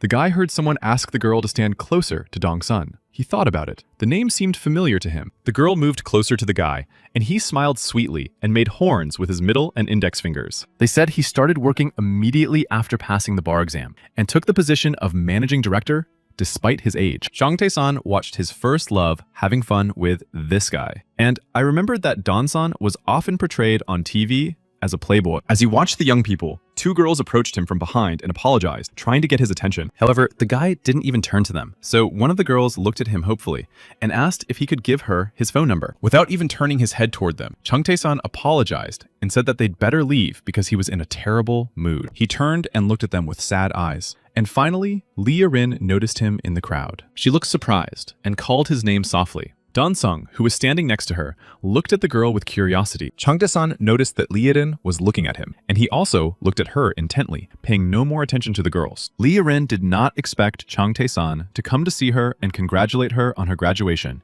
and even bring her a bouquet of flowers. She looked at him with wide eyes, and he also froze and looked at her for a long time, until Don-san asked if she knew him. She hesitated for a moment, then smiled and replied that she didn't know, but thought so, and suggested taking more photos. To confirm her words, she moved closer to Don-san and took his arm, wrapping both hands around it to show that she was with him. Changtae-san understood her silent signals, but wondered if it was just a woman's instinct to fall for a more successful man. He couldn't bring himself to leave. He looked at them, thinking that as the son of a conglomerate head and the son of a farmer, he was no match for Don-san. Despite the intense pain in his heart from this loss, the guy turned around, got ready to leave, and thought that it was for the best anyway. He left the girl with her family, friends, former classmates, and new boyfriend, and walked away as they confessed their love for her. The thought that everything was for the best lifted the guy's spirits a little. Going outside, he looked at the bouquet and wondered what to do with it now. Leaving the school building, he saw a sad, lonely girl standing alone in the schoolyard, her gaze incredibly sad. However, the boy saw that the girl was not alone. Behind her, he saw 2 ghosts. They were her parents, and they were also very sad. They tried to support her. Her father was happy that Saran had graduated from school, and her mother thanked her for growing up to be such a wonderful person. Despite the events of the day, this vision made Changtae-san incredibly happy. It reminded him that he could still see ghosts. The girl held her diploma close to her chest and cried, mentally addressing her parents, who stood with their hands on her shoulders. Changtae-san's legs carried him towards the girl. Approaching her, he handed her the bouquet and simply said, "Congratulations on your graduation." The tears on Saran's face immediately dried up. Looking at the guy in surprise, she stammered slightly and asked who he was and why he was congratulating her. The guy pointed to the bouquet and replied that these were the words of her parents, who were grateful that their daughter had grown up to be so wonderful. After thinking for a moment, he added that her parents had asked him to tell her that they would very much like her to live the best and happiest life possible. Saran certainly did not expect such news. She stood there, clutching the bouquet, looking at him with wide eyes and asking him to repeat what he had said. The guy was about to leave, but when he heard the question, he turned around and laughed, saying that she should be bold and take everything she wanted from life. With that, he turned and left. He saw her standing there in surprise, and her parents bowed to him gratefully behind her. Talking to this girl really lifted the guy's spirits. He even thought that instead of Lee Rin, there was a new guest of honor today. Night fell, the full moon shone in the sky, and it was studded with stars, when suddenly, someone called out to the guy, "Brother!" There were empty cans on the table. Perhaps the guy had decided to drown his sadness after all. And these were the traces. The guy was sleeping on the couch and drooling in his sleep, but the voice continued to wake him up insistently, asking if his heart really hurt that much. However, when he saw the silhouette of a tall man in front of him, the dream quickly disappeared, and he even jumped up on the sofa. So unexpected was the visitor. The guy sat up abruptly, sweating from fright, then shouted in surprise and stammered, asking who he was, and if he was another ghost. The silhouette came closer. It was a man with a sharp chin. He said the guy would understand who he was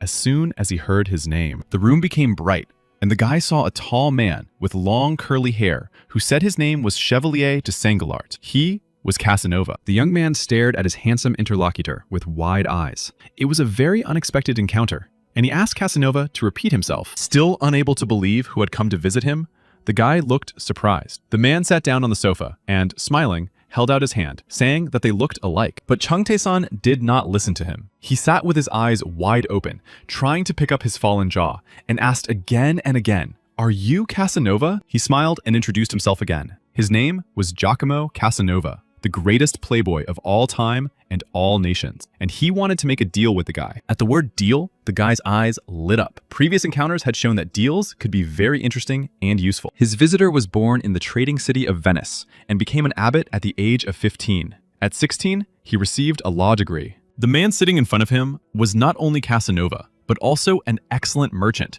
thanks to his extensive knowledge of medicine, mathematics, and chemistry. After weighing all these arguments, the young man cheered up considerably and, looking at his interlocutor with interest, said that he was ready to conclude the deal.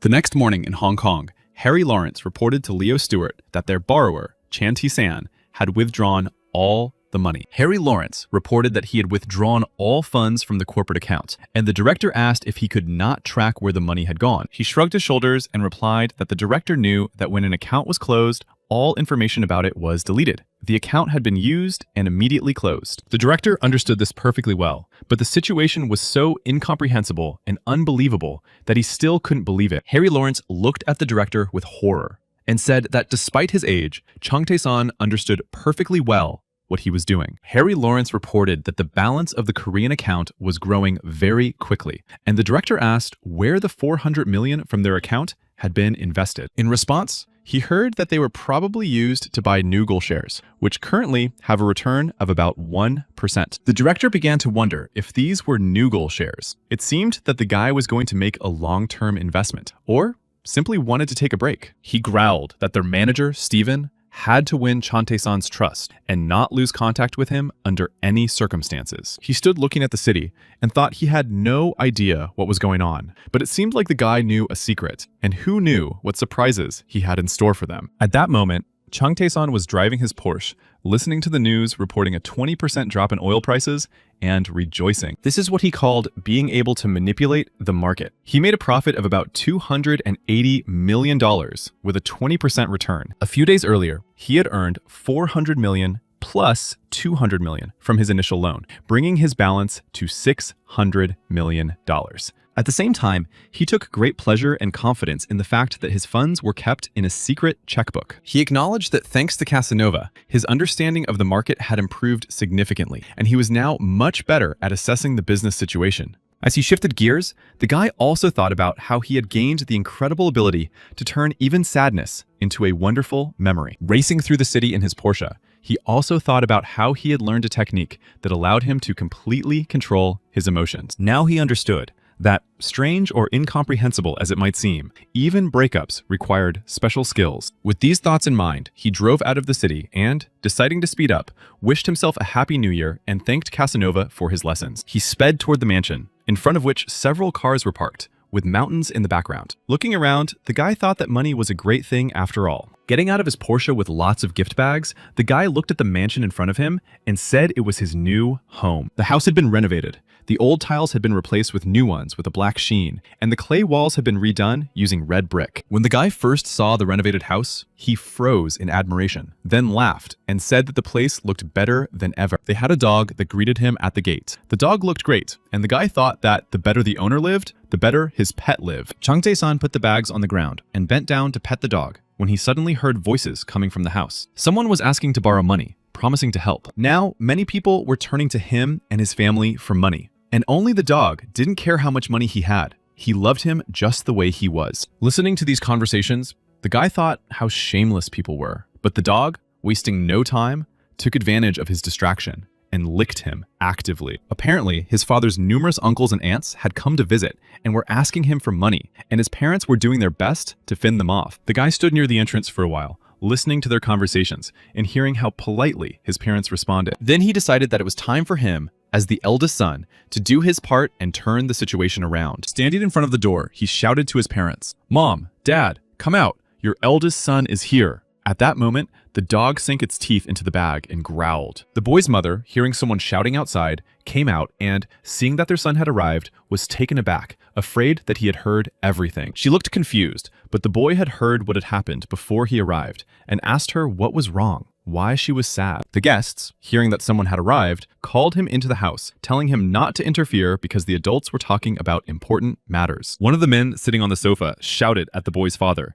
demanding that he continue the conversation and tell them where he got the money. Changtae-san's father sat opposite the guest, who asked him where he got so much money if even the neighbors didn't know about it, and asked him to help them financially. They tried in every way to find out the sources of his income, hinting at a pile of money and his obligation to help his brothers and sister. Upon entering the house, Changtae-san exclaimed, "Oh," and asked if all his uncles and aunts had come here, which surprised the guests. They exclaimed, "What do you mean, oh?" And the young man asked how they were doing and added with a slight smirk that he had already forgotten what they looked like. In response, they began to scold him for not even bowing and talking to them disrespectfully, and how dare he mock adults. The young man's mother watched in horror as he talked to his relatives and tried in every way to stop him, but it was all in vain. His aunt, who had been silent until then, asked indignantly when Changtae-san had become so ill-mannered. One of his uncles sarcastically added that a single bow was not considered a greeting. The boy's father sat pensively and remained silent. The young man felt completely confident and asked what manners people who had not even come to his parents' anniversary could talk about. He looked slowly but penetratingly at all the relatives sitting on the sofa, sighed disappointedly, and said he was very ashamed of them. However, no one appreciated his speech. On the contrary, the men grimaced, their faces contorted with anger. His aunt couldn't take it anymore and jumped up, asking who had taught him to talk like that, and hinting that it was probably his mother. The boy's mother stood, barely alive, shocked by how her son was talking to his relatives. She couldn't take it anymore and shouted, "Changtae-san!" At that moment, her head spun from excitement, and she couldn't stand on her feet, so she sat down on the sofa. The boy rushed to her, asking if everything was all right. But then a crowd of relatives with dissatisfied faces formed a united front against the guy, asking how he dared to ignore adults. Changtae-san sat down next to his mother, hugged her, and began to calm her down. Then he looked up at them with contempt and asked if they were really adults. All of this time, his father sat silently nearby, but it was clear from his face that he was barely holding back his anger and that it was taking a tremendous effort. Suddenly, one of the men standing at the edge rushed towards him, intending to hit him on the run, calling him various names. Thanks to the fact that the guy continued to train and develop his sensitivity, he managed to grab his arm and stop him. Suddenly, they heard a shout demanding that they stop and calm down immediately, followed by a stream of abuse pouring from the mouth of Changtae-san's father. Such behavior from his usually quiet and silent older brother greatly surprised his relatives. They were stunned into silence and stared at him with wide eyes. When he stood up from his seat and shouted, they recoiled in fear. This was not at all like the calm man with glasses. Changtae-san looked at his father with admiration and thought that it turned out he could show his character, and that he did have one. His younger brothers frowned as they looked at their older brother, and it seemed as if they did not recognize the person standing before them. He continued to stare at them sternly and asked if they had forgotten that they were in the presence of the eldest member of the family. Ashamed, his relatives immediately looked guilty and began to say apologetically that he was their brother, that they were family, Ignoring their babbling and excuses, the man looked at them seriously through his glasses and ordered them to call him their older brother from now on. The younger ones immediately changed their tune and, in the same apologetic tone, began to say that they didn't mean to and why he was so angry about what they had done. The man turned to his son and said that he should also apologize. The boy replied, of course, but thought to himself with admiration that his father's shout had silenced everyone. Then he turned to his relatives and told them to apologize to his son. The boy thought that the eldest in the family had a huge influence on the rest. Changtae-san was the first to bow deeply, saying that he humbly apologized for his manners and behavior. The relatives raised their hands in a sign of reconciliation and said they were also sorry. They should have behaved differently. Changtae-san replied that he had been rude. When the apologies were over, the man told them to contact his son about the money, as he would be the one to decide how it would be used. His uncles and aunt immediately began to fawn over the young man, apologizing to his father and saying that he should have told them about it earlier. The New Year holidays were spent with the family. Upon returning to the office, Changtae-san received a box with a kangaroo painted on it as a gift from Yusera. She said that she had gone on New Year's vacation with her mother to Australia, where this supplement was highly praised, and she decided to get it for him. Seeing his confusion, the girl laughed and said that he worked so much at night that she was worried about him. Looking at the gift, Changtae-san asked if drinking it would make him as energetic as a kangaroo. The girl laughed and replied, "Who knows?" Yusera warned him that this supplement was very expensive, so he should only take 1 pill a day. Then she turned and went to the reception area, casually mentioning that this supplement works very well for men. Changtae-san read on the box that it contained kangaroo essence and laughed, thinking that he didn't need it yet, but it would be useful for his brother No. Sitting in the office, the guy thought that winter break was over, and he would have to say goodbye to life in Seoul, the hard lot of high school students. Then suddenly his thoughts jumped, and he wondered if team leader Yu would quit when he found out that the head of the company was a high school student. But he didn't take his eyes off the computer monitors for a second, keeping track of market changes. He recalled the global upheavals that had taken place in their seemingly peaceful world from 2007 to 2009. One of them was the collapse of the United States economy. And the guy was sure that with additional funding, the states could become the king of finance. And of course, he couldn't afford to miss such an opportunity, understanding that chaos was necessary for the birth of a new hero. His immediate plans did not include seizing real estate and destroying companies simply because he could not cover his tracks here. The same applied to companies. Nominally, Changtae-san was not their owner. This was also his strategic move. Otherwise, he would have become the #1 target. However, he once realized that nothing prevented him from controlling these companies from the shadows. He firmly believed that only money ruled the world. Changtae-san understood the important role that finances played in the affairs of companies, and was going to become the one who pulled the invisible strings. Soon, Yusera discovered strange expenses. They were significant, and the girl wondered who their director really was. She couldn't understand why he would spend so much money, since he couldn't eat it all himself. Maybe he wasn't alone. The girl began to run through the options in her head and came to the conclusion that if he was not alone, then he could be with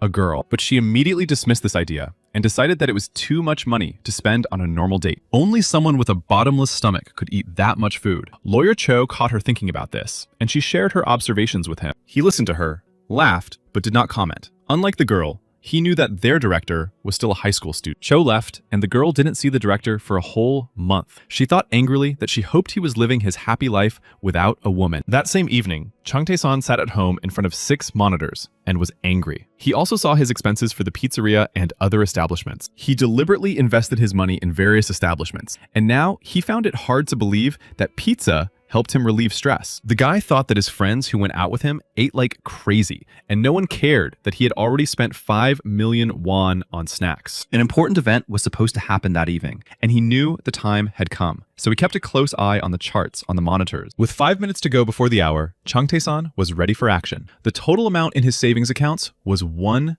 billion, or a trillion won. Today, he planned to increase it several times over. Everyone was going to find out about him. The guy could feel his heart pounding. A week ago, he had caused a stir with short sales of U.S. mortgage lender shares, selling call options and buying put options. The countdown had begun. The guy sat there, still focused and attentive, watching the charts and counting the seconds. Although he was confident, he felt a slight tremor inside. His right hand was on the mouse, his left near the keyboard. With only seconds left until such an important event in his life, the guy broke out in a sweat, and a drop of sweat ran down his cheek. There were 3 seconds left. The guy stared intently at his monitors, thinking at that moment that unlike in Korea, stocks in the United States could fall indefinitely. Changtae-san rejoiced and performed something like a victory dance. The decline was unimaginable. Stocks instantly plummeted by tens of %. During his training as a technician, he had honed his skills in working with emotions, but here he couldn't hold back and finally cried out. The bear market in the States had finally collapsed. Busy celebrating his victory, the guy didn't immediately notice that he wasn't alone in the room until a shadow appeared and asked if he was okay. His jubilation at victory turned to fear, and he even began to stutter slightly as he asked who else was there. It was his acquaintance, Chris Barnsdale. Seeing the guy, he said that he looked different and asked if something had happened in the human world. Changtae-san shouted indignantly, asking why the polyglot had suddenly pulled him out and how he even knew that something had happened. Chris Barnsdale smiled, congratulated the guy, and added that as far as he could tell, the guy had raised his level. The guy asked again, "Raised my level?" Changtae-san decided that he was referring to his recent feat on the stock exchange and thought, of course, he had just crushed the American bears. Then he looked at his hands and said that nothing had changed. So why was God so sure that he had changed? Chris Barnsdale replied that he was absolutely sure. But the guy, continuing to look at his hands in surprise, asked why he didn't feel anything. Chan the San was concerned about another question. What was the purpose of God's visit this time? Why had he suddenly decided to appear before him again? God shook his head, laughed, adjusted his glasses, and asked where such a young man got so much distrust of him. The purpose of his visit was perfectly clear. There were no hidden motives. He just wanted to tell the young man that he had recently learned a new language. The old man was sure that as soon as the young man found out what language it was, he would want it too. So he went to see him without delay. Changtae-san thought that it wasn't particularly interesting, but that it was worth asking out of politeness. And with a bored look on his face, he asked what language it was. The polyglot took on a mysterious look and whispered that it was an ancient language of knowledge that had long been lost, pausing to add that it was a runic language. The young man's eyes lit up with interest. He knew that they were used in fantasy novels and games, and that the Germans considered it a kind of magic. The old man remained silent, closing his eyes and enjoying the effect, while the young man thought that he was sure he had found something truly cool, which is why he looked so confident. But then a thought occurred to him, and he said, could God be saying that this language is really for using magic? He even broke out in a sweat. Two thoughts tormented him, to believe or not to believe, and he told himself to calm down, saying that he would figure it all out if he was patient. The old man asked if he really wasn't interested, and added that since he was so busy, he would teach him the runes as quickly as possible. And with that, they parted ways. In the morning, the guy sat down at the computer again. Yesterday, he had increased 1 billion fivefold and was sure that this event could become a legend in the financial world. Analyzing the charts, Changtae-san recalled that in 2010, more than $21 trillion had been hidden in tax havens. Then his phone rang. He looked up in surprise. It was his sister, calling with a proposal for him. Jua called to invite him over. They were going to have a small, late snack and would be cooking raboki. Did he want to join them? Hearing about the ravioli, the guy asked if anyone else was coming to visit her. The girl replied that Ahin and Isil would be there. The guy said he would be happy to join them and that they would meet later, thinking that he wouldn't be able to help the twins with the cooking anyway. However, after talking to his sister, he suddenly realized that he was hungry and all he could cook was ramen. He immediately thought that maybe it would make sense for him to sign up for some cooking classes and learn how to cook. He had a premonition that this might happen, and it did not disappoint him. As soon as he thought it, a flash of lightning so bright that it blinded his eyes flashed. When the flash passed, only gray smoke remained, and a silhouette, apparently female, with lush hair. The guy wasn't quite used to his guests appearing so suddenly, so he was a little scared and asked who she was. When the smoke completely cleared, the guy saw a woman in a kimono, surrounded by tables with dishes, and he asked where he was this time. The girl smiled and greeted him. The guy looked around and saw 3 more iron plates and lots of different dishes on the shelves. Waiting for the guy's gaze to return to her, she laughed softly, smiled, and said her name was Changum. The guy couldn't believe his eyes. He asked if she was really that Changum. He decided that she was also a goddess. But why did they come to him so often? Changum was flattered. She leaned over and asked if he really knew her. He replied, "Of course. But is she really the great Changum?" The girl closed her eyes dreamily and smiled, saying that was what people called her, and if so, then she was indeed the one. Still sitting on the floor, Changtae-san asked why she had suddenly appeared before him, and the girl asked if he didn't want to learn something. The guy thought about how the girl could help him, and she suggested that he voice his desire to attend cooking classes. Changtae-san even cried out in surprise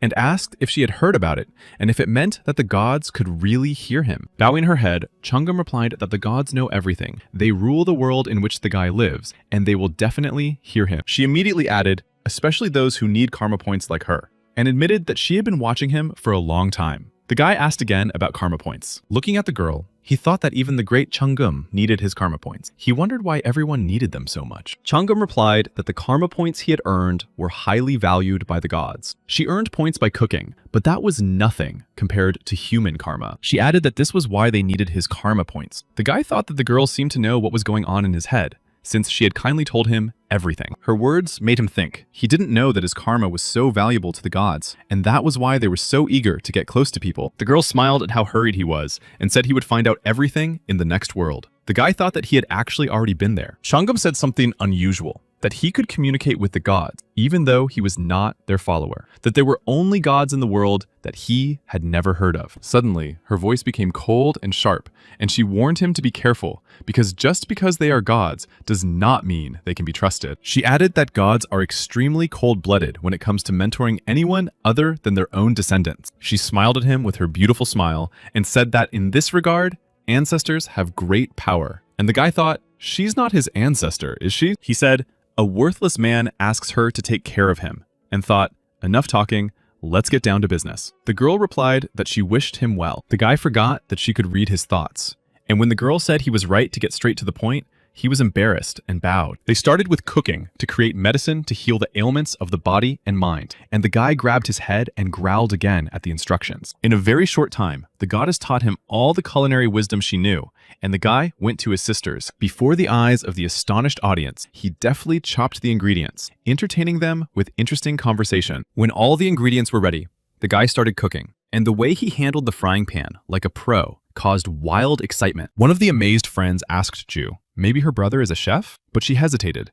and replied that he only knew how to cook ramen. Another friend whispered in her ear, it doesn't seem like he's pretending. I think he really knows what he's doing. Meanwhile, the guy was enjoying the cooking process himself. The girls decided that he resembled the chef from the TV show Take Care of My Refrigerator. The experiment had an unusual result. One of the friends admitted that he was winning her heart, while the other immediately said that she had fallen in love with him. Changtae-san remembered his encounter with the goddess. He thought that Changum was not his ancestor, that she was too kind, and that she could read minds. So he said he was just joking. Nevertheless, the promised dishes were ready. The guy transferred them from the pan to a huge platter, and the whole kitchen was filled with a magical aroma. Placing the dish in front of the girls, he honestly admitted that he was cooking it for the first time and wasn't sure how it tasted, but offered them a try. The dish on the table had an unexpected effect. The girls stared at it with wide eyes and asked if it was really Reboki. Changtae-san wished them bon appetit, and the girls finally decided to try his cooking, taking a piece of the fragrant dish. One of the friends took a bite, started chewing, and suddenly the fork slipped out of her hands and fell to the floor. The girl screamed. Next, her sister and another friend tried it, and their faces also changed. Instead of words, interjections were heard, and the guy was frightened. He was afraid that his worst fears had come true, that he had ruined everything. Or worse, that the dish was completely inedible. He shouted at the girls, "What's wrong with you?" But his questions went unanswered. Not only did the girls not calm down, they started crying. The guy rushed around and asked what had happened. The guy ran up to his sister and asked her how she was and what had happened to her. Tears were streaming down the girl's face, and she couldn't say anything. As the girls continued to cry, the guy was about to panic. Then he got angry and shouted irritably, "Why are you crying?" The girls stood with their backs turned and continued to sob. The guy said that if this was some kind of joke, they'd better stop, because he didn't find it funny. His serious tone seemed to have an effect on them, because they calmed down and one by one began to speak. The guy asked them what they were saying. Suddenly, they turned to him with broad smiles and tears streaming down their faces and said, "Your work is a masterpiece. We can't believe it." Now was the moment to get really angry. The guy growled, sweat dripping from him. He said he almost wet his pants when they started crying. The girls began to eat, praising the food and asking if he had put anything forbidden in it. He told them not to talk and to eat while it was hot. Jua put a piece of delicious reboki on her fork, raised it to eye level, and said that now she would have extraterrestrial standards for Reboki. The girls praised it so much that Chang Tae-san decided to try it himself to see what was so amazing about it. He put a piece in his mouth and began to chew. As soon as the delicious piece of Reboki touched his tongue, he was overwhelmed with emotion and had the same reaction as the girls. He burst into tears. The girls cried and showed him how good it was. The guy thought that even though he had prepared it himself, he could not have imagined that it would be so delicious. Enjoying the delicious food prepared especially for them, the girls asked if the guy was planning to open a Reboki shop after school. He replied no, and the girls insisted that he should get a patent for them. Chang Tae-san thought this evening would be a wonderful memory. While they were enjoying the delicious food and company, somewhere in heaven, the goddess Changum was informed that karma points had been earned. The next morning, in Chang Tae-san's apartment, began with the motto, "The game has begun." The sun was shining brightly, and the guy was sitting in front of the computer from early morning. He thought that today, he would have to give it his all, because karma is karma, and money is money. Earn money, spend money. Chang Tae-san's next target was margin, which was the second pillar of the foreign exchange market, the first being the real estate market. His fingers flew over the keyboard as he recalled that the value of transactions on the margin market was estimated at more than $2 trillion a day. His goal was to strengthen the Canadian dollar. He was going to exchange Canadian dollars for Japanese yen and US dollars. He didn't notice how several hours had passed in such excitement. His heart beat faster from such inspiration and enthusiasm. But that wasn't all for today. A thought occurred to him. It was time to end the leadership on the continents and start the era of naval warfare. Without wasting a second, he calculated in his mind that $5 billion from 10 million was 50 times leverage. Continuously monitoring the charts on his monitors, he calculated that he would invest $1 billion in the Canadian yen market. The guy was incredibly focused. He would invest the remaining $4 billion in the Canadian dollar, which was involved in a huge number of transactions. He had recently sold shares and closed $2 billion with interest for HSBC. And now he was using his hidden finances. Now he was free. Pressing combinations of buttons, he thought this was only the beginning of his plan. Now he would receive only mountains of gold. He had done everything in his power. The sale of Chan the Sand's shares caused another hysterical outburst at the Seoul Trading Agency, with managers shedding crocodile tears. As soon as one of the managers saw what had happened, he shouted at the whole office, which annoyed the director. But when asked what had happened, they replied that the stock god was not conducting any transactions. Moreover, he had sold all the shares, and now the boss also wanted to scream. That wasn't all the news. The manager added that the stock god had taken all the money from the second account,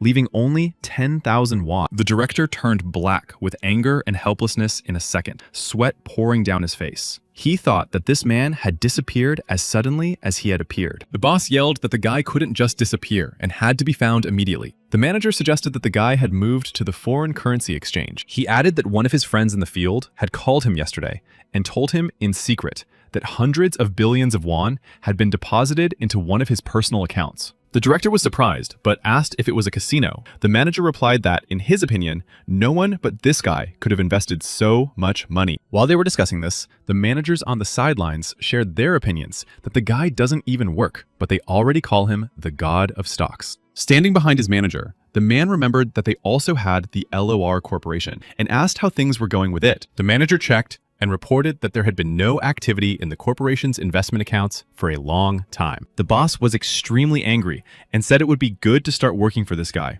Otherwise, if this continued, he would end up completely bald. The manager laughed and said that if LOR Corporation was hiring, he would also apply for a job there. The boss confirmed that he was not the only one. Amid the peaceful hum of computers in a room packed with traders, they came to the conclusion that they wanted to work for him for the rest of their lives. The boss began to worry about the guy. In his opinion, the foreign exchange market was a dead end, but the god of stocks had now become the god of currency exchange. July came very quickly, and the high school seniors were burdened with the responsibility of passing their final exams. But the guys were guys, and they kept their spirits up, even managing to meet up and go to the pizzeria during breaks to prepare for their exams. Using his mother's name, Chang Tae-san installed air conditioners in the classrooms and organized anonymous financial support for the school, which raised its rating. The guy was sure he had earned a lot of karma points, and one day, he was going to close all his accounts. 3 months of investments had come to an end. Chang Tae-san decided it was time to close his Canadian dollar trades, as he had managed to strengthen his position significantly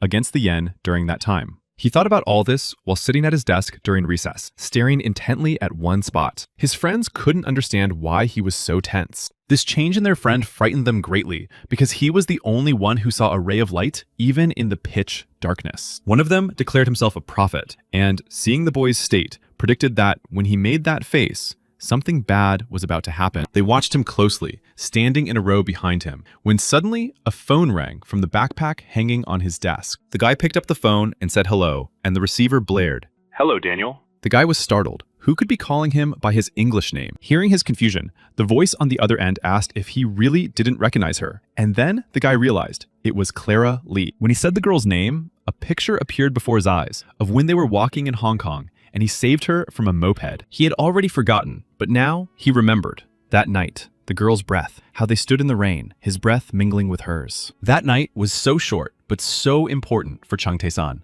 And now the girl had suddenly reminded him of herself. He thoughtfully touched his lips with his fingers, remembering how they stood in the rain. Then he approached her, hugged her, and their lips merged in a kiss. His friends heard him say the girl's name and shouted, "It can't be. What, Clara? Another woman? Maybe she's a foreigner." The girl was sure he was surprised by her call and asked what he was doing. He was very happy to hear from her and said he was just relaxing after breakfast. Clara Lee said that director Leo Stewart had told her to say hello to him. The guy laughed and said hello back. The next words made Chung Tae-san's heart beat faster. She asked if he missed her and added that despite the distance, her heart was always with him. In the evening, traders from the trading company gathered at a cafe near the office, and one of them was about to tell them something very important. His colleagues decided that he had problems, but he told them that today, margin accounts designed for long-term investments had been closed. The guy said that they had been sold for Canadian dollars and yen, and he was also going to tell them about the amount of profit from these transactions. He lowered his voice and said that it amounted to more than 3 trillion. Hearing the order of the numbers, his colleagues asked again, and even seemed to freeze. Gradually digesting the information, one of the traders asked if this someone had invested in margin. It meant he was an institutional investor. The person who broke the news thought for a moment and replied that both options were possible, or one of the two, and that the profitability was 970%. His colleague shouted that this couldn't be true, and that if the information got into the news, the entire industry would be plunged into chaos. Their shouts attracted attention. Another interrupted him, saying there would be no chaos, that this was the birth of a new star. Just think about it, $3 billion. And then their boss appeared at the door of the cafe. He shouted, "Do you even understand what you're doing? Any information about your clients is strictly confidential. Have you lost your minds?" The traders fell silent, but the boss continued, saying that if the data became publicly available and their client found out about it, they would all be out on the street. He yelled so hard that his eyes nearly popped out of their sockets, and he said that there were more and more joint stock companies on the futures market. In the end, he said that if he found out that any of them had leaked information outside the company, he would deal with each of them individually. And finally, he yelled that no one should find out about this. The last sentence could be heard far beyond the cafe. The guys reminded him that he was louder than everyone else. In the morning, Chung Tae-san asked lawyer Cho to gather information for him. Cho asked if there were still gangsters in their neighborhood and laughed. However, that wasn't the point. The guy asked the lawyer to find out about his mother's past, which, of course, surprised the man. The lawyer wanted to ask about his motives, but the guy beat him to it, saying, "Don't worry about it." And the lawyer clarified what kind of information he needed. The young man asked him to thoroughly check her family tree. The lawyer laughed and said that for a specialist like him, it should be a piece of cake. After these words, the lawyer was confused and asked how much time he had for this task. The guy asked for it to be done as quickly as possible. He thought about it some more, but replied aloud that he would do it only for the director's sake, and laughed. He asked the guy to send his mother's name and registration number, and said he would take care of it as soon as he received the information. As Clara Lee had promised, she packed her bags and flew from Hong Kong to visit Korea, and Chung Tae-san was already waiting for her plane to land. When the girl appeared in the arrivals hall, she was wearing short shorts and a tank top, and screamed when she saw the guy, calling out to him, "Daniel!" It was very difficult for him to describe the feelings he experienced when the girl he had been waiting for so long ran up to him and threw her arms around him. Everyone in the arrivals hall looked at them with admiration, and some even suggested that they looked very good together, like models. As they left, the guy put his arm around her shoulder, and the girl smiled and told him how much she wanted to visit Korea. He said, "Welcome." He picked her up from the airport in his convertible Porsche, and she couldn't help but stand up and shout to the whole street, how cool the car was. She also shouted how grateful she was for the invitation, while the guy couldn't take his eyes off the strip of her underwear visible under her shorts. He broke out in a sweat and shifted into high gear, thinking how cruel the girl was. If only she knew how difficult it would be for him to resist her perfume. Yusara was waiting for him in the office. She wondered where the director had gone today. Could it be on business? The workday wasn't over yet, and he was already gone. She looked at the table with the gift bags on it and read the name KR. She had heard that they had given him an entire casino. Then she suddenly decided that she didn't care about the gifts at all, and that the main thing was that he didn't meet other girls. Her mood changed dramatically, and she became sad, saying that there was nothing she could do about it, that she had such a flirtatious nature, and her boss was so handsome. Then she suddenly cheered up again and said she simply had to make him spend his vacation attending all kinds of seminars with her alone. Meanwhile, Changtae-san was driving Clara Lee in his Porsche on the highway,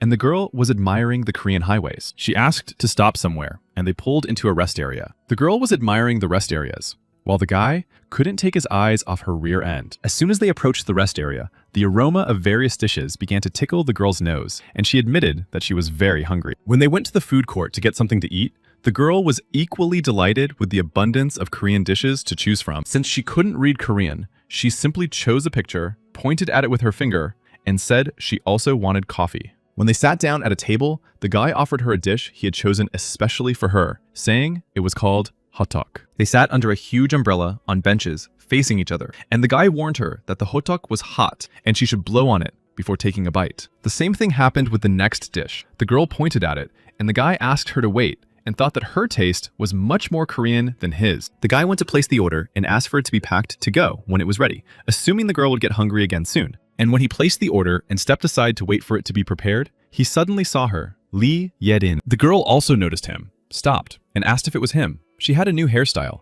a beautiful lilac dress with a belt and high boots. Changtae-san froze when he saw her. He whispered her name and just stood there, not taking his eyes off her, waiting for Clara Lee's order. Lee Ye-in asked how he was doing. She thought he had changed so much since they last saw each other. Changtae-san laughed and said he was just a normal boy. Nothing special was happening in his life, and everything was fine overall. Lee Ye-in couldn't take her eyes off him. She thought about how handsome he had become, and said aloud that she was very happy for him. Changtae-san began to feel angry inside, thinking, what nonsense. Why did she decide to talk to me right now? He remembered the ceremony at her graduation, when she ignored him and let Dawn's son hug her. He was distracted when he was told that his order was ready, and he turned away from the girl to pick up the packaged food. Those few seconds were enough for him to control his emotions. Raising his head, he smiled and said that they would see each other again. He was about to leave, but the girl asked him to wait. She reached out her hand to him, her face saying, "Don't go, talk to me." At that moment, Clara Lee appeared, asking where he had gone and why she had to wait so long for her order, and Changtae-san smiled.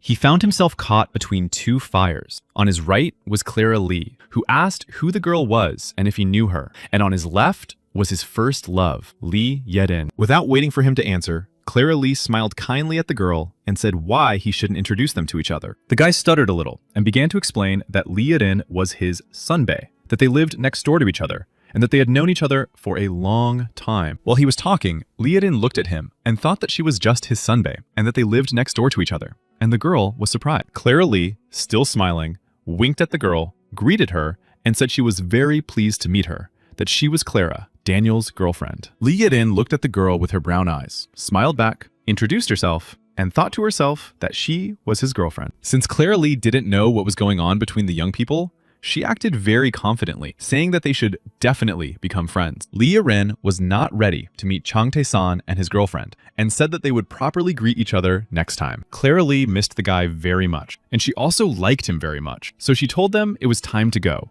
and that she wanted to go to his house as soon as possible. Changtae-san tried to control himself, but the situation was unusual, and he even sweated a little. Looking at the girl, he replied that it was up to her. At that moment, Lee Ye-in was staring at the girl. She really didn't want to admit it, but she was extremely attractive. Changtae-san managed to control his emotions, calmed down again, smiled, waved to Lee Ye-in, and said they would go. Lee Ye-in felt uncomfortable. She didn't want to let Changtae-san go with this girl, but she said goodbye and silently watched them leave. Clara Lee took the guy by the arm and they walked towards the exit. Then she turned around and said that they would see each other again. Chung Tae-san walked with his hands in his pockets. The situation was painful, and what upset Lee Rin even more was that the guy didn't even turn around. He just left. Or rather, they left with Clara Lee, while Lee Rin stood there for a while, thinking that she hadn't been able to tell him that she had broken up with Dong-san. After the recreation area, the young people went to the guy's parents' house, where his mother sat them down to drink tea, and Clara Lee admired her wonderful home. Shortly after meeting, they became friends. The girl even started calling the guy's mother Mom, and told her that she was very beautiful. The woman did not remain in debt either. She replied that the girl was also very beautiful, and must be very tired after the flight.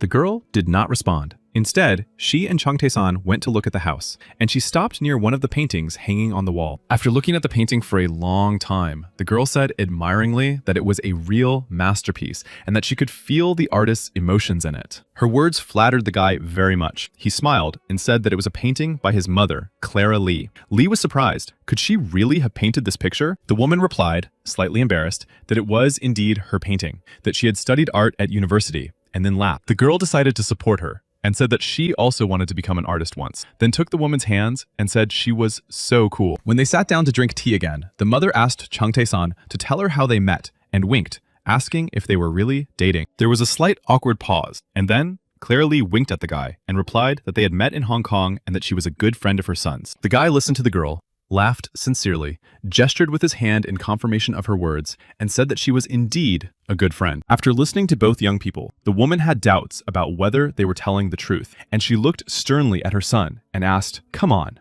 Chung Tae-san was amused by her reaction and said that everything was not as she thought, that she was starting again. The woman heard someone enter the house and decided it was her husband. She called his name, and he replied that it was him and asked if they had guests. Chung Tae-san did not expect the whole family to gather. His father entered the living room, accompanied by his daughters. His father greeted his son, and the girls asked when he had arrived and why he looked so pale. Chung Tae-san, his mother, and Clara Lee remained seated at the table. The young man became anxious, as this meeting was not part of his plans. However, he quickly got his feelings under control, stood up, hugged his father, and then hugged his sisters. The girls explained that they had returned from vacation with their father, and since they had been living in his apartment all this time, they had cleaned up before leaving. Without waiting for the guy to introduce Clara Lee to them, they looked at her with admiration and asked in unison who the girl sitting at the table was. The next moment, something happened that shocked everyone. Clara Lee stood up, bowed to the father of the family, and said, "Nice to meet you, Dad." Chung Tae-san was the most surprised and disconcerted. He began to wonder where she could have learned to greet his father like that. She even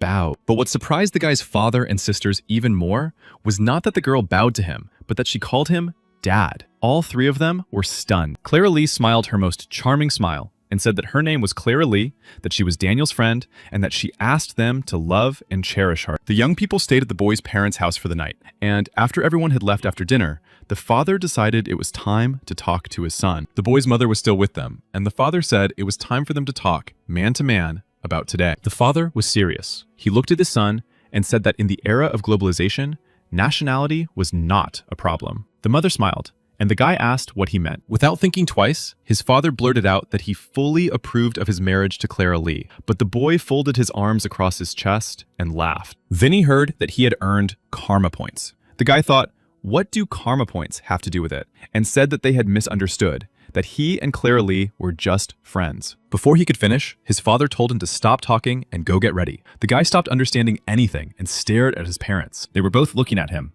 and smiling. His father said they were going on a family vacation to the sea, and they would take Clara Lee with them. Chung Tae-san couldn't believe his ears at first, then asked again if they were really taking Clara. His mother said she had already asked her, and she had agreed. The departure was scheduled for the morning. They went in 2 cars, the boy and the girl in a Porsche. The girls also wanted to go with them, but went with their parents. Agreeing to meet at the beach, they parted ways. But on the way, Chung Tae-san thought that he was going on vacation, but not just to have fun. He decided to take advantage of this opportunity to relax properly, but he also decided it was time to think about his plans for the future. While Clara Lee was enjoying the surrounding nature, the guy turned to her, smiled, and asked what she thought of his family. The girl had managed to befriend all the members of his family, especially his sisters, so she happily replied that she liked them all very much. The guy smiled, and she continued, saying that his father was nicer than she had expected, his mother was very elegant, and the twins were very young, so they called her onni. They drove in silence for a while. Then the guy turned to her again and asked if she had any reliable acquaintances from college. The girl thought for a moment and then asked if he was looking for employees for his company. Chung Tae-san explained that many people had lost their jobs due to the crisis, and that as a graduate of the economics department, she must have reliable acquaintances. While the girl was thinking about his words, he hastened to say that he would pay any amount of money for help in finding employees, and they both laughed. Then he clarified that he was looking for people with management skills who were loyal and, ideally, mature, but on the same wavelength as young people. After listening to his wishes, Clara Lee replied that the guy would have to pay such people a lot of money because they would be in high demand in any company. Since the guy had no money problems, he confidently replied that he would pay these people top dollar and there would be no problems. The girl asked if everything was as he said, why not hire her company, and that if they worked together, everything would go smoothly. The offer was extremely interesting, but the guy apologized to the girl and said that relationships between employees were prohibited. As they drove, Chung Tae-san thought he needed someone who would be his right-hand man, and it seemed like it was time to take some money from his unofficial account. Amidst conversations and thoughts about plans for the future, the road passed completely unnoticed, and soon they arrived at the sea. After changing clothes, the men went out onto the balcony to look around and admire the view. The father was delighted and said they had come to a very beautiful place. There, the young man asked his father a question that made him tremble. He asked how he could talk about a vacation without booking a room, since it was the peak of the season. His father honestly admitted that this was his first vacation with his family in 10 years, and he simply couldn't not go. There were indeed no rooms available, so my father asked how he had managed to get the rooms. The young man replied that he was his son after all, and mentally thanked his secretary, Yu Sera. Young people were already having fun on the beach, running on the sand and discussing something cheerfully, but everything changed when they saw Clara Lee. The whole beach stared when she was left in her swimsuit. The men thought she was nothing less than a goddess, and the girls asked if she was a model. The twins ran up to her and hugged her, saying that her body was simply incredible and that she was a very beautiful girl. She laughed and said that they were cute too. While Chung Tae-san was not on the beach, the girls suggested playing a game, saying that he would be back soon,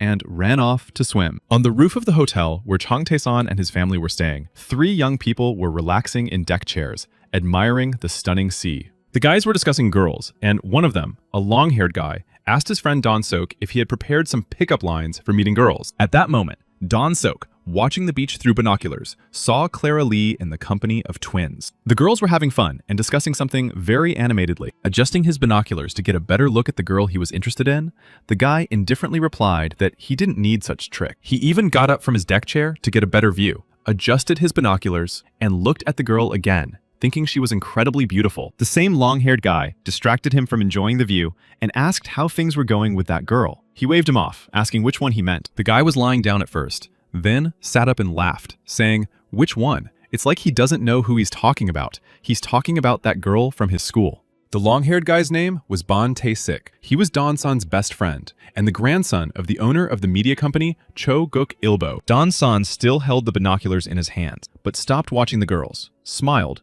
and asked if he meant Liudi. Bon Tae-sik didn't answer, but another guy lying with them became interested in the question and asked if their relationship was over or not. Without looking through his binoculars, Don-san replied that he and the girl had broken up, which made him sad, but relaxing on this beach really helped him take his mind off things. Then he looked thoughtfully into the distance and said, "Isn't her father's promotion the best gift?" and returned to his binoculars. Bon Tae-sik said her father was a Supreme Court judge. Don's son added that he had a difficult personality, but being demoted to a provincial judge had changed him. Since he was not very interested in other people's problems, Bon Tae-sik leaned back carelessly on a deck chair and added that the girl was very cute. Don's son couldn't let that remark pass and sarcastically remarked that if he liked her so much, maybe he should give her up to his friend. This remark only amused the guy, and he said that his friend's whining had put him off. And besides, the girl was a nerd, and nerds often turned up their noses. Don-san laughed and added that he meant it. He had been kind to the girl, and she had decided that he would indeed become her fiancé. He smirked and called the girl an offensive name, saying she was only 20 and already wanted an easy life. Another of Don-san's best friends, Choi Ji-hyun, replied that he understood everything quickly and that people should understand that those born to crawl cannot fly. In response, Don's son said that his father wanted to give the guy's uncle a gift and that he should ask him to make time for a meeting. Choi Ji-hyun sat down abruptly on a deck chair and replied that he was terribly busy, After all, he was a presidential candidate. When his friend asked if it was really that difficult to meet with him, he replied in a tone that brooked no objection, saying, "Of course it is. That goes without saying." Bang Tae-sik said his family had decided to support the guy's uncle, and he thanked him and said he appreciated that the most prominent journalist would be supporting them. Then he thanked him, saying that when his uncle became president, he would not forget their help and would definitely repay them so that they would not regret it. Despite the morning sun beating down, Bang Tae-sik decided to refresh himself. But just as he brought the bottle of drink to his mouth, Dong-sun handed him binoculars and said, "Take a look." He pointed the binoculars at the place where the girls were playing with Clara Lee, and the guy asked in delight if his eyes were deceiving him. The girls had just arrived at the beach, and the twins ran to go swimming. The girl stood with her back to him, and the guy was able to enjoy her figure, saying she was hot. He watched for a long time as the girls ran to the sea, wet their feet, and returned. The guy added that he liked the twins too. Enjoying Bang Tae-sik's reaction to the beautiful girls on the beach, Dong-sun leaned back in his deck chair and asked which one of them would go after them. Bang Tae-sik laughed when he heard this question and turned to the guy and said, "Isn't it his turn today? He picked up the girls yesterday." Dong-sun did not resist or argue. He quickly got up from his deck chair and said, okay, he would go after them. After taking a few steps, he turned around and added that they should stay close and watch how he would seduce the girl in no time. Meanwhile, the girls were carefree, swimming in the sea, splashing each other with water, forming coalitions against each other, and laughing merrily. They splashed around energetically until one of the twins finally admitted that she was tired and suggested taking a break. Everyone agreed. The girls went out onto the sand and settled under a huge umbrella. One of the twins lay down on a mat and dozed off, saying how exhausting games were. The other one said to Clara Lee that some boys were staring at them from behind, and it looked like they were coming towards them. She turned around, but the girl shouted that she shouldn't look at them. Clara Lee calmed the girl down. She sat down with her legs crossed and her arms covering her chest, and said that this happens when you go to the beach, and that it's best to ignore them. Before she could finish, a voice behind her said, "Wow." The girl looked up to see who was talking to her. It was Dong-sun. He said that it looked like the girls were relaxing together, and he had two friends with him. Would they mind if the guys joined them? The twins turned around when he started talking, and, hearing that the guys wanted to join them, asked in surprise, "Join us?" Now it was Dong-sun's turn to be surprised. His plan had not gone according to plan. He thought, aren't they going to thank him? The girls behaved completely differently than the guy expected, so he even broke out in a sweat from indignation when he heard a drawn-out no. They sat slightly turned toward him and looked at the guy with displeasure. Clara Lee said they could entertain themselves just fine. Unaccustomed to rejection and completely confident in his charm, Dong-sun stood confused and discouraged. He decided that the girls just didn't understand how lucky they were. So he put on a sweet face and said that the girls could relax. They were nice guys. Smiling, the guy added that they had a special room at the hotel and could take a ride in his sports car, have some drinks, and get to know each other better. He was sure the girls wouldn't refuse, but they didn't even turn around. Clara Lee said she wished them luck, and Dong-sun just shrugged his shoulders. But the guy still hadn't lost hope. Blushing, he laughed and said, "Don't they believe me?" He decided it was time to play his trump card and said he didn't want to say it, but his father was the head of the Ana group. Unfortunately, his words did not elicit the expected reaction. One of the twins turned around with a very dissatisfied look and asked if he had said everything. Following her, the second twin jumped up and shouted that they just wanted to relax and asked if His Excellency would be so kind as to get out of there. The guy couldn't wrap his head around what had just happened. Everything had gone wrong from the start, but he certainly hadn't expected that response. He even froze for a moment, but then, when he understood the meaning of the phrase, he suddenly laughed so sincerely that he even closed his eyes. Now, his reaction to their words discouraged the girls. The twins looked at him with wide eyes and open mouths. Clara Lee turned around with interest. She was sure that their sharp answers would discourage the guy from bothering them, but he behaved unusually. The guy's expression changed. His gaze became cold, and he said that it was rare to find people who dared to talk back to him, and it seemed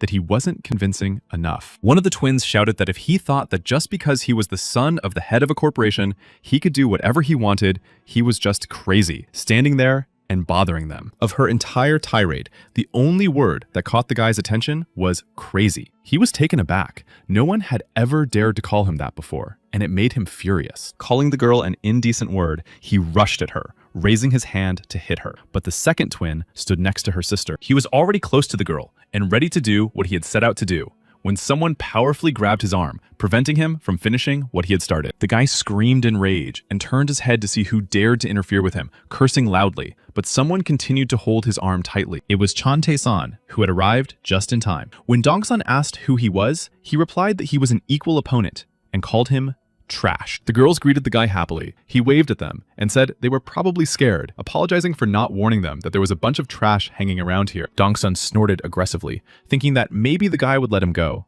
But he didn't think it was likely that he was making an effort to hold his hand. But Chung Tae-san was in no hurry to let go of Don-san, which annoyed him greatly. He wondered why he couldn't get away, and who this guy was anyway. He began to insult the guy, saying that he didn't know who he was dealing with, and wouldn't get away with it. Chung Tae-san laughed and said he knew who the guy was. Don-san hoped that by asking if the guy knew who he was, he would scare him, but he replied that he was the third son of the head of Ana Group, the very problematic Oh Don-san. Seeing that Dong-san was taking a long time and realizing that he was in trouble, his friends ran to his aid, asking what was going on. Enraged, they ran up to the guys and shouted at Chung Tae-san to let their friend go immediately, asking who he thought he was and swearing at him. Chung Tae-san, not letting go of Don-san's arm, mentally cursed them and told them to stay where they were, thinking that he seemed to have seen them somewhere before. The guy read that Choguk Ilbo's grandson was suspected of using illegal substances, but the incident was hushed up due to pressure on the media. People staged protests and demanded punishment, but senior officials pretended that nothing had happened. Jang Tae-song remembered who they were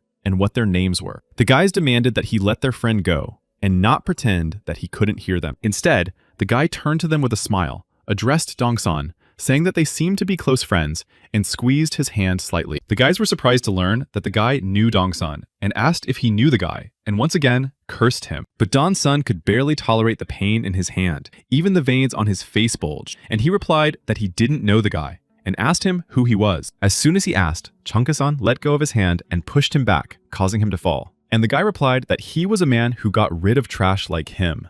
His friends shouted the guy's name and started swearing at Chung Tae-san again, saying that he had completely lost his fear. The girls were standing nearby and saw everything. Clara Lee was very surprised at how strong and brave Chung Tae-san was and how he helped them. The girls were thrilled, smiling and admiring their brother, saying that he was very cool for protecting them. Don-sun, sitting on the ground in tears and holding his hand, called the guy names again and shouted, asking if he knew who he was and what he had gotten himself into. Even though Chung Tae-san wasn't holding his hand very tightly, it hurt, and he roared and gritted his teeth in anger, hissing that the guy had attacked the wrong person. Then he began to threaten, saying that he would remember his face and make him beg for mercy before he dealt with him. He yelled so loudly that the whole beach turned around. Someone said, "Look!" Another replied, "What's going on there? It looks like a fight is about to break out." The news that someone was looking for a fight spread throughout the beach. Everyone on the beach began to gather closer to them. Someone said, "Yes, it's a real fight, 3 against 1. This was just what Chung Tae-san needed. Barely holding back a smile, he thought, the stage is set, and now it's time to start the performance. He shouted, Don-san should apologize. Even though he is the son of the head of Ana Group, he cannot turn a blind eye to his rudeness towards the sister. Since almost the entire beach was standing nearby, people heard who he was talking about and began to whisper, "Is he really the son of the head of that company?" The guy heard the gossip spreading across the beach, with people asking if he was really the son who had been accepted into Hankook University of Law. Jung Tae-song thought he couldn't hit the guy directly, but he could get the crowd involved, and decided to let them tear the guy apart. This was his cunning move. Dong-sun was not so restrained. Trying to get up, he hurled insults, urging the guy not to make a scene. Choi Ji-hoon decided to intervene in their argument. He growled, jumped at the guy, and blurted out that he was the head of the flower snakes, trying to insult the guy. Looking at him, Chung Tae-san thought that this guy was much worse than Don-san, hiding behind his uncle, who was a presidential candidate. In reality,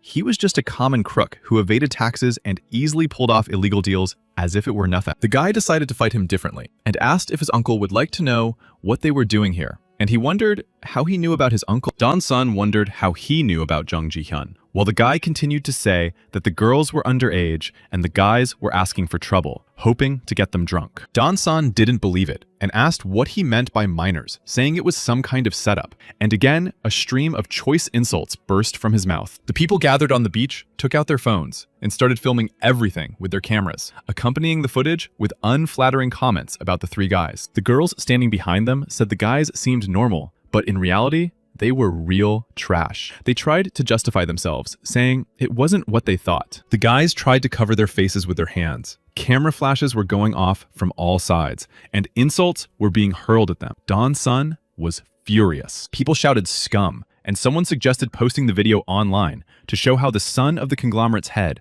and the nephew of the presidential candidate were having fun. Changtae-san rejoiced without touching any of them, and pointing his finger at the people, he harshly taught them a lesson for how they behaved towards his girlfriend and sisters. But then Bang Tae-sik spoke up, saying that he didn't know who the guy was, but that he had already crossed the line and it would be better for him not to get involved. He added, looking at the guy with a devastating gaze, that it would be better for him to be very careful from now on because he, Bang Tae-sik, had remembered him. The threats had no effect on Changtae-san. He thought that if they were alone, he would shut this guy up for good, who was just as much trash as his uncle. He couldn't touch him with his hands, but in a very quiet and calm voice, Changtae-san told him to listen to what he was going to say. The brave Bang Tae-sik immediately wondered how this guy knew him, wondering if he also had some information about him. In the same tone, Changtae-san asked him, "Your grandfather is the head of the media company Choguk Ilbo, isn't he?"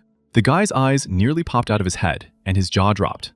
However, this question wiped the nasty grin off his face and replaced it with a confident look of permissiveness and impunity. Changtae-san continued, "The grandson of a journalist of such stature should not harass minors." For a few seconds, the beach fell silent. Then there were shouts of, "This is a real bunch of trash, a whole dump," and calls to take pictures of them. The guys growled with anger and helplessness. Don-san couldn't hold back and yelled at the people standing on the beach to immediately put away their phones and stop filming, but no one listened to him. His anger grew stronger and stronger. He shouted, "Did you come here just to watch us?" and told them to get off the beach. People were in shock. But that wasn't all. Seeing that no one was responding to his shouts, the guy rushed into the crowd, yelling, "Are you deaf? Get out of here!" His screams were accompanied by a torrent of choice swear words. His eyes seemed to pop out of their sockets. Saliva flew from his mouth, and he shouted that he would not let anyone get away with this. Changtae-san thought he considered himself above ordinary workers, and it was hard to believe that he had been accepted into Hankook University, which had sharply lowered its standards. Don's son was about to leave the beach when he suddenly heard a voice saying that he would file an official complaint against the head of Honor Group about this incident. It was Clara Lee. The guy turned around and asked who she was to complain about his father, and without holding back, he cursed at the girl. She replied that she was the secretary of the HSBC head office in Hong Kong, and that their lawyers would file a lawsuit against them for defamation and harassment. Don-san looked at the girl with a dismissive glance from head to toe and asked her to repeat what she had just said, his eyes widening. Choi Ji-hun was just as shocked as his best friend, and the same thing happened to his eyes, only he opened his mouth and thought in surprise, HSBC? His eyes widened in surprise, and his jaw dropped, and Bang Tae-sik thought, could this really be the Hong Kong bank? After analyzing everything he had heard, it was Bang Tae-sik who told the three of them that it would be best to get out of there while they still could. He added that it would be better not to mess with the bank because they could shut down Don-san's father's company. His gaze was very serious and determined. The guys looked at him from under their brows because their anger had to boil inside,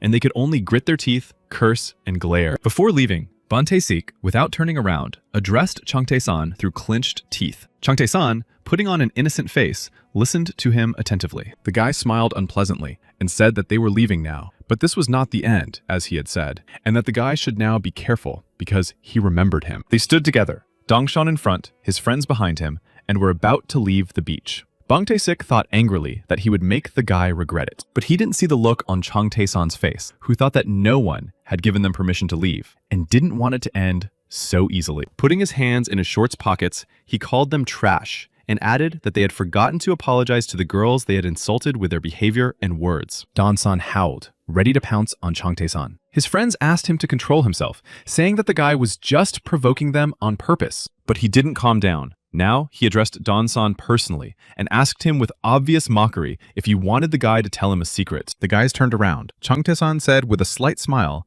that his father's company would go bankrupt in a year. Choi Ji-hun asked what he was talking about. Changtae-san paused for a moment and added, without hiding his pleasure, that after that, the guy would become poor. In response, he heard roars and a stream of abuse. After these words, Don-san was ready to pounce on the guy, and his friends dragged him away from the beach, telling him not to listen and to leave before his mood was ruined. Looking at them, Chang Tae-san imagined them at a parade, against the backdrop of the night city, and thought that they would even sell their homeland if necessary, just to live in luxury. His gaze became serious and determined, and he mentally addressed them, telling them they would have to wait, that he, Chang Tae-san, would take everything they had. After his vacation, Chang Tae-san told his lawyer Cho that he was going to set up a private equity fund and said he knew very well what kind of fund it was. Smiling, he told the lawyer that he needed the private equity fund because he was going to take over another company. The lawyer decided that he had misheard and asked again if the guy was really going to take over another company with this fund. Even though Chang Tae-sun looked completely serious, the lawyer asked again if he was really going to do it. Chang Tae-san replied that he would hire a professional manager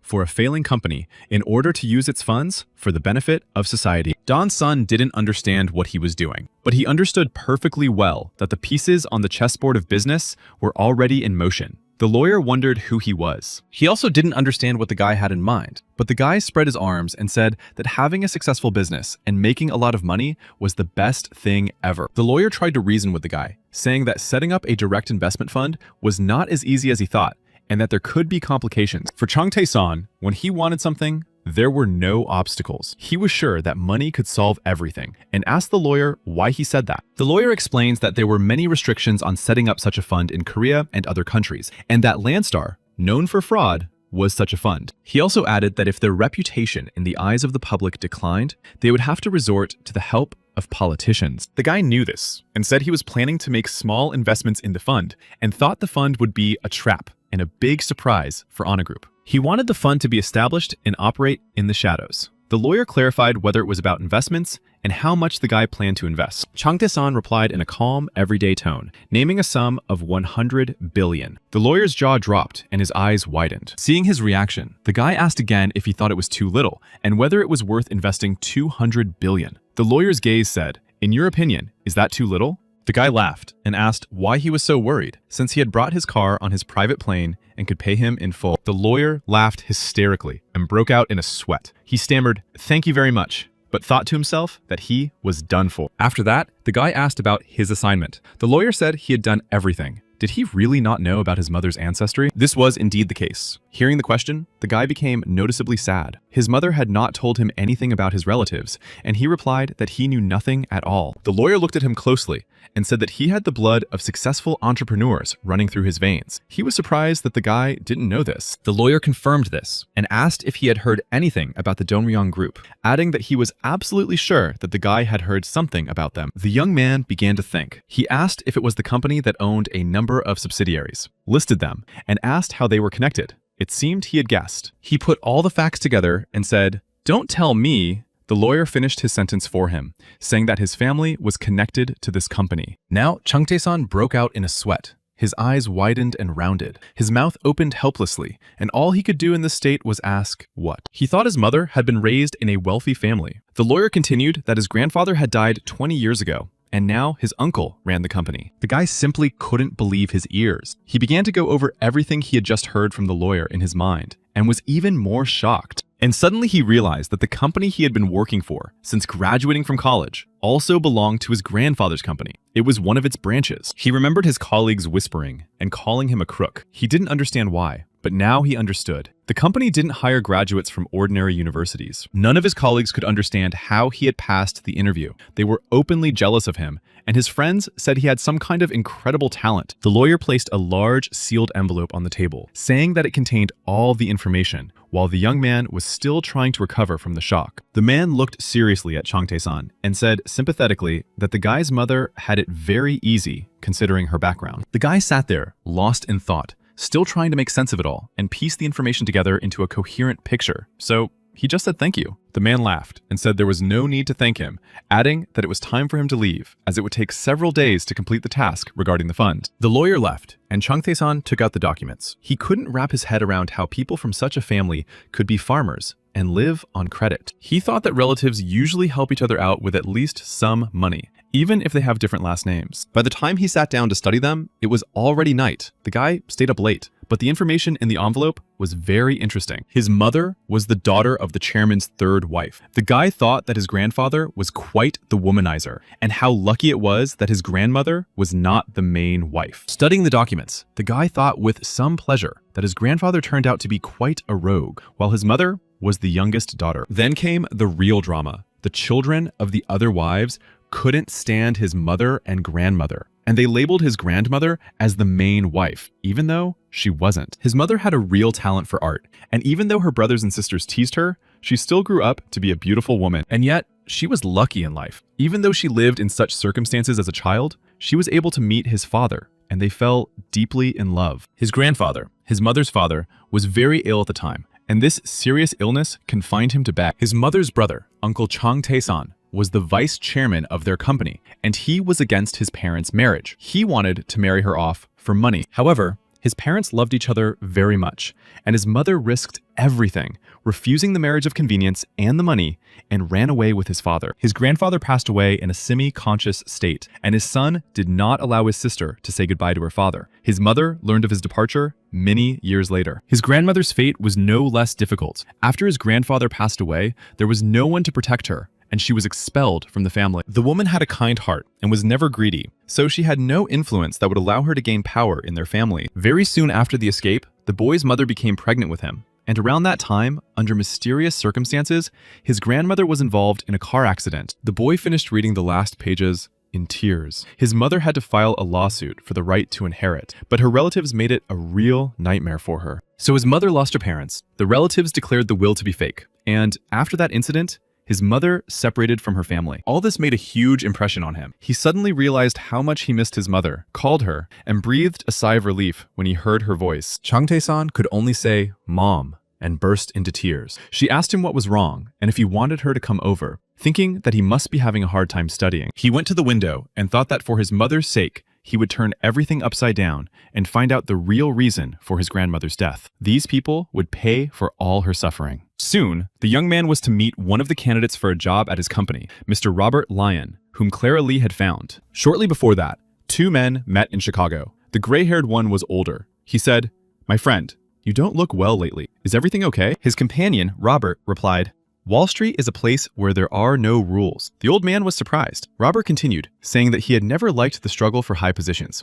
The old man still did not understand what his companion was talking about and asked why he was telling him all this. Then something completely unexpected happened. Robert began to cry and said that, to tell the truth, he had received a letter saying that he had been fired. He went on to say that he had repeatedly warned the managers of the company where he worked about the impending crisis, but no one listened to it. The crisis Robert had predicted had come, and the company had suffered huge losses, but they blamed him for everything. His interlocutor was outraged at how they dared to do such a thing. He was genuinely outraged by how they had treated Robert and said it was madness, that Robert was a talented and honest man. So why had they done this to him? Robert had no answer to this question. And then the old man said he could take out a loan and try to start all over again. After mentioning the loan, Robert burst into tears and said that his mother-in-law had been diagnosed with Alzheimer's and cancer, and he had racked up debts to pay for the surgery. But that wasn't all. Robert confessed that his wife had been cheating on him with his boss. The old man thought nothing could surprise him anymore, but alas, after telling all this, Robert burst into tears, even more than before, and said with a bitter laugh that now his life was worse than that of a beggar, and he and his wife were getting divorced. On top of everything else, Robert said he had left all his property to his wife and had no regrets about it. The old man couldn't believe his ears. When asked about his children, Robert replied that they didn't need a poor father, but it was his own fault. He should have devoted more time to his family. The old man told him not to be discouraged and asked if he was going to leave finance. Robert replied that a 50-year-old failure like him was unlikely to find a job. At that moment, Robert looked so miserable that the old man didn't know what to say to him. He just sat next to him and remained silent, allowing him to cry. When Robert calmed down a little, the old man realized he was ready to hear what he had to say and told him he had a proposal for him. The tears in Robert's eyes dried up completely, and he asked about the offer with interest, looking expectantly at the old man. That evening, Chung Tae-san stood by the window of his office, looking out at the city and vowing to avenge his mother's relatives for her suffering. Robert arrived in Korea. He had an appointment with Chung Tae-san. He stood looking at the same city and thought about Professor Matthews' student. Robert had met him some time ago in Chicago, and that same evening, in tears, he had accepted his offer, and now he had flown to Korea. Robert remembered how he told the professor his sad story and promised that if he was hired, he would serve his new boss faithfully. At that moment, Robert was desperate and swore he was ready to sell his soul to any company for a chance to return to the financial market. And now he was waiting to meet with Chung Tae-san. He had time to think while he was being interviewed, and he decided that he was ready to do anything to get back. He stood by the window and looked at the city, sparkling with multicolored lights. Suddenly, the door creaked, and a woman's voice asked if he was manager Robert Lyon. Robert turned around. Standing in front of him was a girl, and behind her was a young man. The girl smiled and said her name was Clara Lee, and she was Professor Matthews' student. The young man behind the girl remained silent, only raising his head and looking intently at the man, who felt as if he were being scanned. They had met in Hong Kong for the interview because Chan-the-san did not have a visa, so they met on neutral territory. The young man understood that in order to officially enter the American market and make a name for himself there, he needed someone who had already made a name for themselves on the stock exchange in the United States. He needed a real genius who would be his hands and feet in the States, and he really wanted him to understand this at first glance. No sooner had he thought about it than something flashed, and he felt something suck him in, something he couldn't resist. The flight didn't take long, and soon he found himself near some house and asked loudly where he was this time. During his encounters with the gods, the guy was ready for anything. His question was answered with a question. A male voice said, "It seems you wanted to meet me." He saw a huge tree with scarves hanging from its branches, tied in knots at the bottom, and an ancient old man sitting at the foot of the tree. Everything happened so suddenly that the guy didn't have time to be scared, but instead got angry and barked at the old man, asking who he was. He was dressed in white, with long hair, a beard, and a mustache, all of which were also white. His kimono and belt were white as well. He said his name was Nam Sago. He was sitting on a small platform near the tree and asked the boy if he had heard of him. The boy admitted that he was hearing his name for the first time. The old man's face clouded over. He said there was nothing he could do about it. Once upon a time, his name was well known, but now it seemed that everyone had forgotten him. The young man decided to cheer him up and said with a laugh that it wasn't the old man's fault. He just wasn't very knowledgeable about history, and asked what he wanted from him. The old man replied that he wanted to learn about people by looking at their faces. Wasn't that his desire? To understand people by looking at them just once? Chung Tae-san was overjoyed. It turned out that the old man was an expert in physiognomy and would teach him how to assess a person's character and personality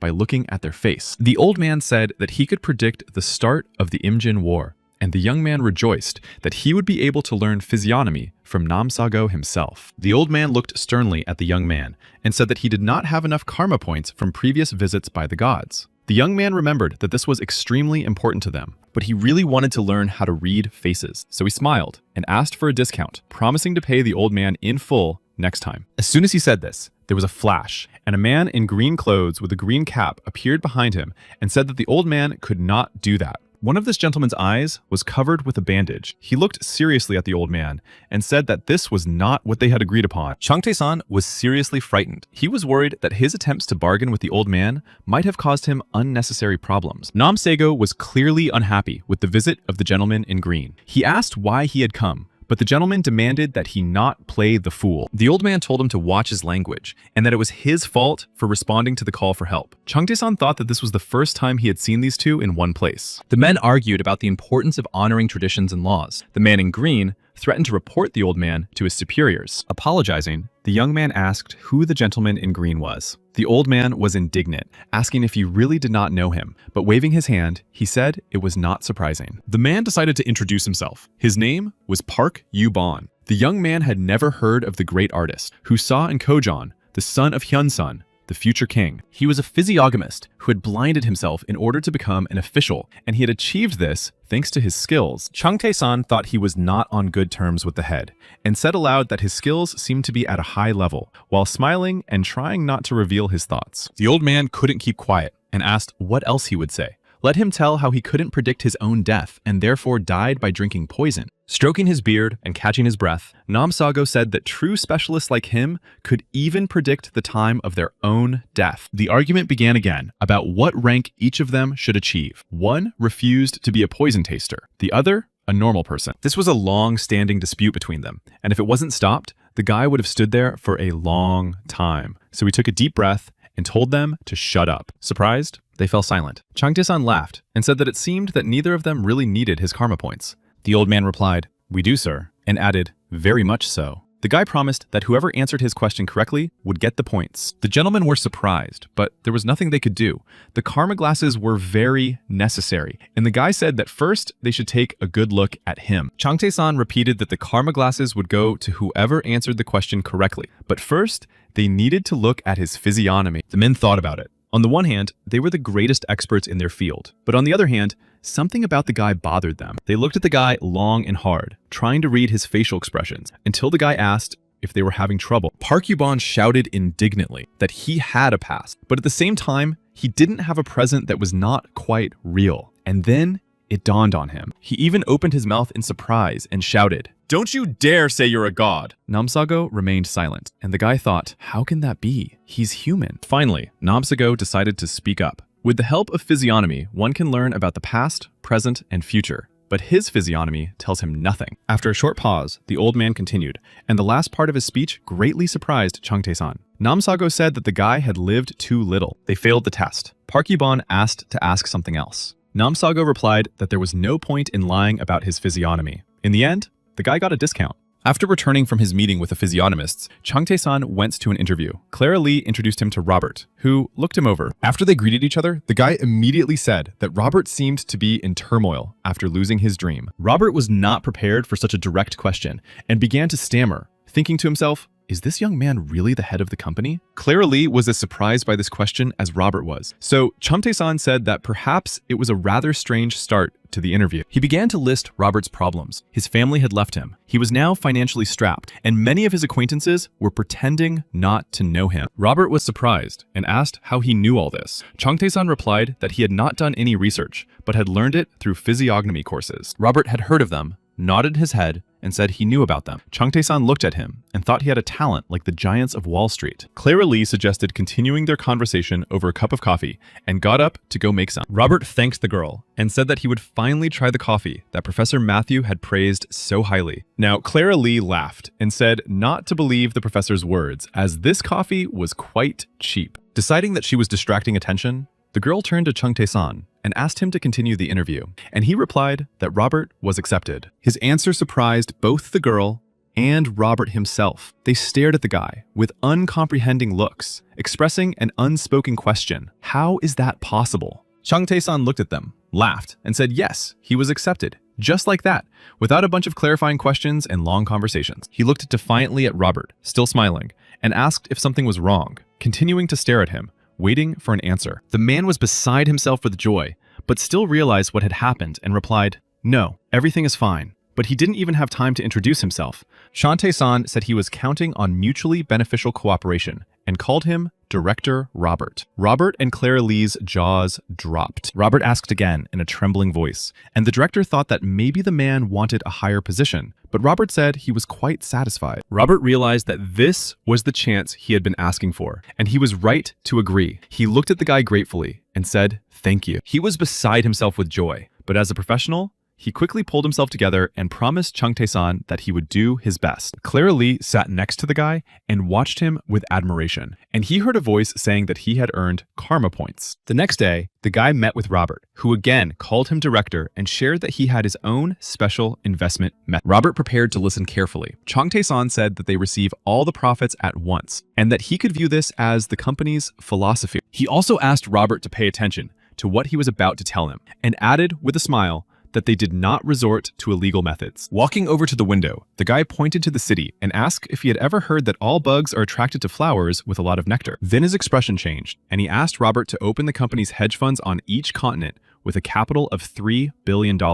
After hearing the request, Robert immediately asked a clarifying question about how many investors they had in order to understand how to proceed. Still looking out the window and without turning around, Chang Tae-san replied that they did not have any investors yet. Robert objected, asking how they would operate in that case. But the answer was simple. Chang Tae-san turned his head slightly, a sly gleam appearing in his eyes, and said that he would invest in everything himself. Robert was surprised, but did not show it. The guy promised to provide him with all the necessary support and money he needed to create a team. Robert asked if he should get started immediately. The guy confirmed that he could already hire experts to get the job done quickly. Then he said something Robert hadn't heard in a long time, and didn't expect to hear, that he was entrusting everything to him and counting on Robert as director. Robert thought about it for a day and replied that he just needed to trust the guy, and his life would be better than he could ever dream of. Chang Tae-san was pleased that in just a few days in Hong Kong, incredible work had been done. Robert hired fund managers and employees. He flew back and forth from Hong Kong to the United States several times, providing detailed reports, and even set up an office that Clara Lee didn't know about. In half a month, Robert became the head of a hedge fund in a low-tax country. Chang Tae-san was sure it was because he had already worked on Wall Street. Very quickly, they managed to establish hedge fund companies in London, Hong Kong, and Manhattan. And now, they were ready. Standing on the roof of the building, where they had their office in Hong Kong, the guy thought he was nervous, but it was time to launch a full-scale marketing campaign. He had an appointment, so he stopped by to pick up some flowers and headed to the elite residential area of Repulse Bay in Hong Kong. When he saw the houses there, he understood why it was considered elite. Pulling up to one of the cottages at the right address, he thought with admiration what a luxurious cottage it was, and wondered if Clara Lee really lived there. The girl herself came out to meet him. She was glad to see him. Chang Tae-san said with admiration that her house looked simply incredible. Clara Lee laughed sincerely and replied that it was not her house. He had misunderstood. This beautiful house belonged to her parents. The guy laughed in response and said that the house would belong to her in the future, as she was the only child in the family and would inherit all the property. As they climbed the stairs, the guy asked what the girl's father did for a living. He must be very rich if he could afford to live in such a house. The stairs ended, and they found themselves in the garden with a fountain in the center. Chang Tae-san thought, the garden is huge. Can people really have such large plots of land here? As they walked toward the house, the girl excitedly called out to her parents, telling them that Daniel had arrived and that they should come out to greet him.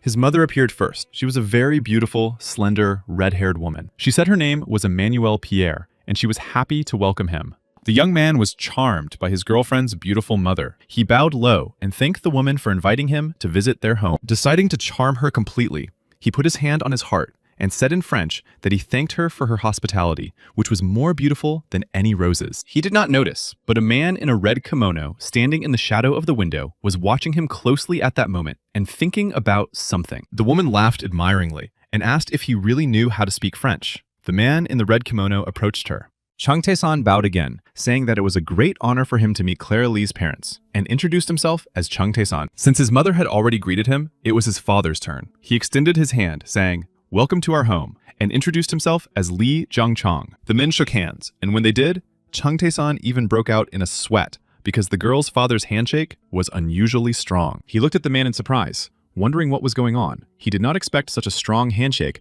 from someone of such an advanced age. While the man looked very calm, he smiled and even closed his eyes with pleasure as he continued to shake the young man's hand. The handshake was so strong that sparks flew around their hands, not to mention the veins that bulged and showed through the skin. Still not letting go of the young man's hand, Lee Jung-chong smiled at him and said that his young friend was surprisingly strong and watched his reaction. The young man did not remain in debt. He smiled and said that the same applied to the gentleman, whom he called his father, and thought that perhaps he was a martial arts master. The girls began to separate the men, and their mother asked what had come over them. Clara Lee said that the guy had bought her father his favorite Mao Tai as a gift. The girl lifted the bag so that her father could see it. He smiled and said that the guy had good taste, but he didn't let go of her hand. Emmanuel Pierre looked at the roses and said they were magnificent, and asked how many there were. The guy replied, 47. The woman was delighted that he knew her age. The guy said he had actually felt that there were only 47 roses in the flower shop, but he didn't go into details. His mother said that Clara Lee had found herself a good guy and invited them into the house, and everyone agreed. When they crossed the threshold of the house, her mother said that they lived in a modest home, but that the young man should not feel embarrassed and could make himself at home. Chang Tae-san couldn't agree. Looking around the room they had entered, he saw servants and security guards on the wall and a 65-inch TV. All this, combined with the room's decor and the chandeliers on the walls, led him to believe that they lived in extravagant luxury. The girl decided to tease her father, saying that his house couldn't keep up with centuries of architectural development, and that she was even embarrassed to talk about business here. The guy decided to lighten the mood and said that a house is just a place where you live, no matter how cramped it is. The main thing is how comfortable it is to live in. Fortunately, everyone understood his joke, and the four of them laughed together. Lee Jiangchong laughed the loudest and said that he liked this guy. Then, smiling, he looked at the guy, addressed him as Daniel, then Chong Dasan, and asked if he would like to have a drink with him. The guy agreed, and the man was very happy and invited him to the table, which was set with food. He said they had prepared the simplest meal. Chang Tae-san wondered if it was really simple food. Then, the man offered him a glass and made a toast to his success. The young man bowed, looked into his cup, thanked him, and said that he wished Lee Jong-chan and his entire family boundless happiness and wealth. The man said that according to his daughter, he was a VIP client of one of the banks, that he had taken out a loan from the bank, and that he was cunning and had a good job. Chang Tae-san said they had no choice because they had approved his collateral, and the man watched him intently and nodded his head in time with his story. Then he narrowed his eyes and asked if the guy was an investor or the founder of a secret fund of a Korean conglomerate, and looked at him expectantly. The guy smiled proudly and said that he owned a direct investment fund, which surprised his interlocutor. The man gathered all the information in his head and asked how old he was. Chung Tae-san replied that it didn't matter how old he was when it came to money. It seemed that Lee Jiangchong was of the same opinion, because upon hearing the answer, he laughed and said that the guy was right and that it was absolutely stupid to ask him about. But he didn't stop asking questions. Smiling, he asked what the guy was investing in, maybe stocks, donations, or loans to businessmen. But he didn't answer the question, saying it was a business secret. The girl's father told him to consider it gossip between father and son, as he was dying of curiosity. Seeing his interest, the guy decided to seize the moment and asked if he himself was interested in investing, and promised him 1% of his shares. The man asked for more details, saying he would like to participate in investing in his son's business. But when he heard about the 1%, he laughed. Chung Tae-san thought maybe he had said something wrong, and when asked about the initial investment price, replied that it was only $1 billion. This figure made the man's expression change. He broke out in a sweat and wondered who this guy was. Then, after taking a closer look, he decided that he didn't seem to be joking. Pulling himself together, he smiled again and asked if he was the only investor, thinking that he needed to remain calm. The guy realized he needed to keep the interest going, and raising his index finger, said that he was the only one for now, but his people were currently attracting new investors. Meanwhile, Robert was meeting with another important person, a politician named Jack. Robert joked that he was a better politician than a scientist. The politician was surprised that Robert had invited him to meet, and said he had heard that Robert had almost hit rock bottom. So, who had hired him? Robert listened calmly to the question and, raising his head proudly, replied that he had been hired personally by the owner of a private equity fund. Jack was surprised, and Robert replied that he did not have a large turnover, but he was ambitious and promising. Jack asked who it was, and Robert suggested they meet. He replied that the presidential election was next year, and if someone was willing to finance his election campaign, he would fly to the other end of the world. Robert listened to Jack without interrupting and simply said that he would help him. Surprised, Jack asked if he really meant it. Jack was so touched that he began to thank him in advance, saying that he had always known he could count on his best friend. Robert laughed, remembering how his friends had treated him when he lost his job, and, looking slyly at Jack, said he would help, but not for nothing. After a pause, he added that, to be honest, he supported Senator Obama. Jack was surprised and asked the doctor of law to clarify. His interlocutor broke out in a sweat, and his face was written with a question mark. He asked if Robert really didn't know how popular Hillary Clinton was now. Chung Tae-san remembered sitting at his desk. A whole year had passed since he returned to the past, and he thought about how many events had taken place during that time. Among other things, he remembered meeting Lee Ya-rin and Kim So-ryun, fighting with Hong Sun-hyun and Chae Hyun-chan, and vacationing with his parents at the seaside. Only now, looking back, did he realize that he could not have imagined how many bullies and cheaters he would punish during that time. Another achievement was establishing peace at school,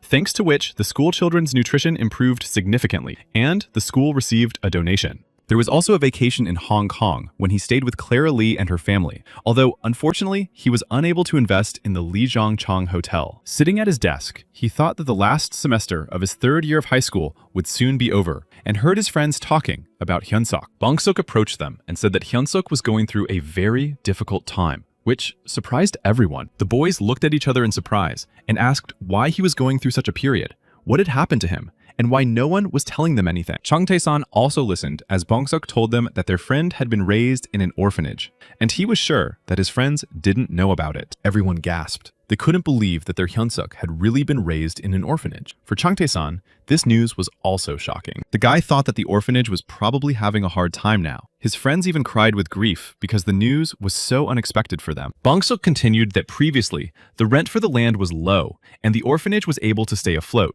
But now, they were going to build a residential complex and told them to move out. The guy added that even the city hall couldn't help. And in the end, he admitted that because of all this, their friend Hyunsuk had gone to work as a construction worker. The guys were surprised that he had gone to work as a construction worker, since he had wanted to work in the social services department. Listening to them, Chung Tae-san remembered his friend when he was still a child, and they came to school, and he couldn't believe that he had ended up in such a situation. But suddenly, a thought flashed through his mind. When Bong-seok talked about the orphanage, he mentioned that the National Assembly was involved. He imagined the satisfied faces of the members of the National Assembly in their expensive suits, smiling, and cursed, saying they were all in cahoots. On Saturday, the boy decided to go with his mother to support her and work as a volunteer, saying he wanted to be like her because she had a heart of gold. They were driving in his father's car. His mother was sitting in the front, so she turned to her son, laughed, and said that he knew how to please her. Driving through the city, the guy saw a construction site and thought that there used to be a children's shelter here and was sure that the authorities would move government agencies there. The new construction site was right next to the government institutions, and the boy could sense how much money had already been invested in it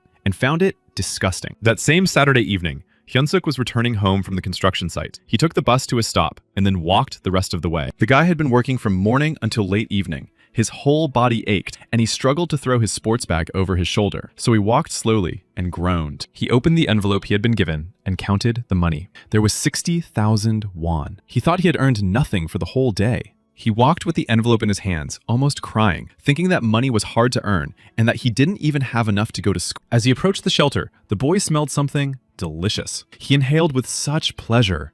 It had been a long time since he had eaten anything so tasty. The boy stopped at the gate and heard voices. Someone was asking for seconds. Someone was offering seconds. And the boy wondered who was there. Suddenly, he heard the name Chung Tae-san. Someone said that when he grew up, he wanted to marry Oppa. Another voice replied that he needed to eat first. When the guy looked through the open gate, he saw a whole crowd of people sitting at tables and eating something. When they saw the guy, they all called his name and invited him to join them, asking him why he was standing there and not coming in. Chung Tae-san heard his friend's name, turned around, and smiled at him. The boy was happy to see him and said it was good that he had come too. Hyunsuk asked what he was doing there, and the guys from the orphanage ran up to him, shouting that they were eating delicious brisket and that he should hurry up and join them. Chung Tae-san approached his parents with Hyunsuk and said that this was his friend. They greeted each other and said they were pleased to meet him. The guy was in shock. He was upset after work because he had earned very little money, so he automatically replied, "Hello." Then he noticed boxes with apples drawn on them. Chung Tae-san's mother said that they had brought them some organic apples. In addition, there were a number of boxes in which the guy found a bunch of concentrated products. He was so moved that he even cried. He cried out in tears, "Chung Tae-san!" And Chung Tae-san smiled and told him not to stand there like a statue, but to go help and not forget to eat first. Hyunsuk was grateful to Chung Tae-san. He approached him and thanked him for spending his precious time, and Chung Tae-san earned karma points. After the weekend, Chung Tae-san met with a real estate agent to find out where to relocate the shelter, and the agent offered him an excellent option with a closed school. The man showed him a building that used to be a school, which was now up for sale, and the guy could buy it. There used to be 2 schools there, but they had closed. The man showed them on a map. They were not far from the high school, but he warned that the building was expensive. The man admitted that he had suggested the building because he thought it could still be used, and the young man asked how much it cost. The realtor laughed a little hysterically and said it cost more than 15 million won, then looked at the guy and added that it was really expensive. The young man smiled and said that it was not much for him, that he wanted to buy it right away, and thought that for a place where 100 people would live, the price was low. After thinking for a moment, the guy added that, if possible, he also wanted to buy the mountain behind the school. And the man froze in surprise and delight. Chung Tae-san said he would buy the building on behalf of his mother and give it to others. He took out his phone and called the architectural agency without wasting any time. The head of the agency was happy to hear from him, and he immediately offered him the opportunity to earn some extra money. The realtor thought the guy was very straightforward. His next words surprised the realtor. He wanted to rebuild the school into a residential complex and promised to transfer the money as soon as possible. After meeting with a real estate agent,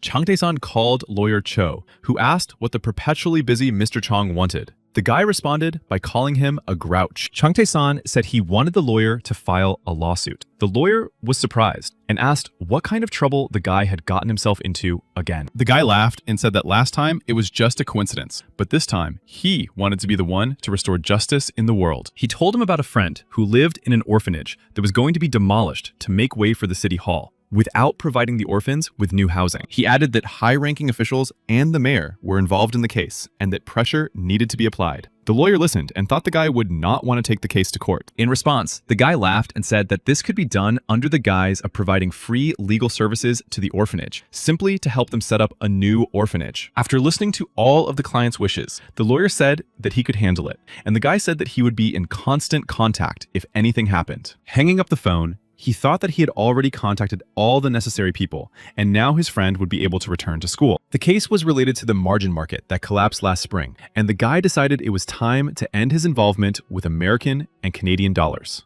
Returning home, he sat down at his computers and was delighted to discover that Noogal's share price had reached the desired level. His 400 billion had turned into 3 trillion, and he decided that if the financial crisis was not stopped, the share price would fall, which he did not need. The guy was going to buy up all the shares of Noogal, Amazon, and Apple later. And he had also heard that Noogal was now going to sell its securities. He was just about to start selling other companies' shares, but he didn't have time because he was blinded by a bright flash. He shouted, "What is this?" He thought that there was not a moment's peace. Apparently, he had been called back to the world of the gods and looked around. Everything was covered in snow, and he wondered where he was. He was standing on the shore of some kind of body of water and saw a wooden boat far away from him and immediately wondered what kind of boat it was. The guy heard a voice greeting him and then saw the owner of the voice, a tall, gray-haired old man with a staff, and shouted who he was. The old man replied that his name was Cho Tak Siak. The young man had never heard that name before and had never seen the old man before either. So he asked him to repeat his name. The old man said that he would soon have to cross the river Styx and asked the young man to tell him his name. Chang Tae-sang asked again what the name of the river was. The name of the river confused him because he had crossed the river before his reincarnation, and it was the river that the dead had to cross. The young man began to weep bitterly, asking the old man if he was the Grim Reaper with a scythe, because he had just earned 3 trillion won. The old man replied that he was not. He smiled, covering his eyes and pointing to the boat rocking peacefully near the shore, saying that this boat was not for the young man, but for him, and that the young man should not worry. Chang Tae-san asked how the old man had summoned him if he was not a god. The old man laughed and said that he had been a god before. The young man asked why he was confusing him then. The old man replied that ascended spirits did not need to cross the river, and explained that these were individuals who had been honored to ascend to heaven and become gods. Smiling, the old man added that this river had another name, the River of Rebirth, and that if you crossed it,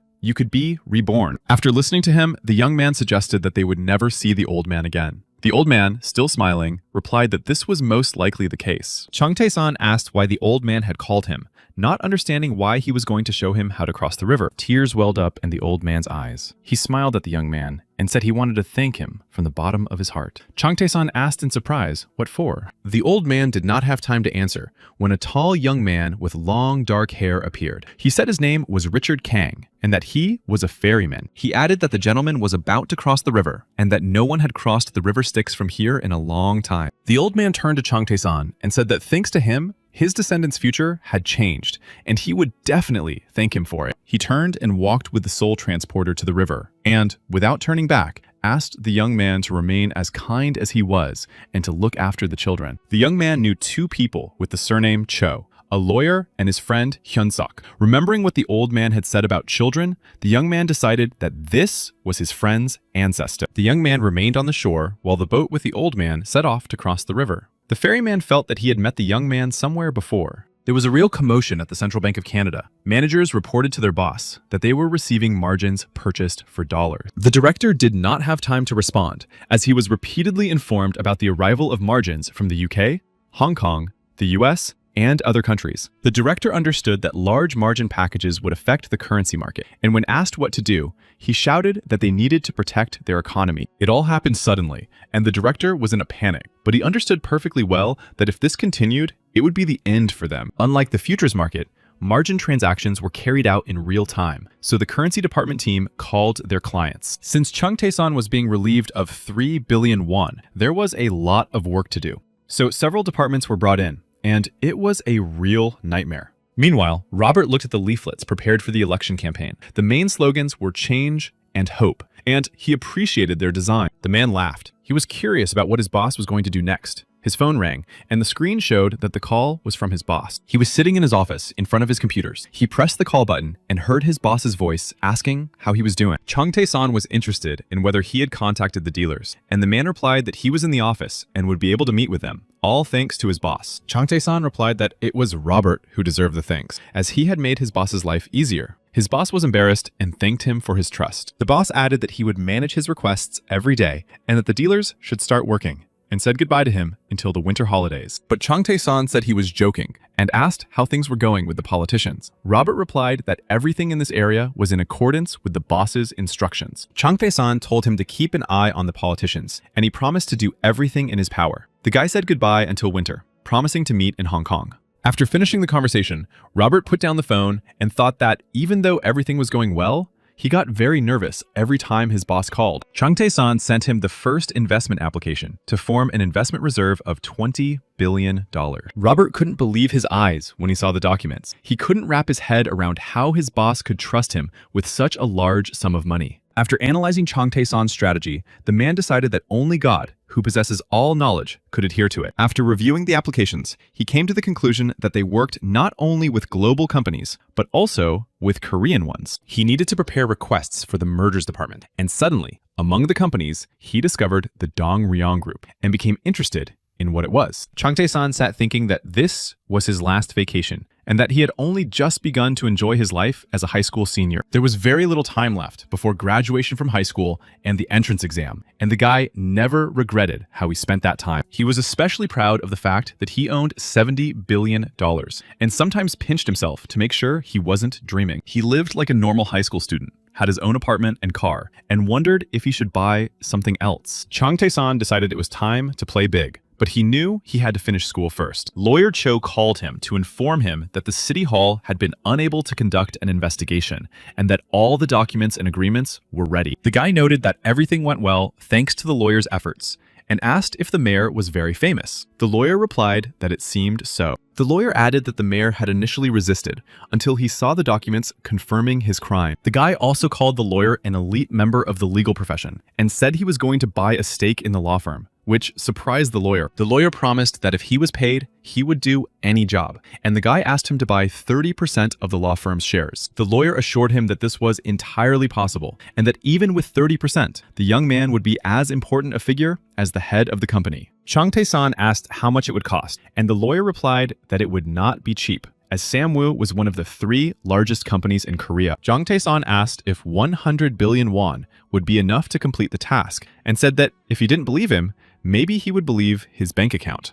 Lawyer Cho asked if he really wanted to entrust him with this, and he thought that it was unlikely that a law firm would turn down 100 billion won. As soon as Chung Tae-san finished talking to the lawyer, the phone rang. The number was unknown, but the guy picked up the phone and an unfamiliar female voice answered. The caller began to scold him, saying that he had completely forgotten her and asking how he could do that. The voice sounded familiar to the guy. When the girl said that she had heard rumors that he was dating Lee Aren, the guy suddenly thought that it might be Kim So-ryung calling. The girl was extremely angry and yelled into the phone that she would never forgive him for forgetting her voice. The guy moved his hand away from the phone so he wouldn't go deaf. He thought to himself that it was no wonder he had forgotten. They had last spoken a year ago. He apologized for not calling for so long and asked how she was doing. Without waiting for her to answer, he asked her about her debut in a week, and the girl asked in surprise how he knew.